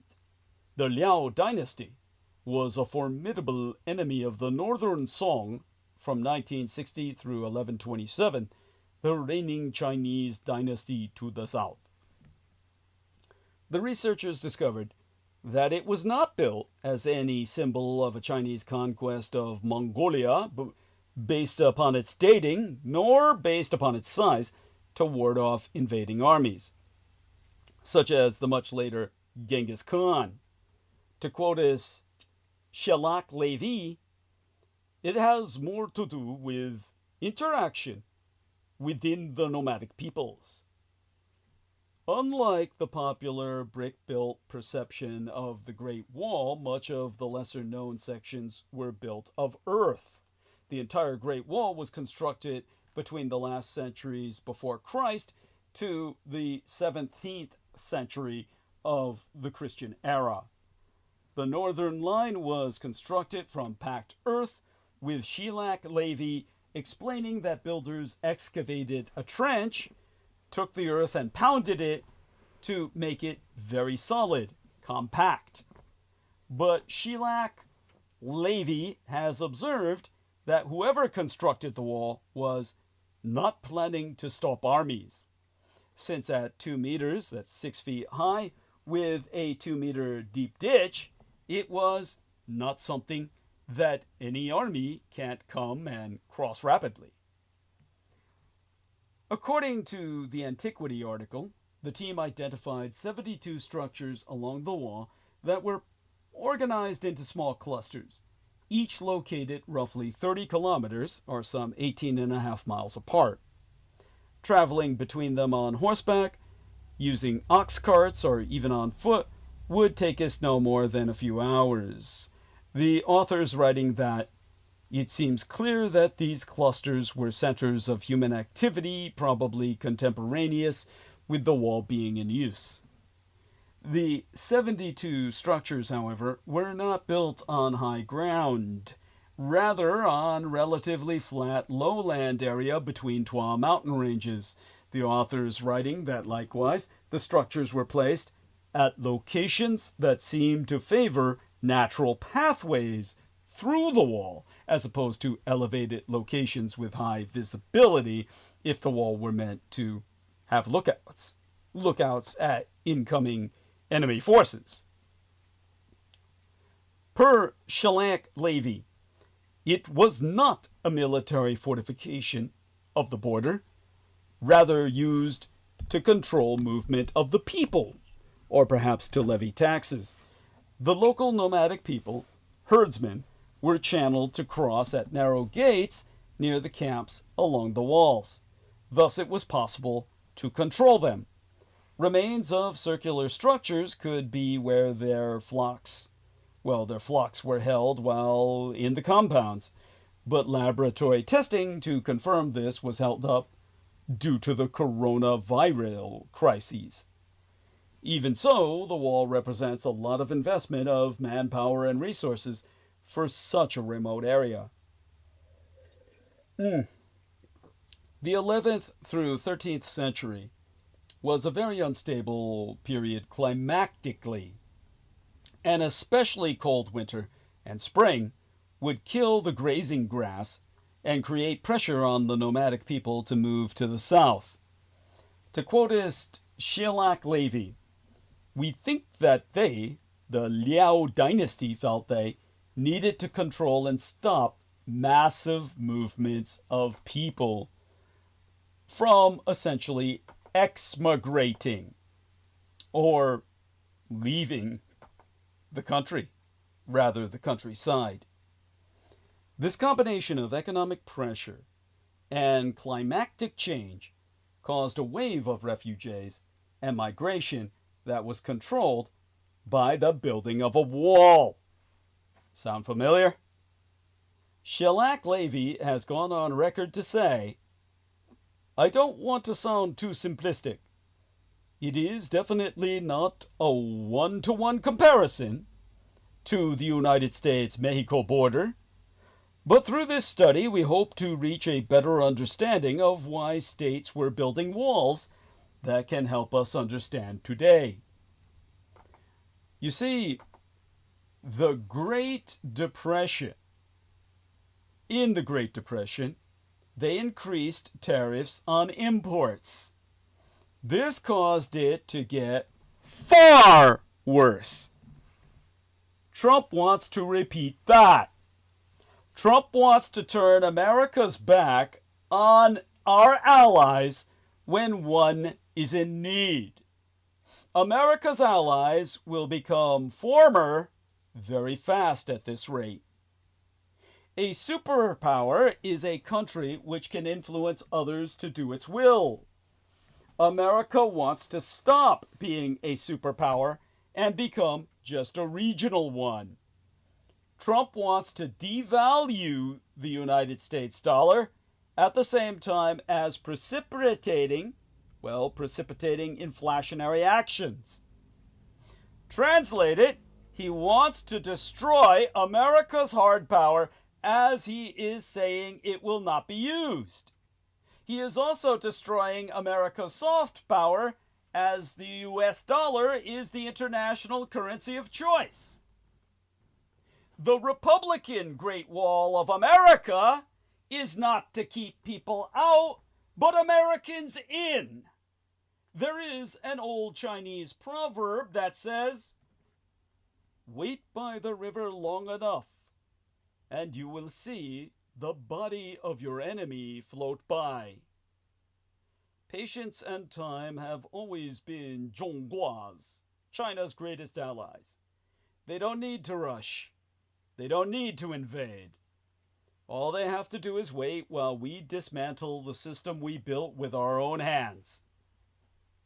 For decades, the American empire forged a global order grounded in stability, alliances, and open markets. We wrote the rules, and in doing so, we made ourselves indispensable. But that influence was never guaranteed. It depended on trust and reliability. And now, piece by piece, that trust has been eroded. Not by war or sabotage, but by our own elected leadership. There has been no single event in recent history more strategically valuable to America's adversaries than the election of a populist president. In electing a leader who questions alliances, mocks democratic norms, and fuels domestic hostility, we have handed our rivals a blueprint for American decline. Donald Trump's approach to foreign policy has always been transactional.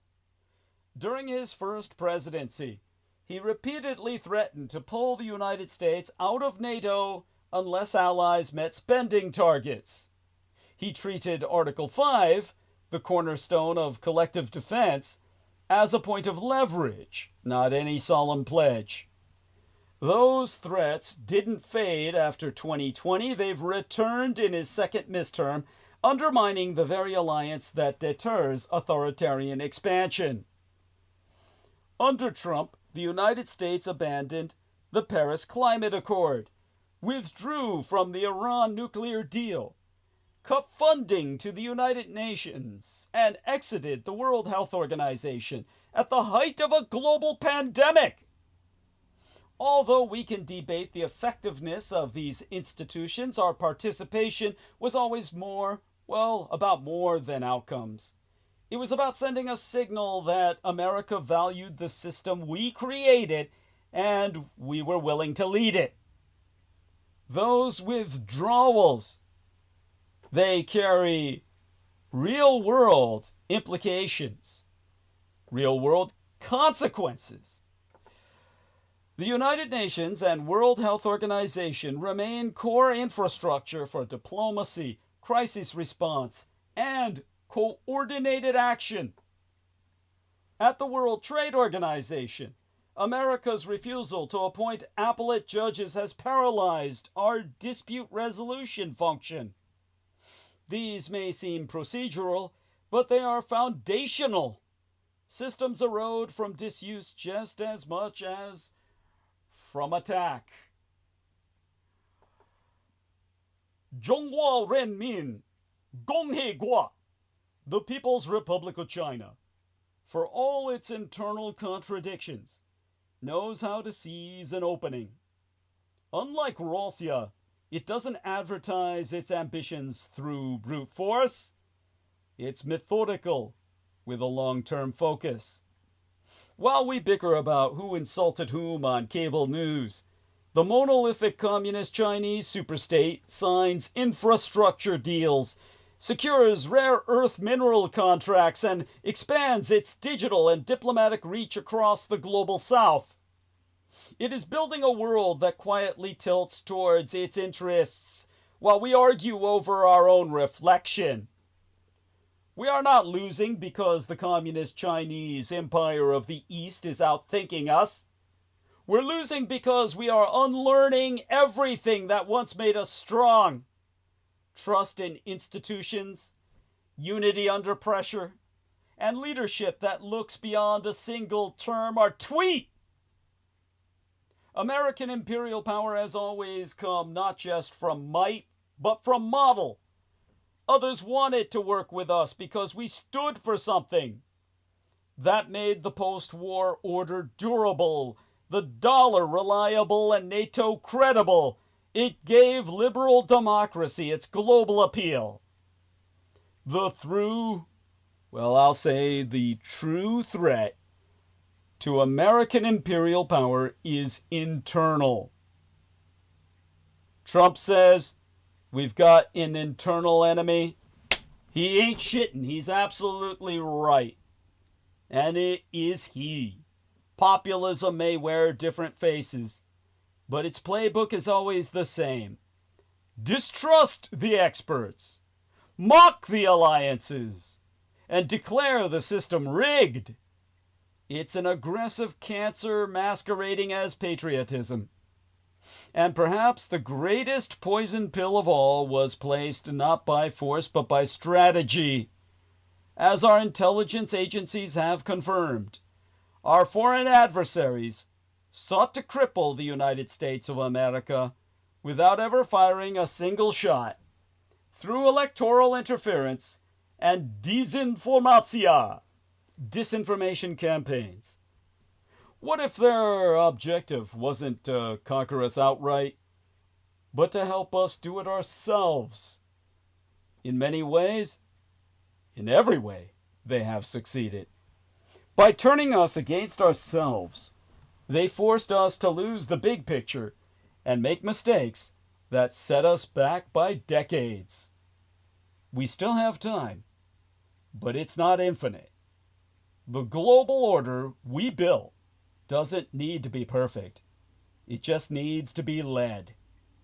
And that means showing up and making the hard compromises that leadership demands. We've spent a century building a world that works in our favor. It is flawed, yes, but it is also ours. And once it's gone, it won't be coming back. Extinction is forever. When the American empire falls, it won't be because others defeated us. It will be because we defeated ourselves. Because Trump shares the founders' delusions on Canada. If there is one thing that Donald Trump and the founders would agree on, it's the need to grab Canada. Trump spent weeks during the interregnum publicly indulging in neo-colonial fantasies for his second midterm. The president repeatedly voiced his interest in acquiring Groenland and the Panama Canal, and incorporating Canada as the 51st state. While Trump would not rule out abusing military force against Groenland and Panama, he doesn't believe this will even be necessary for Canada because he is convinced that Canadians will willingly cast off the yoke of socialized healthcare and embrace American chaosism. Trump's misguided belief that inside every Canadian there is an American waiting to get out is a misconception that is actually older than the United States itself. Its history, however, offers a cautionary tale for Trump because it has been responsible for some of America's most humiliating foreign policy failures. In 1774, 2 years before Thomas Jefferson authored the Declaration of Independence, the United States made its first maneuver towards absorbing Canada. The Continental Congress appealed to the province of Quebec to send delegates south to join the American colonies, in protesting against the British Parliament's passage of the Coercive Acts. These laws sought to punish the people of Massachusetts for their disobedience during the Boston Tea Party by suspending civil government and trial by jury, among other things. At the time, Quebec was largely synonymous with Canada, and its vast borders included most of the present-day Midwest. The Patriots appealed to their northern neighbors' shared sense of grievance over being denied the rights of Englishmen. Yet, this request totally misunderstood Quebec.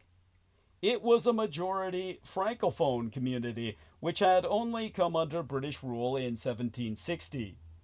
Colonists there were more concerned with maintaining their separate culture and religion than they were with abstract Anglophone or Anglophonic notions of political liberté. Quebec sent no delegates to Philadelphia. Not to be deterred, the Patriots invaded Quebec. You hearing me?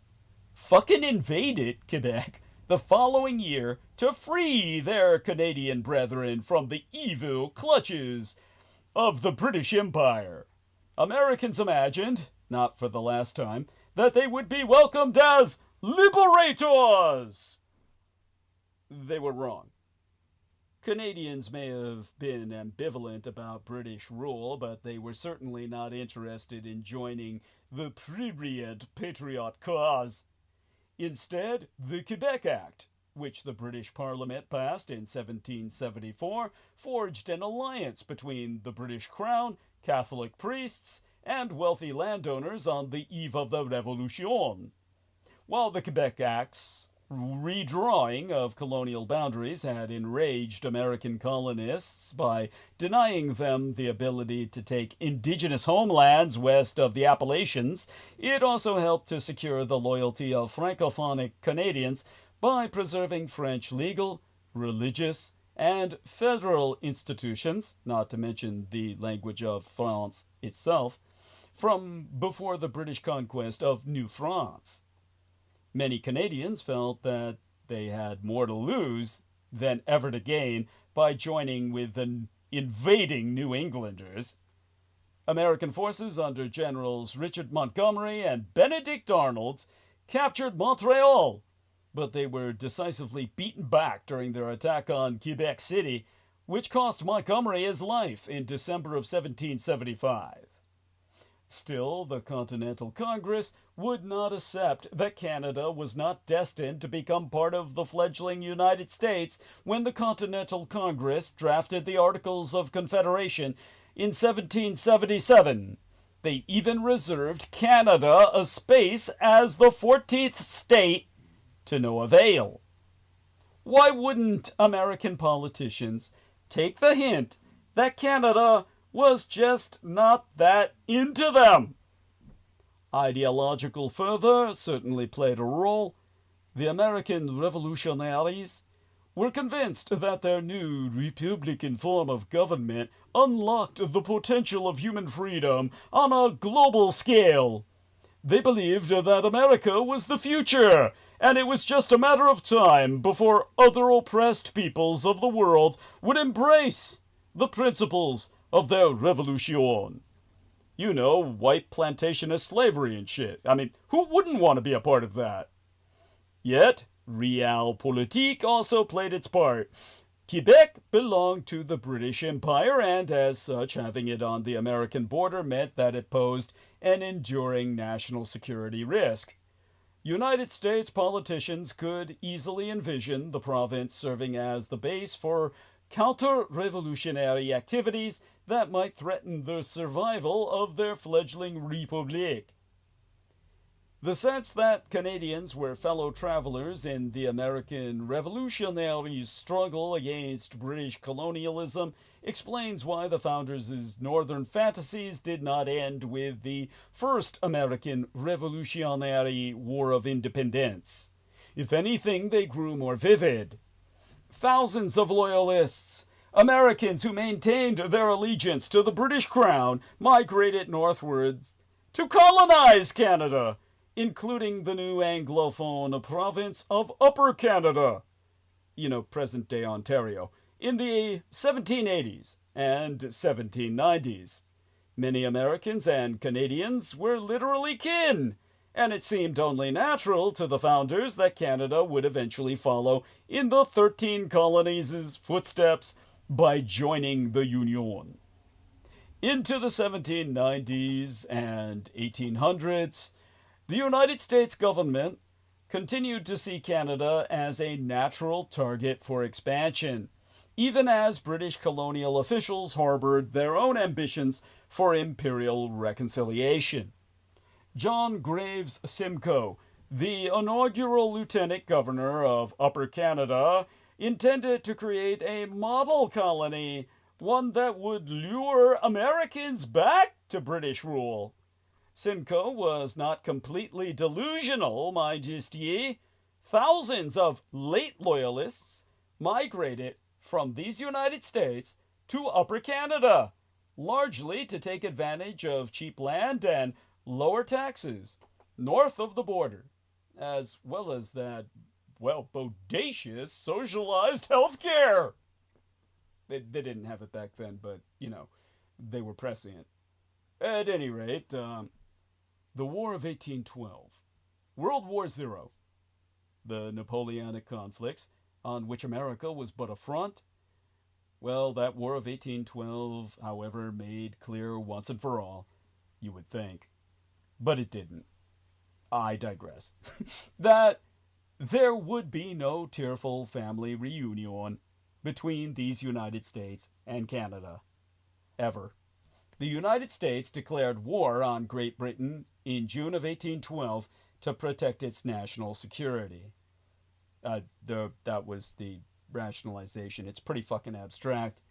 And, they had their capital sacked as a result. A pretty fucking stupid gamble for a really abstract cause. In particular, the United States government protested British interference with its foreign trade and the Royal Navy's practice of impressment, which meant forcing American sailors to serve aboard British warships. United States officials who, they also blamed Canadian fur traders for encouraging indigenous resistance to American colonization in the present-day Midwest, as if the Native Americans would need any encouragement to resist encroachment by all that white trash. The conflict's origins may be complex, but President James Madison's wartime strategy was straightforward. Invade Canada! Jefferson, who was Madison's mentor, infamously predicted that liberating Canada from the British will be a mere matter of marching. I mean, these motherfuckers are the same people who are constantly talking about my father Adolf Hitler and Operation Barbarossa, and, oh, wow, what a miscalculation. When these guys wanted to take the whole fucking North, raid the fridge, so to speak, but annex it as well. Like, pack the fridge on your back and take it home, no less. and that it would all be over, just knock the door down and the whole rotten edifice will collapse and the dead hand of England will no longer rest upon that land. Anyhow, Jefferson couldn't have been more wrong. Yes, the Thomas Jefferson. To Canadians, the ill-disciplined American soldiers who invaded their homeland performed as plunderers, not liberators. They soon rallied to fight alongside British soldiers and Indigenous allies. The United States invasion was a military disaster. The devastating waves of invasion and counter-invasion that followed along the Canada-United States border in the next few years only served to entrench a sense of difference between Canadians and Americans forevermore. And again, think of the Operation Barbarossa parallel here. That Americans never teach you this on the History Channel. Hey, yeah, then we invaded Canada, man. And yeah, they resisted. Yeah, so we started burning all the earth, scorched earth, and killed as many of them as we could. Men, women, and children, because, they fucking wouldn't help us and shit. And we needed all their food. And they fought us when we took it. So, yeah. And, when we were done with their women, we killed them too. And the kids too. Yeah, once we were done with them. Yeah, and why don't they love us? I just don't get it. Well, after 1815, American and Canadian politicians grudgingly accepted that they would have to live with one another. Territorial disputes between the United States and Canada punctuated the later 19th century. But even when President James K. Polk threatened to go to war with Canada over the Oregon Country during the 1840s, not even the most zealous advocates of America's manifest destiny to rule the continent in its entirety imagined that the United States would annex their northern neighbor, until the advent of Franklin Delano Roosevelt, whose War Plan Crimson of 1930, an operational composite of War Plan Red, which was itself the all-American conspiracy to wage a Second World War against the Second Greater British Empire, has already been drummed up by the former United States Department of War, now the Department of the Defense, since Japan won World War II and forbade these United States of America to ever wage war again, on how to invade Canada whenever needed. It included shocking details about kicking off the attack in Halifax with poison gas, quickly invading New Brunswick, and then occupying Quebec City and Montreal before claiming Niagara Falls. Historically, America has made many Canadian leaders nervous. Queen Victoria felt that Ottawa, as a capital, would be sheltered from American imperial invasions. John A. Macdonald worried about Union forces attacks on Canada, as Confederate state spies and raiders were permitted to hole up in Montreal during the first American Civil War between the states for rights. In the 1911 election, when the Liberal Party pushed for free trade with these United States, they were shown the door by a wave of anti-American sentiment that backed Robert Bourdain's conservatives. Today, America would need to start moving enough troops north to invade Canada, and this would be spotted and intercepted by other NATO members. Pretty soon, there'd be a major NATO seaborne exercise held off the American East Coast to cover NATO troops flooding into Canada, along with NATO aerocraft and, quite possibly, their Australian cousins, since Donald Trump is so mad at Australia, because Australia, like the majority of the world, has realized that they don't really need the good old US of A anymore. They may want to be friendly with them, but they no longer have a need. Trump thought that Australia was a tiny pushover country dependent on these United States. Unfortunately for the Yanks, Oz had the best PM to deal with such a braggart bully, or bully braggart, Malcolm Turnbull. Turnbull started off working for Kerry Packer at Allier, and he said that he made sure everything was nailed down, as even though I'm on their side, they'll still try to screw me. That's from the Turnbull bio I'm reading. Turnbull simply dived deep into his past and remembered all the tricks he used against Packer, etc., and used them when dealing with Trump. Turnbull said that for him, it was simply business, and Trump belittling Turnbull in public, that was regarded as a rather oft-repeated joke that Turnbull simply laughed along with. There are other countries that make far more political and economic sense to partner with than these United States of America. The fact that the Japanese Imperial TPP, the Trans-Pacific Partnership, is going ahead without Imperial Executive America, after President Trump called it the worst deal ever, must be seen as a slap in the face from the 11 countries that have stuck with it and will sign off on it. The Australian Resources Council have reported that the Empire of Japan's TPP, as it stands today, will generate an additional 23 billion Australian dollars between now and 2025. Well, I mean, based on the study that I'm sourcing that was produced to predict what has since accrued in 2025, but was writ in 2024.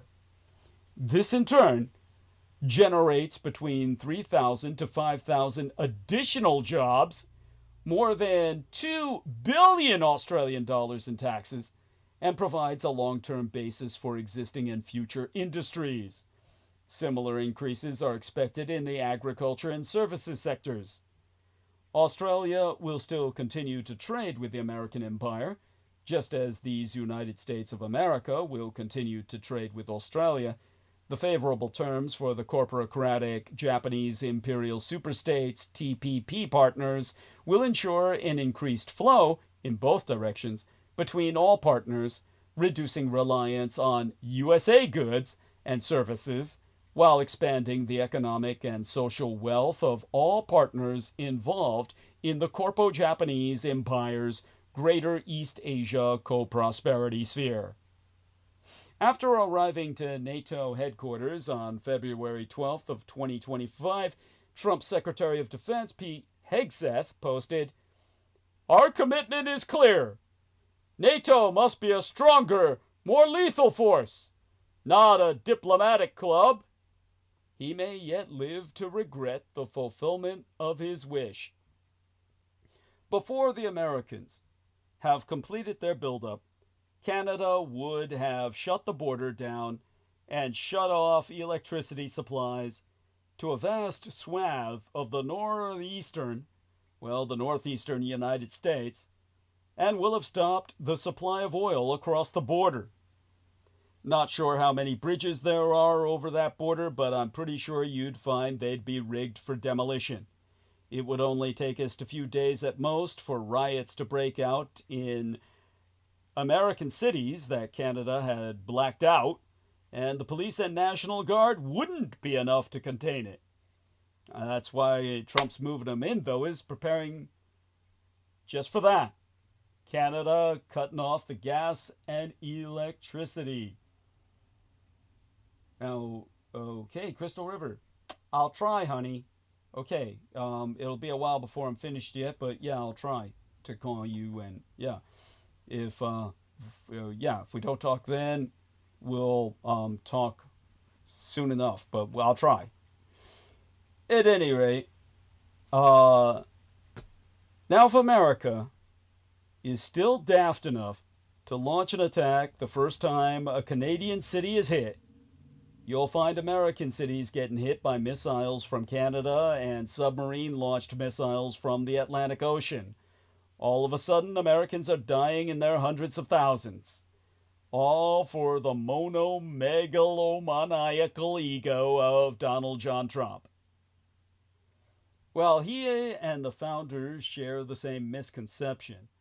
Trump's musings are presently still aimed at bullying the Canadian government into trade concessions, although his bellicose bluster is self-defeating. As the American push in the late 18th and early 19th centuries exposed, his provocative comments are only going to produce hard feelings toward the United States and a surge of Canadian nationalism. While this time the hostilities might not play out militarily, such animosity shaped the Canadian parliamentary elections that were held last October.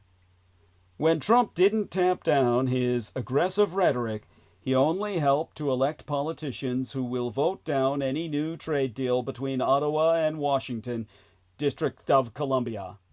It has even made Canadians more than willing to endure economic hardship in the midst of the tariff war, rather than ever bowing down to Trump's domineering tactics. Albeit the majority of Canadians opposed Justin Trudeau on most things, it was telling that the former Prime Minister spraketh for the nation when he said there isn't a snowball's chance in hell that Canada will ever become the 51st state in union. Just don't ask the Harvard historianus Gilles Lepore if the United States is in a constitutional crisis. Well, of course we are. Let me check on the time we have remaining and get into it. Countries amend their constitutions fairly regularly, just not the United States. The last meaningful amendment to the United States Constitution was in 1971, when the voting age was lowered to 18. For legal scholars who are originalists, the fact that the Constitution seems fixed in amber is a source of some perverted pride. Gilles Lepore strongly disagrees. To quote his she, the philosophy of amendment, the idea that we can repair, improve, correct, make us amends, mend our ways, is central to the founding of the United States. And so, in her new book titled We the People, subtitled A History of the United States Constitution, Lepore recounts the long history of attempts to amend our Constitution, sometimes by unlikely figures such as prohibitionists and abolitionists, and builds to her larger point that political paralysis today has made it virtually impossible to force our Constitution to evolve alongside a changing population. So why doesn't Lepore like to be asked if the United States is in a constitutional crisis? In her own words, the reason not to participate in this debate is that the language of crises and emergency has been such an effective political weapon for the Trump administration from the very first day, as he's bypassed Congress and the courts to seek change that he has no authority to enact. He's the most likely person of all to declare a constitutional crisis. And therefore, the crisis we're in is that if the president says it's constitutional, it is. If he doesn't, then it isn't. The place where many legal scholars believe a constitutional crisis, by the narrowest definition, will come upon us is if the Supreme Court rules against Trump and Trump proceeds anyway. The fears of Kent Greenfield, a constitutional law professor at Boston College, have only grown with Trump's latest attempt to send National Guard troops, this time from California or Texas, to Portland, Oregon, and Illinois in what he called an extremely dangerous escalation. The courts have acted as checks on Trump's deployments, but they also have regularly struggled to keep peace, or rather pace, with the misadministration's blitz of malactions, with Greenfield having gone on record to assess, and here I quote his T, "I thought we were in a constitutional crisis 8 months ago. The courts do not have their own army. These are the kinds of acts that can be a flashpoint of violence for state versus state violence. And we have a president who is unconcerned with restraint." or constraint is the word that he uses, if I'm to quote him precisely.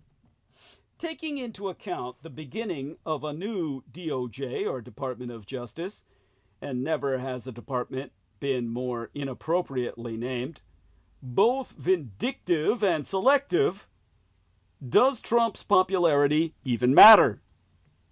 Just over a 14 the Alden English there, fortnight, literally 14 nights, it is 12 weeks, after their indictment of former FBI Director James Comey, federal prosecutors have announced a case against New York Attorney Generalist Letitia James, a longtime Trump gadfly. On Friday afternoon, a federal grand jury indicted New York State Attorney Generalist Letitia James on 12 charges: bank fraud and false statements to a financial institution, both connected to her purchase of a home in Virginia. The government is alleging that she saved $18,933 in all. It's not the kind of money the DOJ typically seeks to recoup, but James isn't just any alleged fraudster, or fraudsteress. A prominent anti-Trump gadfly, James brought a civil case against Donald Trump and his company in 2022 and won, resulting in a $500 million fine, 500 million United States dollars being levied against the president. He later successfully appealed the fine and has so far paid nothing, although the ruling maintained his liability. Even before that case, James had been outspoken about her criticisms of Trump. In 2018, she called his presidency illegitimate, which is exactly what it is. So she really didn't call it such, she simply called it out. In a coordinated attack on Trump's enemies, James's indictment comes just more than 12 weeks after the Justice Department launched its case against another longtime Trump target, former FBI Director James Comey, on charges that he lied to Congress in 2020, with both Comey and James denying the charges. The indictment of Letitia James is obviously the next step on Donald Trump's revenge tour. But first, his most controversial domestic policies, including military deployments to American cities, are unpopular with the public, as is the president himself. But does it even fucking matter? Trump's push to send troops to blue states has no modern precedent. In recent weeks, the Trump misadministration has ordered National Guard troops into Los Angeles and Washington, D.C. to combat violent crime and support the government's stepped-up enforcement of immigration laws. Hailing the purported success of these missions, the president has promised to occupy Chicago, New Orleans, Memphis, Portland, Oregon, and other American cities in similar fashion. The development almost carried an air of news cycle normalcy. President Trump's misadministration again said it would send National Guard troops to a Democrat-led place, this time to Illinois. Officials there, as those in California, Washington, D.C., and Oregon before them, filed a lawsuit. Judges, yet again, must weigh the limits of Trump's authority. That numbing headline drumbeat conceals what some legal and military scholars perceive as a seismic tremor, an unprecedented erosion of constitutional limits and checks designed to prevent the deployment of the United States military against our own citizens. While the action is playing out elsewhere, Massachusetts leaders are paying close attention, given that Boston and its stance on immigration have been a target for the president and other top misadministration officials. The week before last, the Massachusetts governess, Maura Healey, who in her role is the commandress of the state's National Guard, has cast these repeated deployments as a type of political theater to distract from other challenges and the misadministration's response thereunto, herself prefacing on GBH's Boston Public Radio that she comprehends the deployments as very bad policy decisions. She sees the deployment of the National Guard in cities as a maneuver by Trump to, in her words, inflame and incite and get people's reaction. I think they undermine public safety. It's just really disrespectful that the Guard would be attempted to be used or manipulated in that way. We're going to send the Guard here, so you're not going to pay attention to the fact that we've got inflation still. As the legal fight started to play out last Sunday, the White House policy chief Stephen Miller issued a warning via X that the misadministration would see to the full and unrestricted enforcement of federal immigration law in all 50 states. Trump declared he would even go a step further, kicking off last work week by telling reporters that he's willing to invoke the Insurrection Act to sidestep governors if he feels the need arises. The law allows the president to dispatch active duty military in states that are unable to put down an insurrection. Thursday of last week, April M. Perry, a federal judge, barred the Trump misadministration from deploying the National Guard in Illinois for at least the next 14 days, with Perry noting from the bench, in his own words, "I have seen no credible evidence that there is danger of rebellion in the state." J.B. Pritzker, the governor of Illinois, who had been resisting the deployments to Chicago and whom Trump said this week last should be in jail, celebrated the ruling on social media, writing, "Donald Trump is not a king, and his administration is not above the law." Trump, in turn, has only intensified his rhetoric. He's called Portland a war zone, a label local officials have hotly disputed, as did United States District Judge Karine Jean-Pierre, who over the weekend temporarily blocked Trump from sending any troops to Oregon.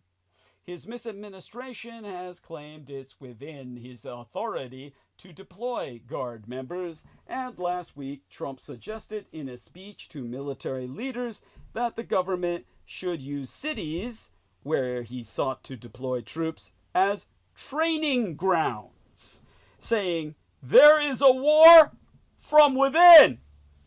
Last work week was opened by a federal judge declining to block the deployment to Illinois in what Governor J.B. Pritzker has said was an unconstitutional invasion, with the White House press secretary Karoline Leavitt telling reporters on Monday, arguing that regular protests outside the ICE facility in Portland had effectively put it, quote, under siege, unquote, herself proclaiming that, in her own words, the president has the right to call up the National Guard in cases where he deems it appropriate. The president wants to ensure that our federal buildings and our assets are protected, and that's exactly what he's trying to do. That said, concluding that Trump's malactions have no precedent in the modern era of our country's professional military, Carrie Lee, senior fellow at the German Marshall Fund of the United States, confirmed that she and others feared in June, when Trump deployed National Guard troops in Los Angeles, that it would open the door to abuses of power later on. Now, Lee said it be self-evident that, in her words, the White House is stepping through the door. The immediate fear is that this becomes normalized with the American public. it's not that far a leap, given the scope and the breadth of the executive order and how the administration appears to be trying to stretch it now, that you can see uses of the military far beyond what we've historically seen and what we as Americans should even be comfortable with. Now, several lawsuits against the misadministration have proven in full that the Trump misadministration's move to federalize National Guard members breaks the Posse Comitatus Act. The Posse Comitatus Act is an 1878 law that generally bars military personnel from enforcing domestic laws except in limited circumstances. Confirming that ultimately the Supreme Court will need to weigh in, Sean Keeley, a Boston University law professor, has attested that while the law itself is poorly written and its inclusion of criminal penalties for those who violate it is not a realistic enforcement measure, it has a value as a statement that we don't use federal forces to patrol civilian populations. Or, well, of Greg Abbott, whose misauthorized Trump's abuse of Texas National Guard members in other states, Keeley has concluded, in his own words, the problem is Trump has got the Texas governor in his pocket. He finally has the private army that he's always desired. Trump is going to push and push until someone pushes back on him and pushes back hard. Trump deployed thousands of National Guard troops to Los Angeles to quell protests over immigration raids, even though state and city leaders objected to the military involvement and have proven Trump guilty of exaggerating the level of danger. Then in August, Trump sent Guard troops to Washington to patrol the streets in what he called a public safety emergency to address violent street crime following the shooting death there in June of a Massachusetts college student. Critics cited data proving crime was actually down and called out Trump for abusing his power to try to roll back the city's ability to govern itself. Trump responded by declaring that he was sending National Guard members to Memphis with the support of Tennessee's Republican governor the week before last, proclaiming that he'd do the same in Portland, claiming that the city is, his words, burning to the ground. Last Saturday, he sent 300 troops to Chicago, a maneuver that quickly prompted Illinois and Chicago to sue, though with Monday's decision, the deployment is expected now, now expected to move ahead for now. President Trump's dispatching of military personnel to American cities, including Portland, Oregon, where litigation is also pending, could be described in many such authoritarian-esque terms. Certainly, popular does not appear to be one of them. Earlier last week, or the week before by now, CNN's Aaron Blake pointed out that clear majorities among the public seem to be against the practice. A recent poll from Quinnipiac University found that 55% of respondents disapproved of the deployment of the National Guard, compared with 42% who approved, with CBS News/YouGov reporting an even higher rate of disapproval last Saturday, and the same rate of support, 42%. Now, how many of you remember The Hitchhiker's Guide to the Galaxy? Raise your hands. I want to see a show of hands out there. Yes, all of you.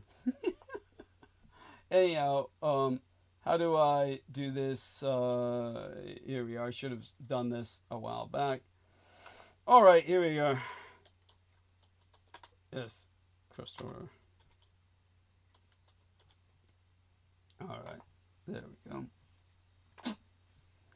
Okay. And back to the task at hand. Well, in Hitchhiker's Guide to the Galaxy, the late science fiction author Douglas Adams once posited that the number 43 was the answer to the ultimate question of life, the universe, and everything. It might at least be the answer to the question, how popular is Donald Trump? The aforementioned CBS News/YouGov poll also pegged Trump's overall approval rating at 43%. And several polling averages put him either at that figure or a point or so to either side.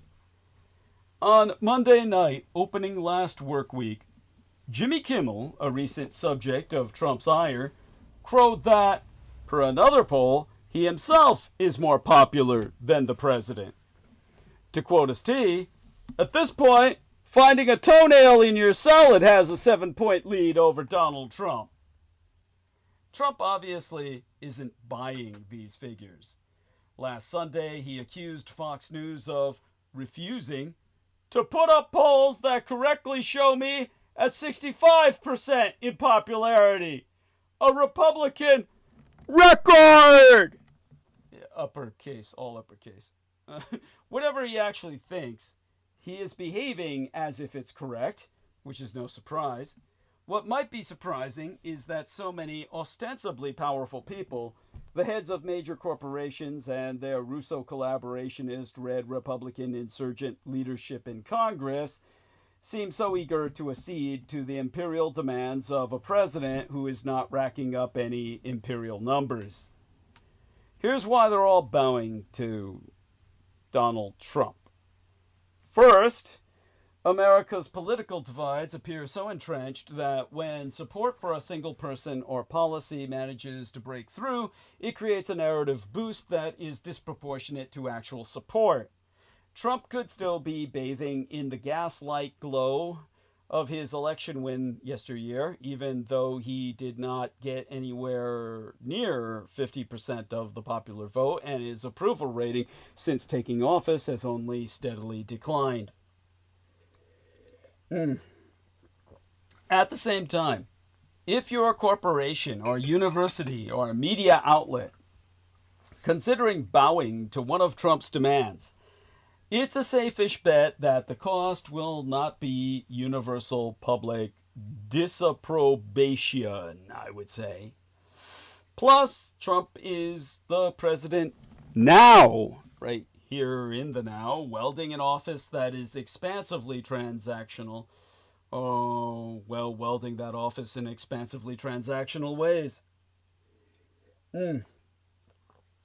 Russo collaborationist red Republican insurgent lawmakers clearly do not want to get on his bad side. Corporations, especially those with pending regulatory business before the misadministration, have every reason to be on his good side. Some corporations in particular may be taking advantage of this moment to pursue changes they wanted to make anyway. Curbing costly diversity initiatives, for example, or disowning a thorny content moderation responsibilities. Both this and the regulatory angle are potential explanations for CBS News putting Barry Weitz in charge, which I spraketh about earlier last week. The bleakest fact is that major civil society actors are betting that the power of Trump's populism is untethered from his actual popularity. Given his anti-democratic impulses and his win at all costs mentality, that in effect, Trump is no longer accountable to the public. But this situation isn't insurmountable. As Jonathan Schleifer wrote for Politico magazine last month, populist leaders in recent decades who have succeeded in undoing relatively strong democracies had approval ratings above 80%, much higher even than the figure Trump accused Fox of suppressing. And the president's imperial conduct isn't omnipotent. Kimmel, of course, is back on the air. Even if Trump's approval rating were 80%, that wouldn't justify his authoritarian misbehavior. The Constitution guarantees minority rights for a reason. Flattering Trump or caving to his demands may be a savvy short-term bet, but I'm not sure it'll prove so smart in the long run. On Wednesday, midweek last, CNN's Blake noted what he described as the most underappreciated aspect of the National Guard story, that most Americans seem to oppose deployments not just as a waste of time and resources, but on principle. He pointed to a question from a New York Times Siena survey, which asked respondents if they were more worried about crime spiraling out of control in the absence of the Guard, or about Trump using troops to intimidate his political opponents. Concern over abuses of power prevailed. 51 to, you guessed it, 43%. Trump and his top aides have regularly defended the deployments, framing them as efforts to help protect ICE facilities, particularly in Portland and Illinois, where ICE activity has been met with protest, or in Memphis to help fight crime. Yet while Trump's latest push to send troops to blue states is unprecedented in modern military history, history demonstrates how using troops to police American cities can backfire. There is a long history of using the military to police American cities. After the first American Civil War between the United and Confederate States for rights, for example, Union soldiers occupied the former Confederacy for more than a decade. In the 20th century, presidents from Dwight David Eisenhower to George H.W. Bush deployed armed forces to enforce civil rights laws and respond to urban riots. Yet the historical episode that most resembles the current moment goes back to just before the founding of these United States.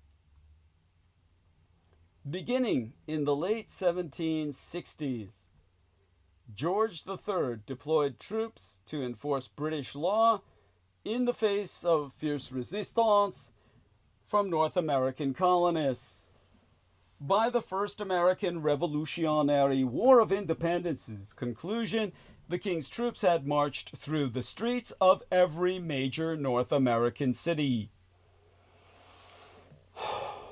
As the conflict wore on, British leaders sought to use troops not just as police, but to intimidate would-be rebels and reassure the Crown's American supporters. While in most places these efforts succeeded in the short term, over time, the livid casualties, particularly the everyday violence of military rule, undermined support for the royal cause, dooming efforts to resuscitate the First British Empire in America. Reeling from debts accrued during the French and Indian War, which ended in 1763, and seeking to consolidate power over Great Britain's overseas territories, the king's government tightened regulations and imposed new taxes on colonial trade. As part of these reforms, the Royal Navy impounded dozens of merchant vessels for allegedly evading customs duties, enraging merchants as well as mariners, shipwrights, stevedores, and others in port cities whose livelihoods depended on foreign commerce. During the summer of 1768, a riot broke out in Boston, led by laborers, tradesmen, and sailors protesting against these unjust policing practices. The angry mob looted the homes of customs agents, harassed those agents' families, and even burned a small pleasure boat belonging to one unfortunate tax collector on the common.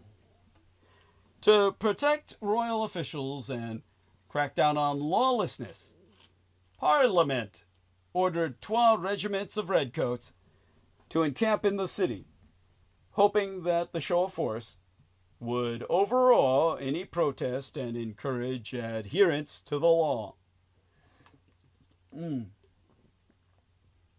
At first, the army did bring order to the streets and quieted public protests.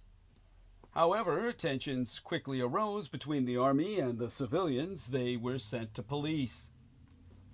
12,000 soldiers, many of whom arrived with families in tow, exacerbated the city's housing shortage and drove up prices for food and firewood. The soldiers' pastimes of drinking, gambling, whoring, and brawling also offended many Bostonians who retained the prudish piety of their puritanical pilgrim ancestors. As the months wore on, the relationship between the troops and the townspeople grew more and more strained. The situation turned deadly on a snowy afternoon in March of 1770. After a small crowd outside Boston's customs house pelted redcoats with rocks, snowballs, and insults, the soldiers opened fire, killing 5 and critically injuring a dozen more.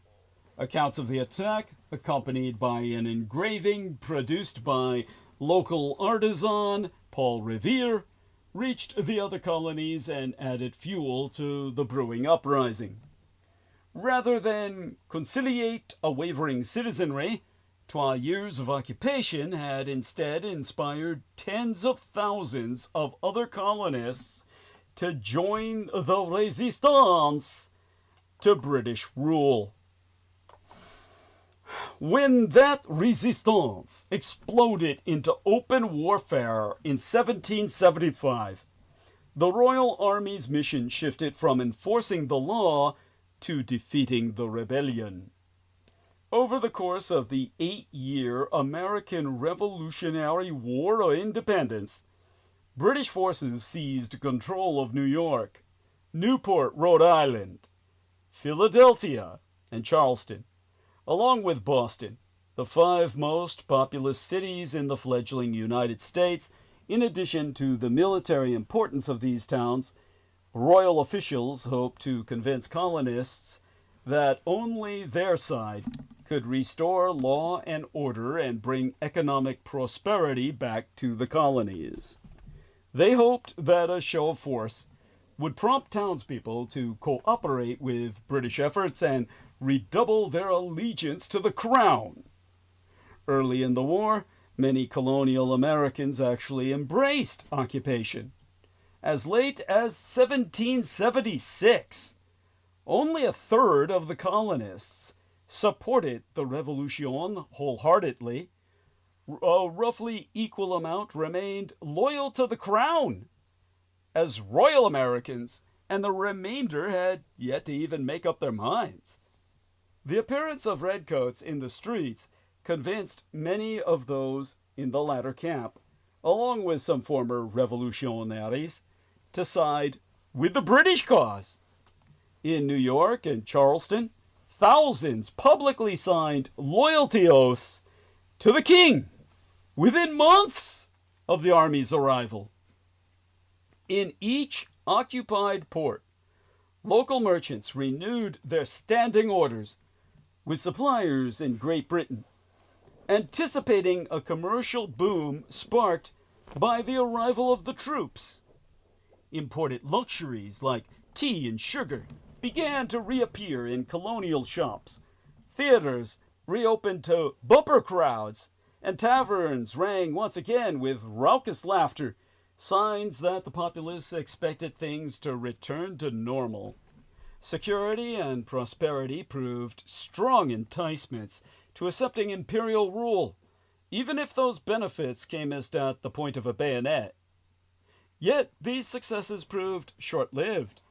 Colonists soured on military occupation during the war for many of the same reasons Bostonians had rejected it. Everywhere it went, the military competed with locals for food, shelter, and firewood, exacerbating the difficulties of wartime life. As in Boston, soldiers on garrison duty continued to drink, gamble, whore, and fight. The thefts, assaults, and rapes that resulted from these vices often went unpunished, as British commanders prioritized prosecuting the war over protecting civilians.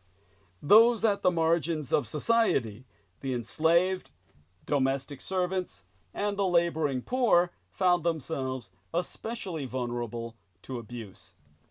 As months and years passed, townspeople in city after city realized that the army that had promised to restore order had instead made their lives more dangerous. This realization prompted many to question their allegiance to King George for the first time. Indeed, the occupation undermined loyalty to Great Britain even among its most ardent supporters. When the British Army evacuated its posts in North America at the end of the war, only roughly 75,000 of an estimated 500,000 Americans, 500,000, who had sided with the Crown during the war, fled into exile, while the rest made their peace with the new republic. Many survivors of occupation left no doubt of why they stayed. One of those erstwhile loyalists wrote to a friend in the waning days of the occupation of Philadelphia that the British Army have used me in such a way that I must not trust myself to speak of their conduct on paper. Turning his back on royal government, the Philadelphian he embraced revolutionary rule, pledging that I am, if permitted, likely to become a perfect American. The trauma and alienation experienced by those who endured military occupation at our nation's founding forewarns the peril of regularizing military rule in American cities today. While troops can bring short-term peace and stability, over the long haul, the very nature of military occupation can undermine even the most laudable goals. Military occupations spark resistance and alienate even supporters of the occupying regime. Today's leaders would be well advised to consider these lessons before turning the army into a tool of domestic police. You see, over on the side of the Mediterranean, Aristides was alluding to earlier in transmission when we opened tonight's bandwidth. Well, when we opened bandwidth tonight to, host my transmission. Netanyahu and his loyalists, well, over there they want to erase October 7th from Israelis' memory. The Prime Minister waited until late at night to release a statement, while some of his ministers didn't bother at all. What's the point in pretending to remember an event that the government wants to rid from public memory? On Tuesday night last week, Israel's mainstream television channels simultaneously aired the same program, a rarity on Israeli screens. Channels 11, 12, and 13 all broadcast a ceremony commemorating the October 7th, 2023 massacre, organized by a group of bereaved families who had lost their loved ones on that day, without the involvement of, and indeed against the wishes of, their government. This ceremony, dubbed the National Memorial Ceremony of October 7th Families by its organizers, was first put together yesteryear ahead of the first anniversary of Israel's Blackest Day. Back then, the initiative was born in response to a politically motivated and highly manipulative attempt by the Netanyahu government to organize its own national memorial ceremony, one that was meant to ignore, minimize, and erase the failures of that day, and give the stage only to bereaved families who support the government's messaging. This pushed a large group of families to organize their own ceremony under the leadership of Yonatan Shamriz, whose brother Elon was taken captive by Hamas on October 7th and later shot to death by Israeli soldiers after managing to escape his Gazan captors. Yesteryear's ceremony completely outshone the government's official event. It was broadcast live on Israel's largest televisual channels and was also watched by hundreds of thousands online. This year, ahead of the painful date of October 7th, the government simply gave up and announced that it wasn't planning to hold any kind of ceremony on that date. It will instead mark the Hebrew date of the attacks, which this year falls on October 27th. But while Israel's three mainstream channels chose to broadcast the family's ceremony, there was one channel that ignored it. Channel 14, known as Fox-Teen, for its undying loyalty to Prime Minister Benjamin Netanyahu. On the far-right channel, the evening's main broadcast was a party-like celebration of the Jewish holiday of Sukkot, with nothing more than a passing reference to October 7th. The family's ceremony wasn't explicitly mentioned, well, not mentioned at all, but was still derided, only mentioned in derision, as a leftist display of sadness and despair. In other words, defeatist. A defeatist, what would we call it? Uprising of a sort.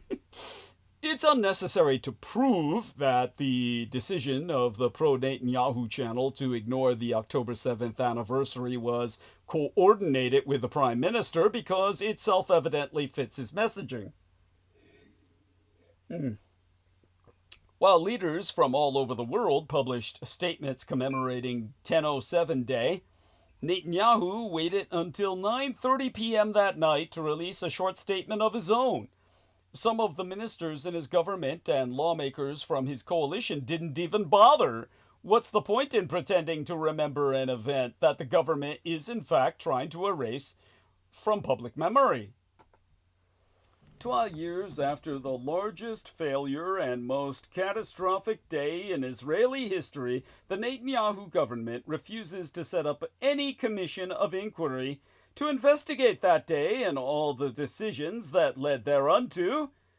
Netanyahu likes to talk about October 7th in English to foreign audiences, cynically abusing the horror of that day to gather support for the continuation of his futile genocide in the Gaza. But in Hebrew, to Israelis, he prefers to talk about his supposedly huge achievements in other arenas.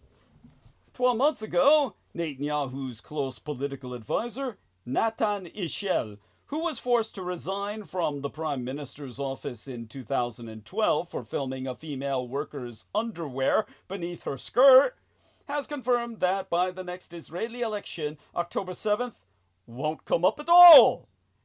This remains Netanyahu's main objective ahead of the election that will undoubtedly take place in 2026. To erase October 7th from the conversation, an objective he so ironically shares with Judeophobes and Israel haters across the world, whom he feels are, the Israeli right wing's next of kin. And here the true story of Appomattox exposes the dangers of letting myths replace history. On March 27th, President Donald Trump signed an executive order insisting that our history must focus on the greatness of, the achievements of and progress of the American people. In disambiguation from somebody else, I guess. At the root of Trump's order was the belief that historians, as myself, have pushed a factually baseless ideology aimed at diminishing American achievement. Like supporting Jewish genocide, or committing their own here in North America by wiping out all the Indians as a role model for the Jews to follow. Well, the Jews started it first with Columbus, which I cannot neglect to mention because we are now into Columbus Day, according to Trump. Indigenous Peoples Day, please. Trump's order included critiques of historians like myself. In his words, interrogating institutional racism.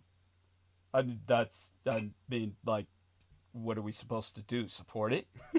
And an exhibit at the Smithsonian American Art Museum, which suggests that societies, including the United States, have used race to establish and maintain systems of power, privilege, and disenfranchisement. Something like that. It's kind of like, in that movie, Night of the Living Dead, when the black guy drags the traumatized white girl into a house he has to break into because the white family inside has boarded it up, and the father of that family says, "You want us to go outside and risk our lives to help people we don't know?" And the black guy says, yeah, something like that. However, modern scholarship asks us to reckon honestly and unflinchingly with complex facts and not gloss over painful parts of our history. Trump's order therefore raises the question: should Americans accept incomplete or inaccurate stories of national greatness in place of the messy realities of history itself? The case of one of the most famous moments in American history, Robert Edward Lee's surrender at Appomattox, dramatically illustrates the dangers of letting myth substitute for accurate history. For generations, Americans learned the same basic story about the end of the First American Civil War between the United and Confederate States for rights. On the 9th day of April in 1865, Lee surrendered to Ulysses S. Grant at Appomattox Courthouse, Virginia. In a sublime moment of selflessness, the two great leaders nobly transcended their differences and chose the path of peace and reconciliation. Grant paid homage to Confederate courage by setting lenient surrender terms, which let the defeated rebels go home unpunished. In a reciprocal show of respect, Lee handed over his ceremonial sword to Grant, only to have his counterpart return it. The 12 men effectively ended the war and set the stage for America's rise as a world power. This story, however, was never true. Instead, it originated in 19th century Americans' yearning for a swift reunion, which could sweep away the unresolved issues of the war. The story served as a resolution to help prove that America was unique and not destined to experience the interminable rivalries and miseries of the old world. But politically, Appomattox settled nothing. Rather than a time of reconciliation, Lee's surrender was a moment in which a wide range of Americans, including both generals, staked rival political claims. Neither Grant nor Lee arrived at Appomattox expecting to heal, in one grand gesture, this fractured country. Both men were fierce warriors, deeply committed to their respective causes. Far from proposing lenient surrender terms to exonerate the Confederates, Grant did so in an effort to change their hearts and minds. He regarded the Union victory as one of right over wrong and wanted to secure Confederate repentance and compliance. As Grant later wrote in his own memoirs, the story that he handed back Lee's sword was the purest romance, which, by the way, was another word for a liar back in the day, was to call someone a romancer. Grant and his army believed that their victory vindicated the superiority of a free labor society over a slave labor society. Black African American Union regiments, which consisted mostly of men who had escaped from slavery, felt their patriotic sacrifices had earned them the full rights of citizenship, including the right to vote. As William McCausland of the 29th Regiment, USCT, put it in a May 1865 letter, "We, the colored soldiers, have fairly won our rights by loyalty and bravery. Shall we obtain them? If they are refused now, we shall demand them." Confederates, by contrast, recoiled from both of these ideas and had little interest in repentance. Instead, Lee tried to claim the moral high ground, asserting that the Union victory was one of might over right. The goal was to deny the victors a mandate to govern the vanquished. His posture reflected the hope among most Confederates that their cause, one of establishing a slave-holding republic, might still somehow be vindicated. Confederate General William Nelson Pendleton decried the need to surrender to an army of, his words, German, Irish, Negro, and Yankee wretches, men he and his fellow Confederates regarded as their social and racial inferiors. If you think racism is limited to blacks, you are sorely mistaken. Whites come in all colors, you know, but they call black people colored. I mean, they're just monochrome. Unsurprisingly, given their lack of remorse, the Confederates also tried to avoid any consequences for their rebellion. At Appomattox, Lee requested that the Union Army issue each of his soldiers a printed parole pass to vouch that if they went home and observed the laws in force where they resided, they would remain undisturbed. In an interview with the New York Herald a few weeks later, Lee warned that if the Yankee government adopted an arbitrary or vindictive or revengeful policies, Southerners would consider the surrender terms breached and would renew the fight. In Lee's eyes, one goal of this gentleman's agreement with Grant was to hold the line against black civil rights. Lee and his allies sought the full restoration, not the reimagining, of the South.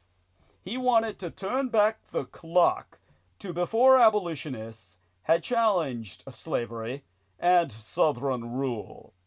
In the aftermath of Appomattox, ex-Confederates moved quickly, using propaganda, fraud, and terrorism to preempt black freedom and impose a system akin to slavery. Or I should say reimpose. Both Congress and the Union Army, however, were unwilling to see the Slavocratic South recreated in all but name. The army maintained a tenuous occupation of the region, the Solid South, as a kind of a wilderness, really. Congress also moved to grant freed people civil rights protections, provoking vehement objections from white Southerners that such measures violated the terms of the surrender, namely the promise that they would remain undisturbed. The dispute highlighted how the surrender meant two very different things to the victorious Union and nominally defeated Confederates. When Grant became president in 1869 and tried to crack down on the Ku Klux Klan and other white supremacist groups, ex-Confederates demonized him as a radical extremist who had betrayed his promises to Lee. They also turned on any white Southerner who had the temerity to support Grant and Reconstruction. Confederate General James Longstreet became a pariah among white Southern conservatives because he had embraced the Republican Party and black voting rights after the war. He had done so out of gratitude for Grant's leniency at Appomattox. This and other evidence exposed the reality behind the myth that the Appomattox Gentlemen's Agreement restored any national harmony whatsoever. Not only was the story untrue, but it quickly became a weapon for ex-Confederates as they strove to reshape the post-war settlement. Spreading their version of the myth allowed Confederates to recast themselves, or cast themselves, as the innocent victims of Reconstruction, the War of Northern Aggression, even as they sowed chaos and violence throughout the South.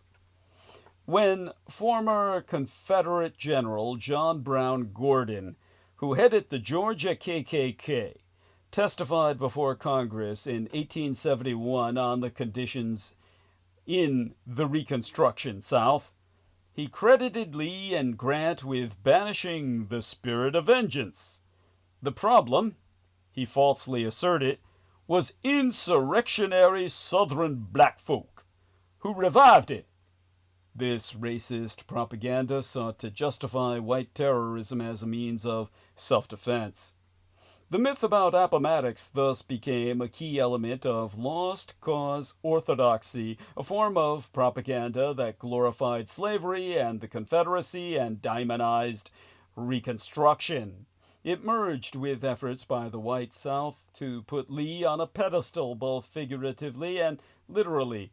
In the late 19th and early 20th centuries, scores of Southern cities and towns erected Confederate memorials, like Richmond's towering Lee statue, that aimed to block from public view any story, memory, or perspective that did not accord with the lost cause, orthodoxy. The sanctification of Lee and other Confederate leaders, in turn, pushed the complexities of the surrender and of the Civil War I era into the shadows, allowing the myth of Appomattox to flourish for more than a century. The weaponization of this moment exposes the dangers of allowing myths to continue to stand in for history. The Confederate reinterpretation of Appomattox did lasting damage to Americans' quest for national progress and unity. It exonerated insurrectionists, lionized them as martyrs, and helped return them to power. The essence of the lost cause was that the first American Civil War between the United and Confederal States for rights was not lost and could yet be won by new forms of racial proscription. For white supremacists, the Jim Crow era of disenfranchisement, segregation, and one-party democratic rule in the Solid South was that promise vindicated.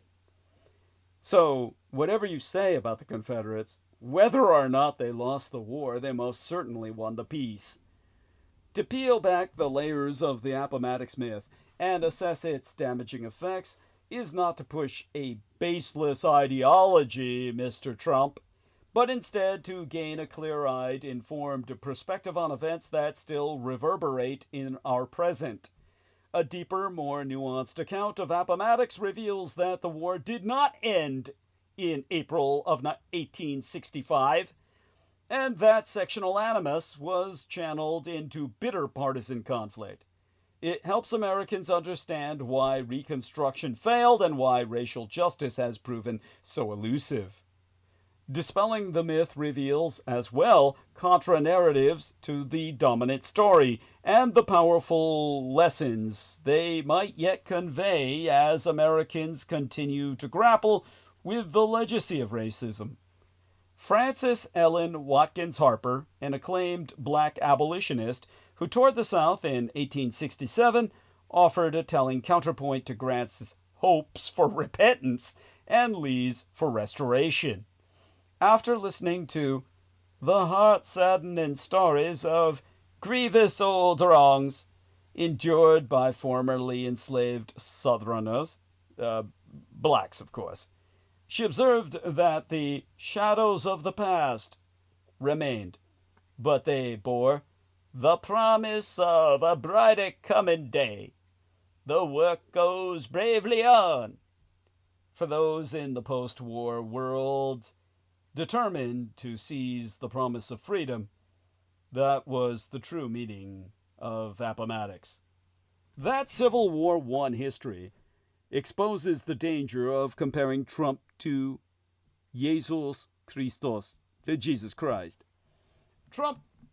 Donald Trump, has been in full Messiah mode lately, telling his followers that he's suffering for their sake, sharing a faux courtroom sketch of Christ at his side, and circulating actor Jon Voight's bizarre claim that he is being destroyed as Jesus. The last time America's political scene witnessed such heavy, what can I call it? I guess I'd call it Christ comparisons, was in the immediate aftermath of the Civil War, the first American Civil War, when Unionists and Confederates both deified their heroes. This malpractice had ominous consequences, including the perpetuation of a violent white supremacist ideology in the South.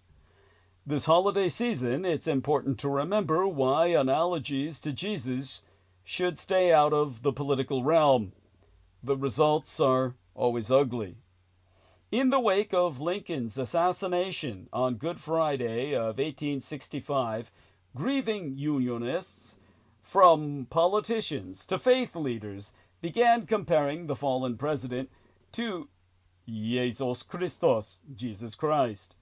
Within 5 hours of the shooting, James Garfield, who would become America's second assassinated president 16 years later, told the Manhattan crowd, "It may be almost impious to say it, but it does seem that Lincoln's death parallels that of the Son of God." Ministers across America echoed the sentiment. On Easter Sunday, the Reverend Henry W. Bellows declared, "Heaven rejoices this Easter morning in the resurrection of our lost leader." In paintings, etchings, and cameos, Lincoln was depicted as our nation's savior. Inevitably, this reverence produced a backlash in the South. Before the Civil War, Southerners were already engaged by Northern comparisons. Well, enraged, I mean to say, after which they engaged. They were enraged by Northern comparisons of the radical abolitionist John Brown to Jesus Christ.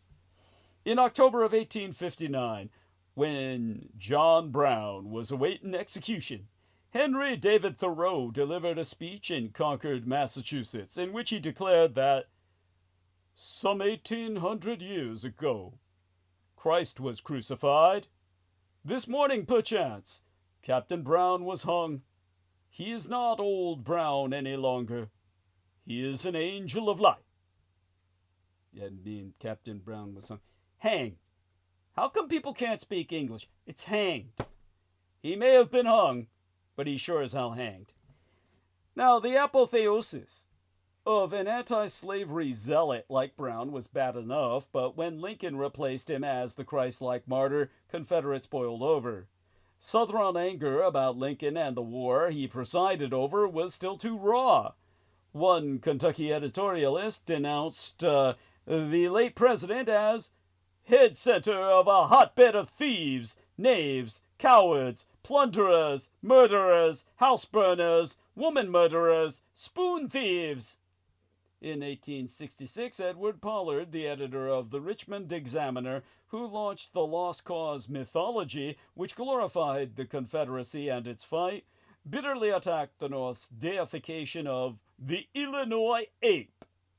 He opened Chapter 6 of his book titled The Lost Cause, subtitled A New Southern History of the War of the Confederates, by lamenting that a large portion of the northern people have a custom of apotheoses. By the way, for those of you who don't know this, that's not a disease. That means ascension unto godhood. This characterization of apotheoses as a northern phenomenon was a curious maneuver, since northerners and southerners alike had spent 60 years deifying George Washington. But when Unionists combined Washington and Lincoln as father and savior of the nation, which is pretty fucking gross. I mean, it's like Washington and Lincoln melded together like, like conjoined Siamese twins or something. I'm sorry, that's just, I don't even want to visualize that.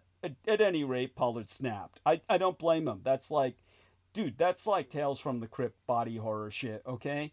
Idolatry, the editor so claimed, was a Yankee sin, typical of a people whose fanatical Puritan ancestors had revered their leaders as saints. To Pollard, the contrast between the northern and southern minds was evident in their different approach to worship of the great American idol, the Union. Throughout his book, Pollard condemned what he saw as excessive worship of the Constitution, which I must confess I stand shoulder to shoulder with him on that. It's called constitutional fundamentalism. The Union, Brown, Ulysses S. Grant, and above all, Abe Lincoln. Southerners, he insisted, were more measured in their enthusiasms. In the coming years, the South proved him wrong. With Northerners and their allies embracing Lincoln as the Union's savior, Southerners searched for their own messiah. First, they honored the incarcerated Confederate President Jefferson Davis as a martyr. During his post-war imprisonment in Fortress Monroe, Davis's wife, Verena, wove her husband a crown of thorns, while Southern ministers referred to his chains as the martyr ring. Some Southern ministers went so far as to encourage all Confederate veterans to compare themselves to Christ. In his book titled Baptized in Blood, the historian Charles Reagan Wilson chronicles how Carter Helm Jones of Louisville reminded his audience of war veterans of the memories of your Gethsemane and the agonies of your Golgotha. Robert Edward Lee, however, got the fullest Jesus treatment. After his death in 1870, Lee's fans were quick to make the comparison.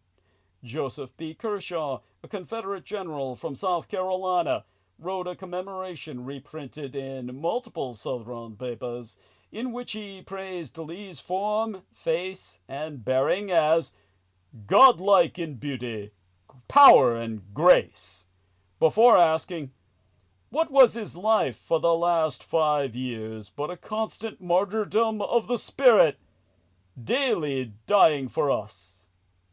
Virginia State Senator John Daniel, a rising political star, picked up the ball at the 1883 dedication of the recumbent Lee Monument at Washington and Lee University. Daniel delivered a 3-hour speech in which he compared Lee's tormented decision over whether to join the Confederacy and his subsequent years of fighting to the agony of and bloody sweat of Gethsemane and to the cross of Calvary and beyond, or the cross of Calvary beyond, to quote him verbatim. This comparison persisted for decades. In 1904, a writer in the Charlotte Observer mused, "Since the Christ man walked the waters of blue Galilee, no man has been as nearly his counterpart as this hero of our Southland, Robert E. Lee." And in 1917, the Reverend Randolph McKim, wrote that Lee's sufferings had pressed sorely upon him a true crown of thorns. As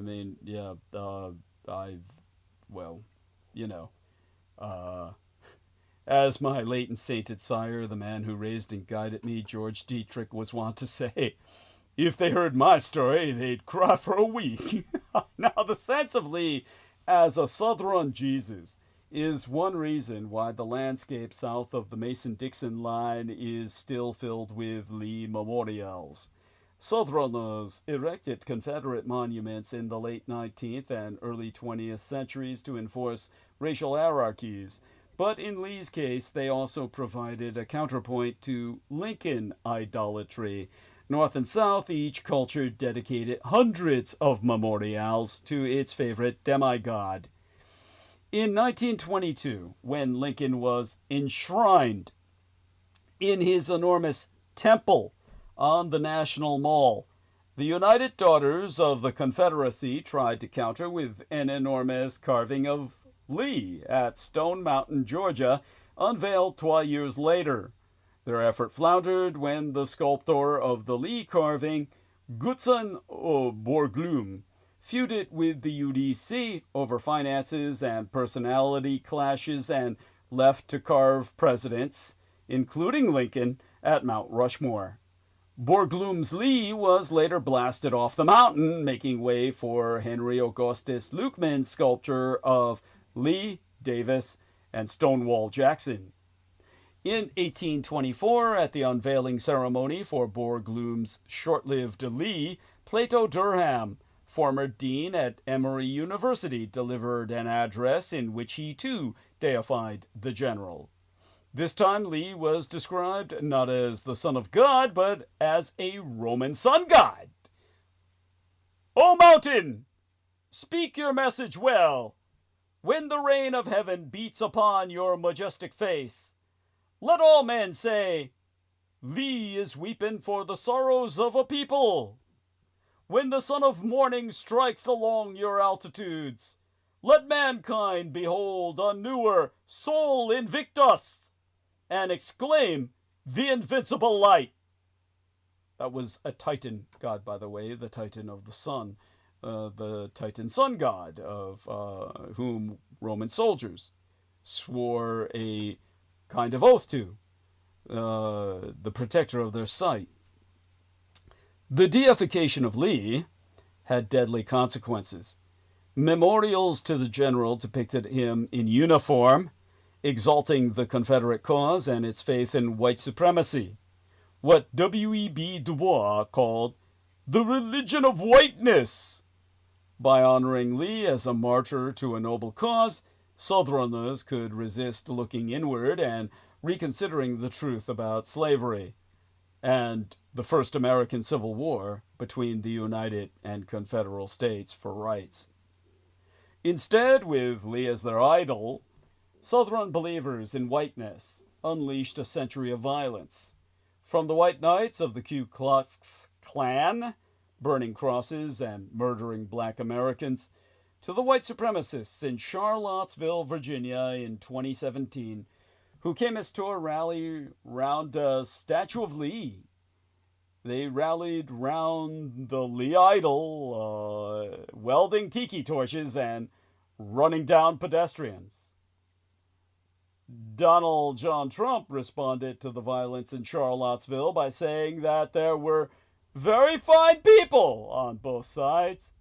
And now that he is the Christ-like martyr himself, whose faithful followers proved willing on the 6th day of January in 2021 to storm our Capitol, kill police officers when they weren't attacking and crippling them or leaving them so traumatized that many committed suicide thereafter, all while threatening to hang then Vice President Michael Richard Pence, Americans are left to wonder what further violence will emerge from such twisted faith, is what I would say. And speaking of twisted faith, this is what brings us to, well, the term Judeo-Christian, and why, well, it's a term we must expunge from our vocabulary. Okay, so that having been said, well, we've made it past midnight, towards 1 in the morning, and I do have work to do on the morrow. I will be returning to the estate and incommunicado for those of you who are listening to this as an upload. My love to all of you who support myself financially. Please, contributions are desperately needed, and I always encourage an auto payment of 50 to 100 United States dollars. Please follow the example of Brooke Hagberg in Canada. And for the rest of you who are out there, yes, by all means, support myself. And we'll be back on Wednesday. It'll be here before you know it. And same time, same place, on bandwidth, educating yourselves as always, and bringing you through what will be, well, when we're into our second American Civil War, and leading you through what will become the American front of a global war and conflict, beyond which we will now soon be back to tell you more all about it, the stance you should have, and making people angry all over again on all sides, making no friends anywhere, and enemies everywhere I go. Okay, with that having been said, most blessed be to those who support myself, and we'll be right back. Well, it'll feel like no time has passed at all. Okay, our man Aristides is putting in the link. God bless him. I realize now, just by looking at this, I should have placed my head up in that photograph a little higher. Jesus, yeah. I guess that's okay. Much better when you're looking at it. Ooh, kind of scary when you're not. Man, I gotta use that photograph again in a better way. I should have pushed that up a little higher, yes. Okay, all that being said, my love to all of you who support myself morally or financially. And with that, we close transmission. Let's go back to studio and end live stream. Okay. Triple redundancy process.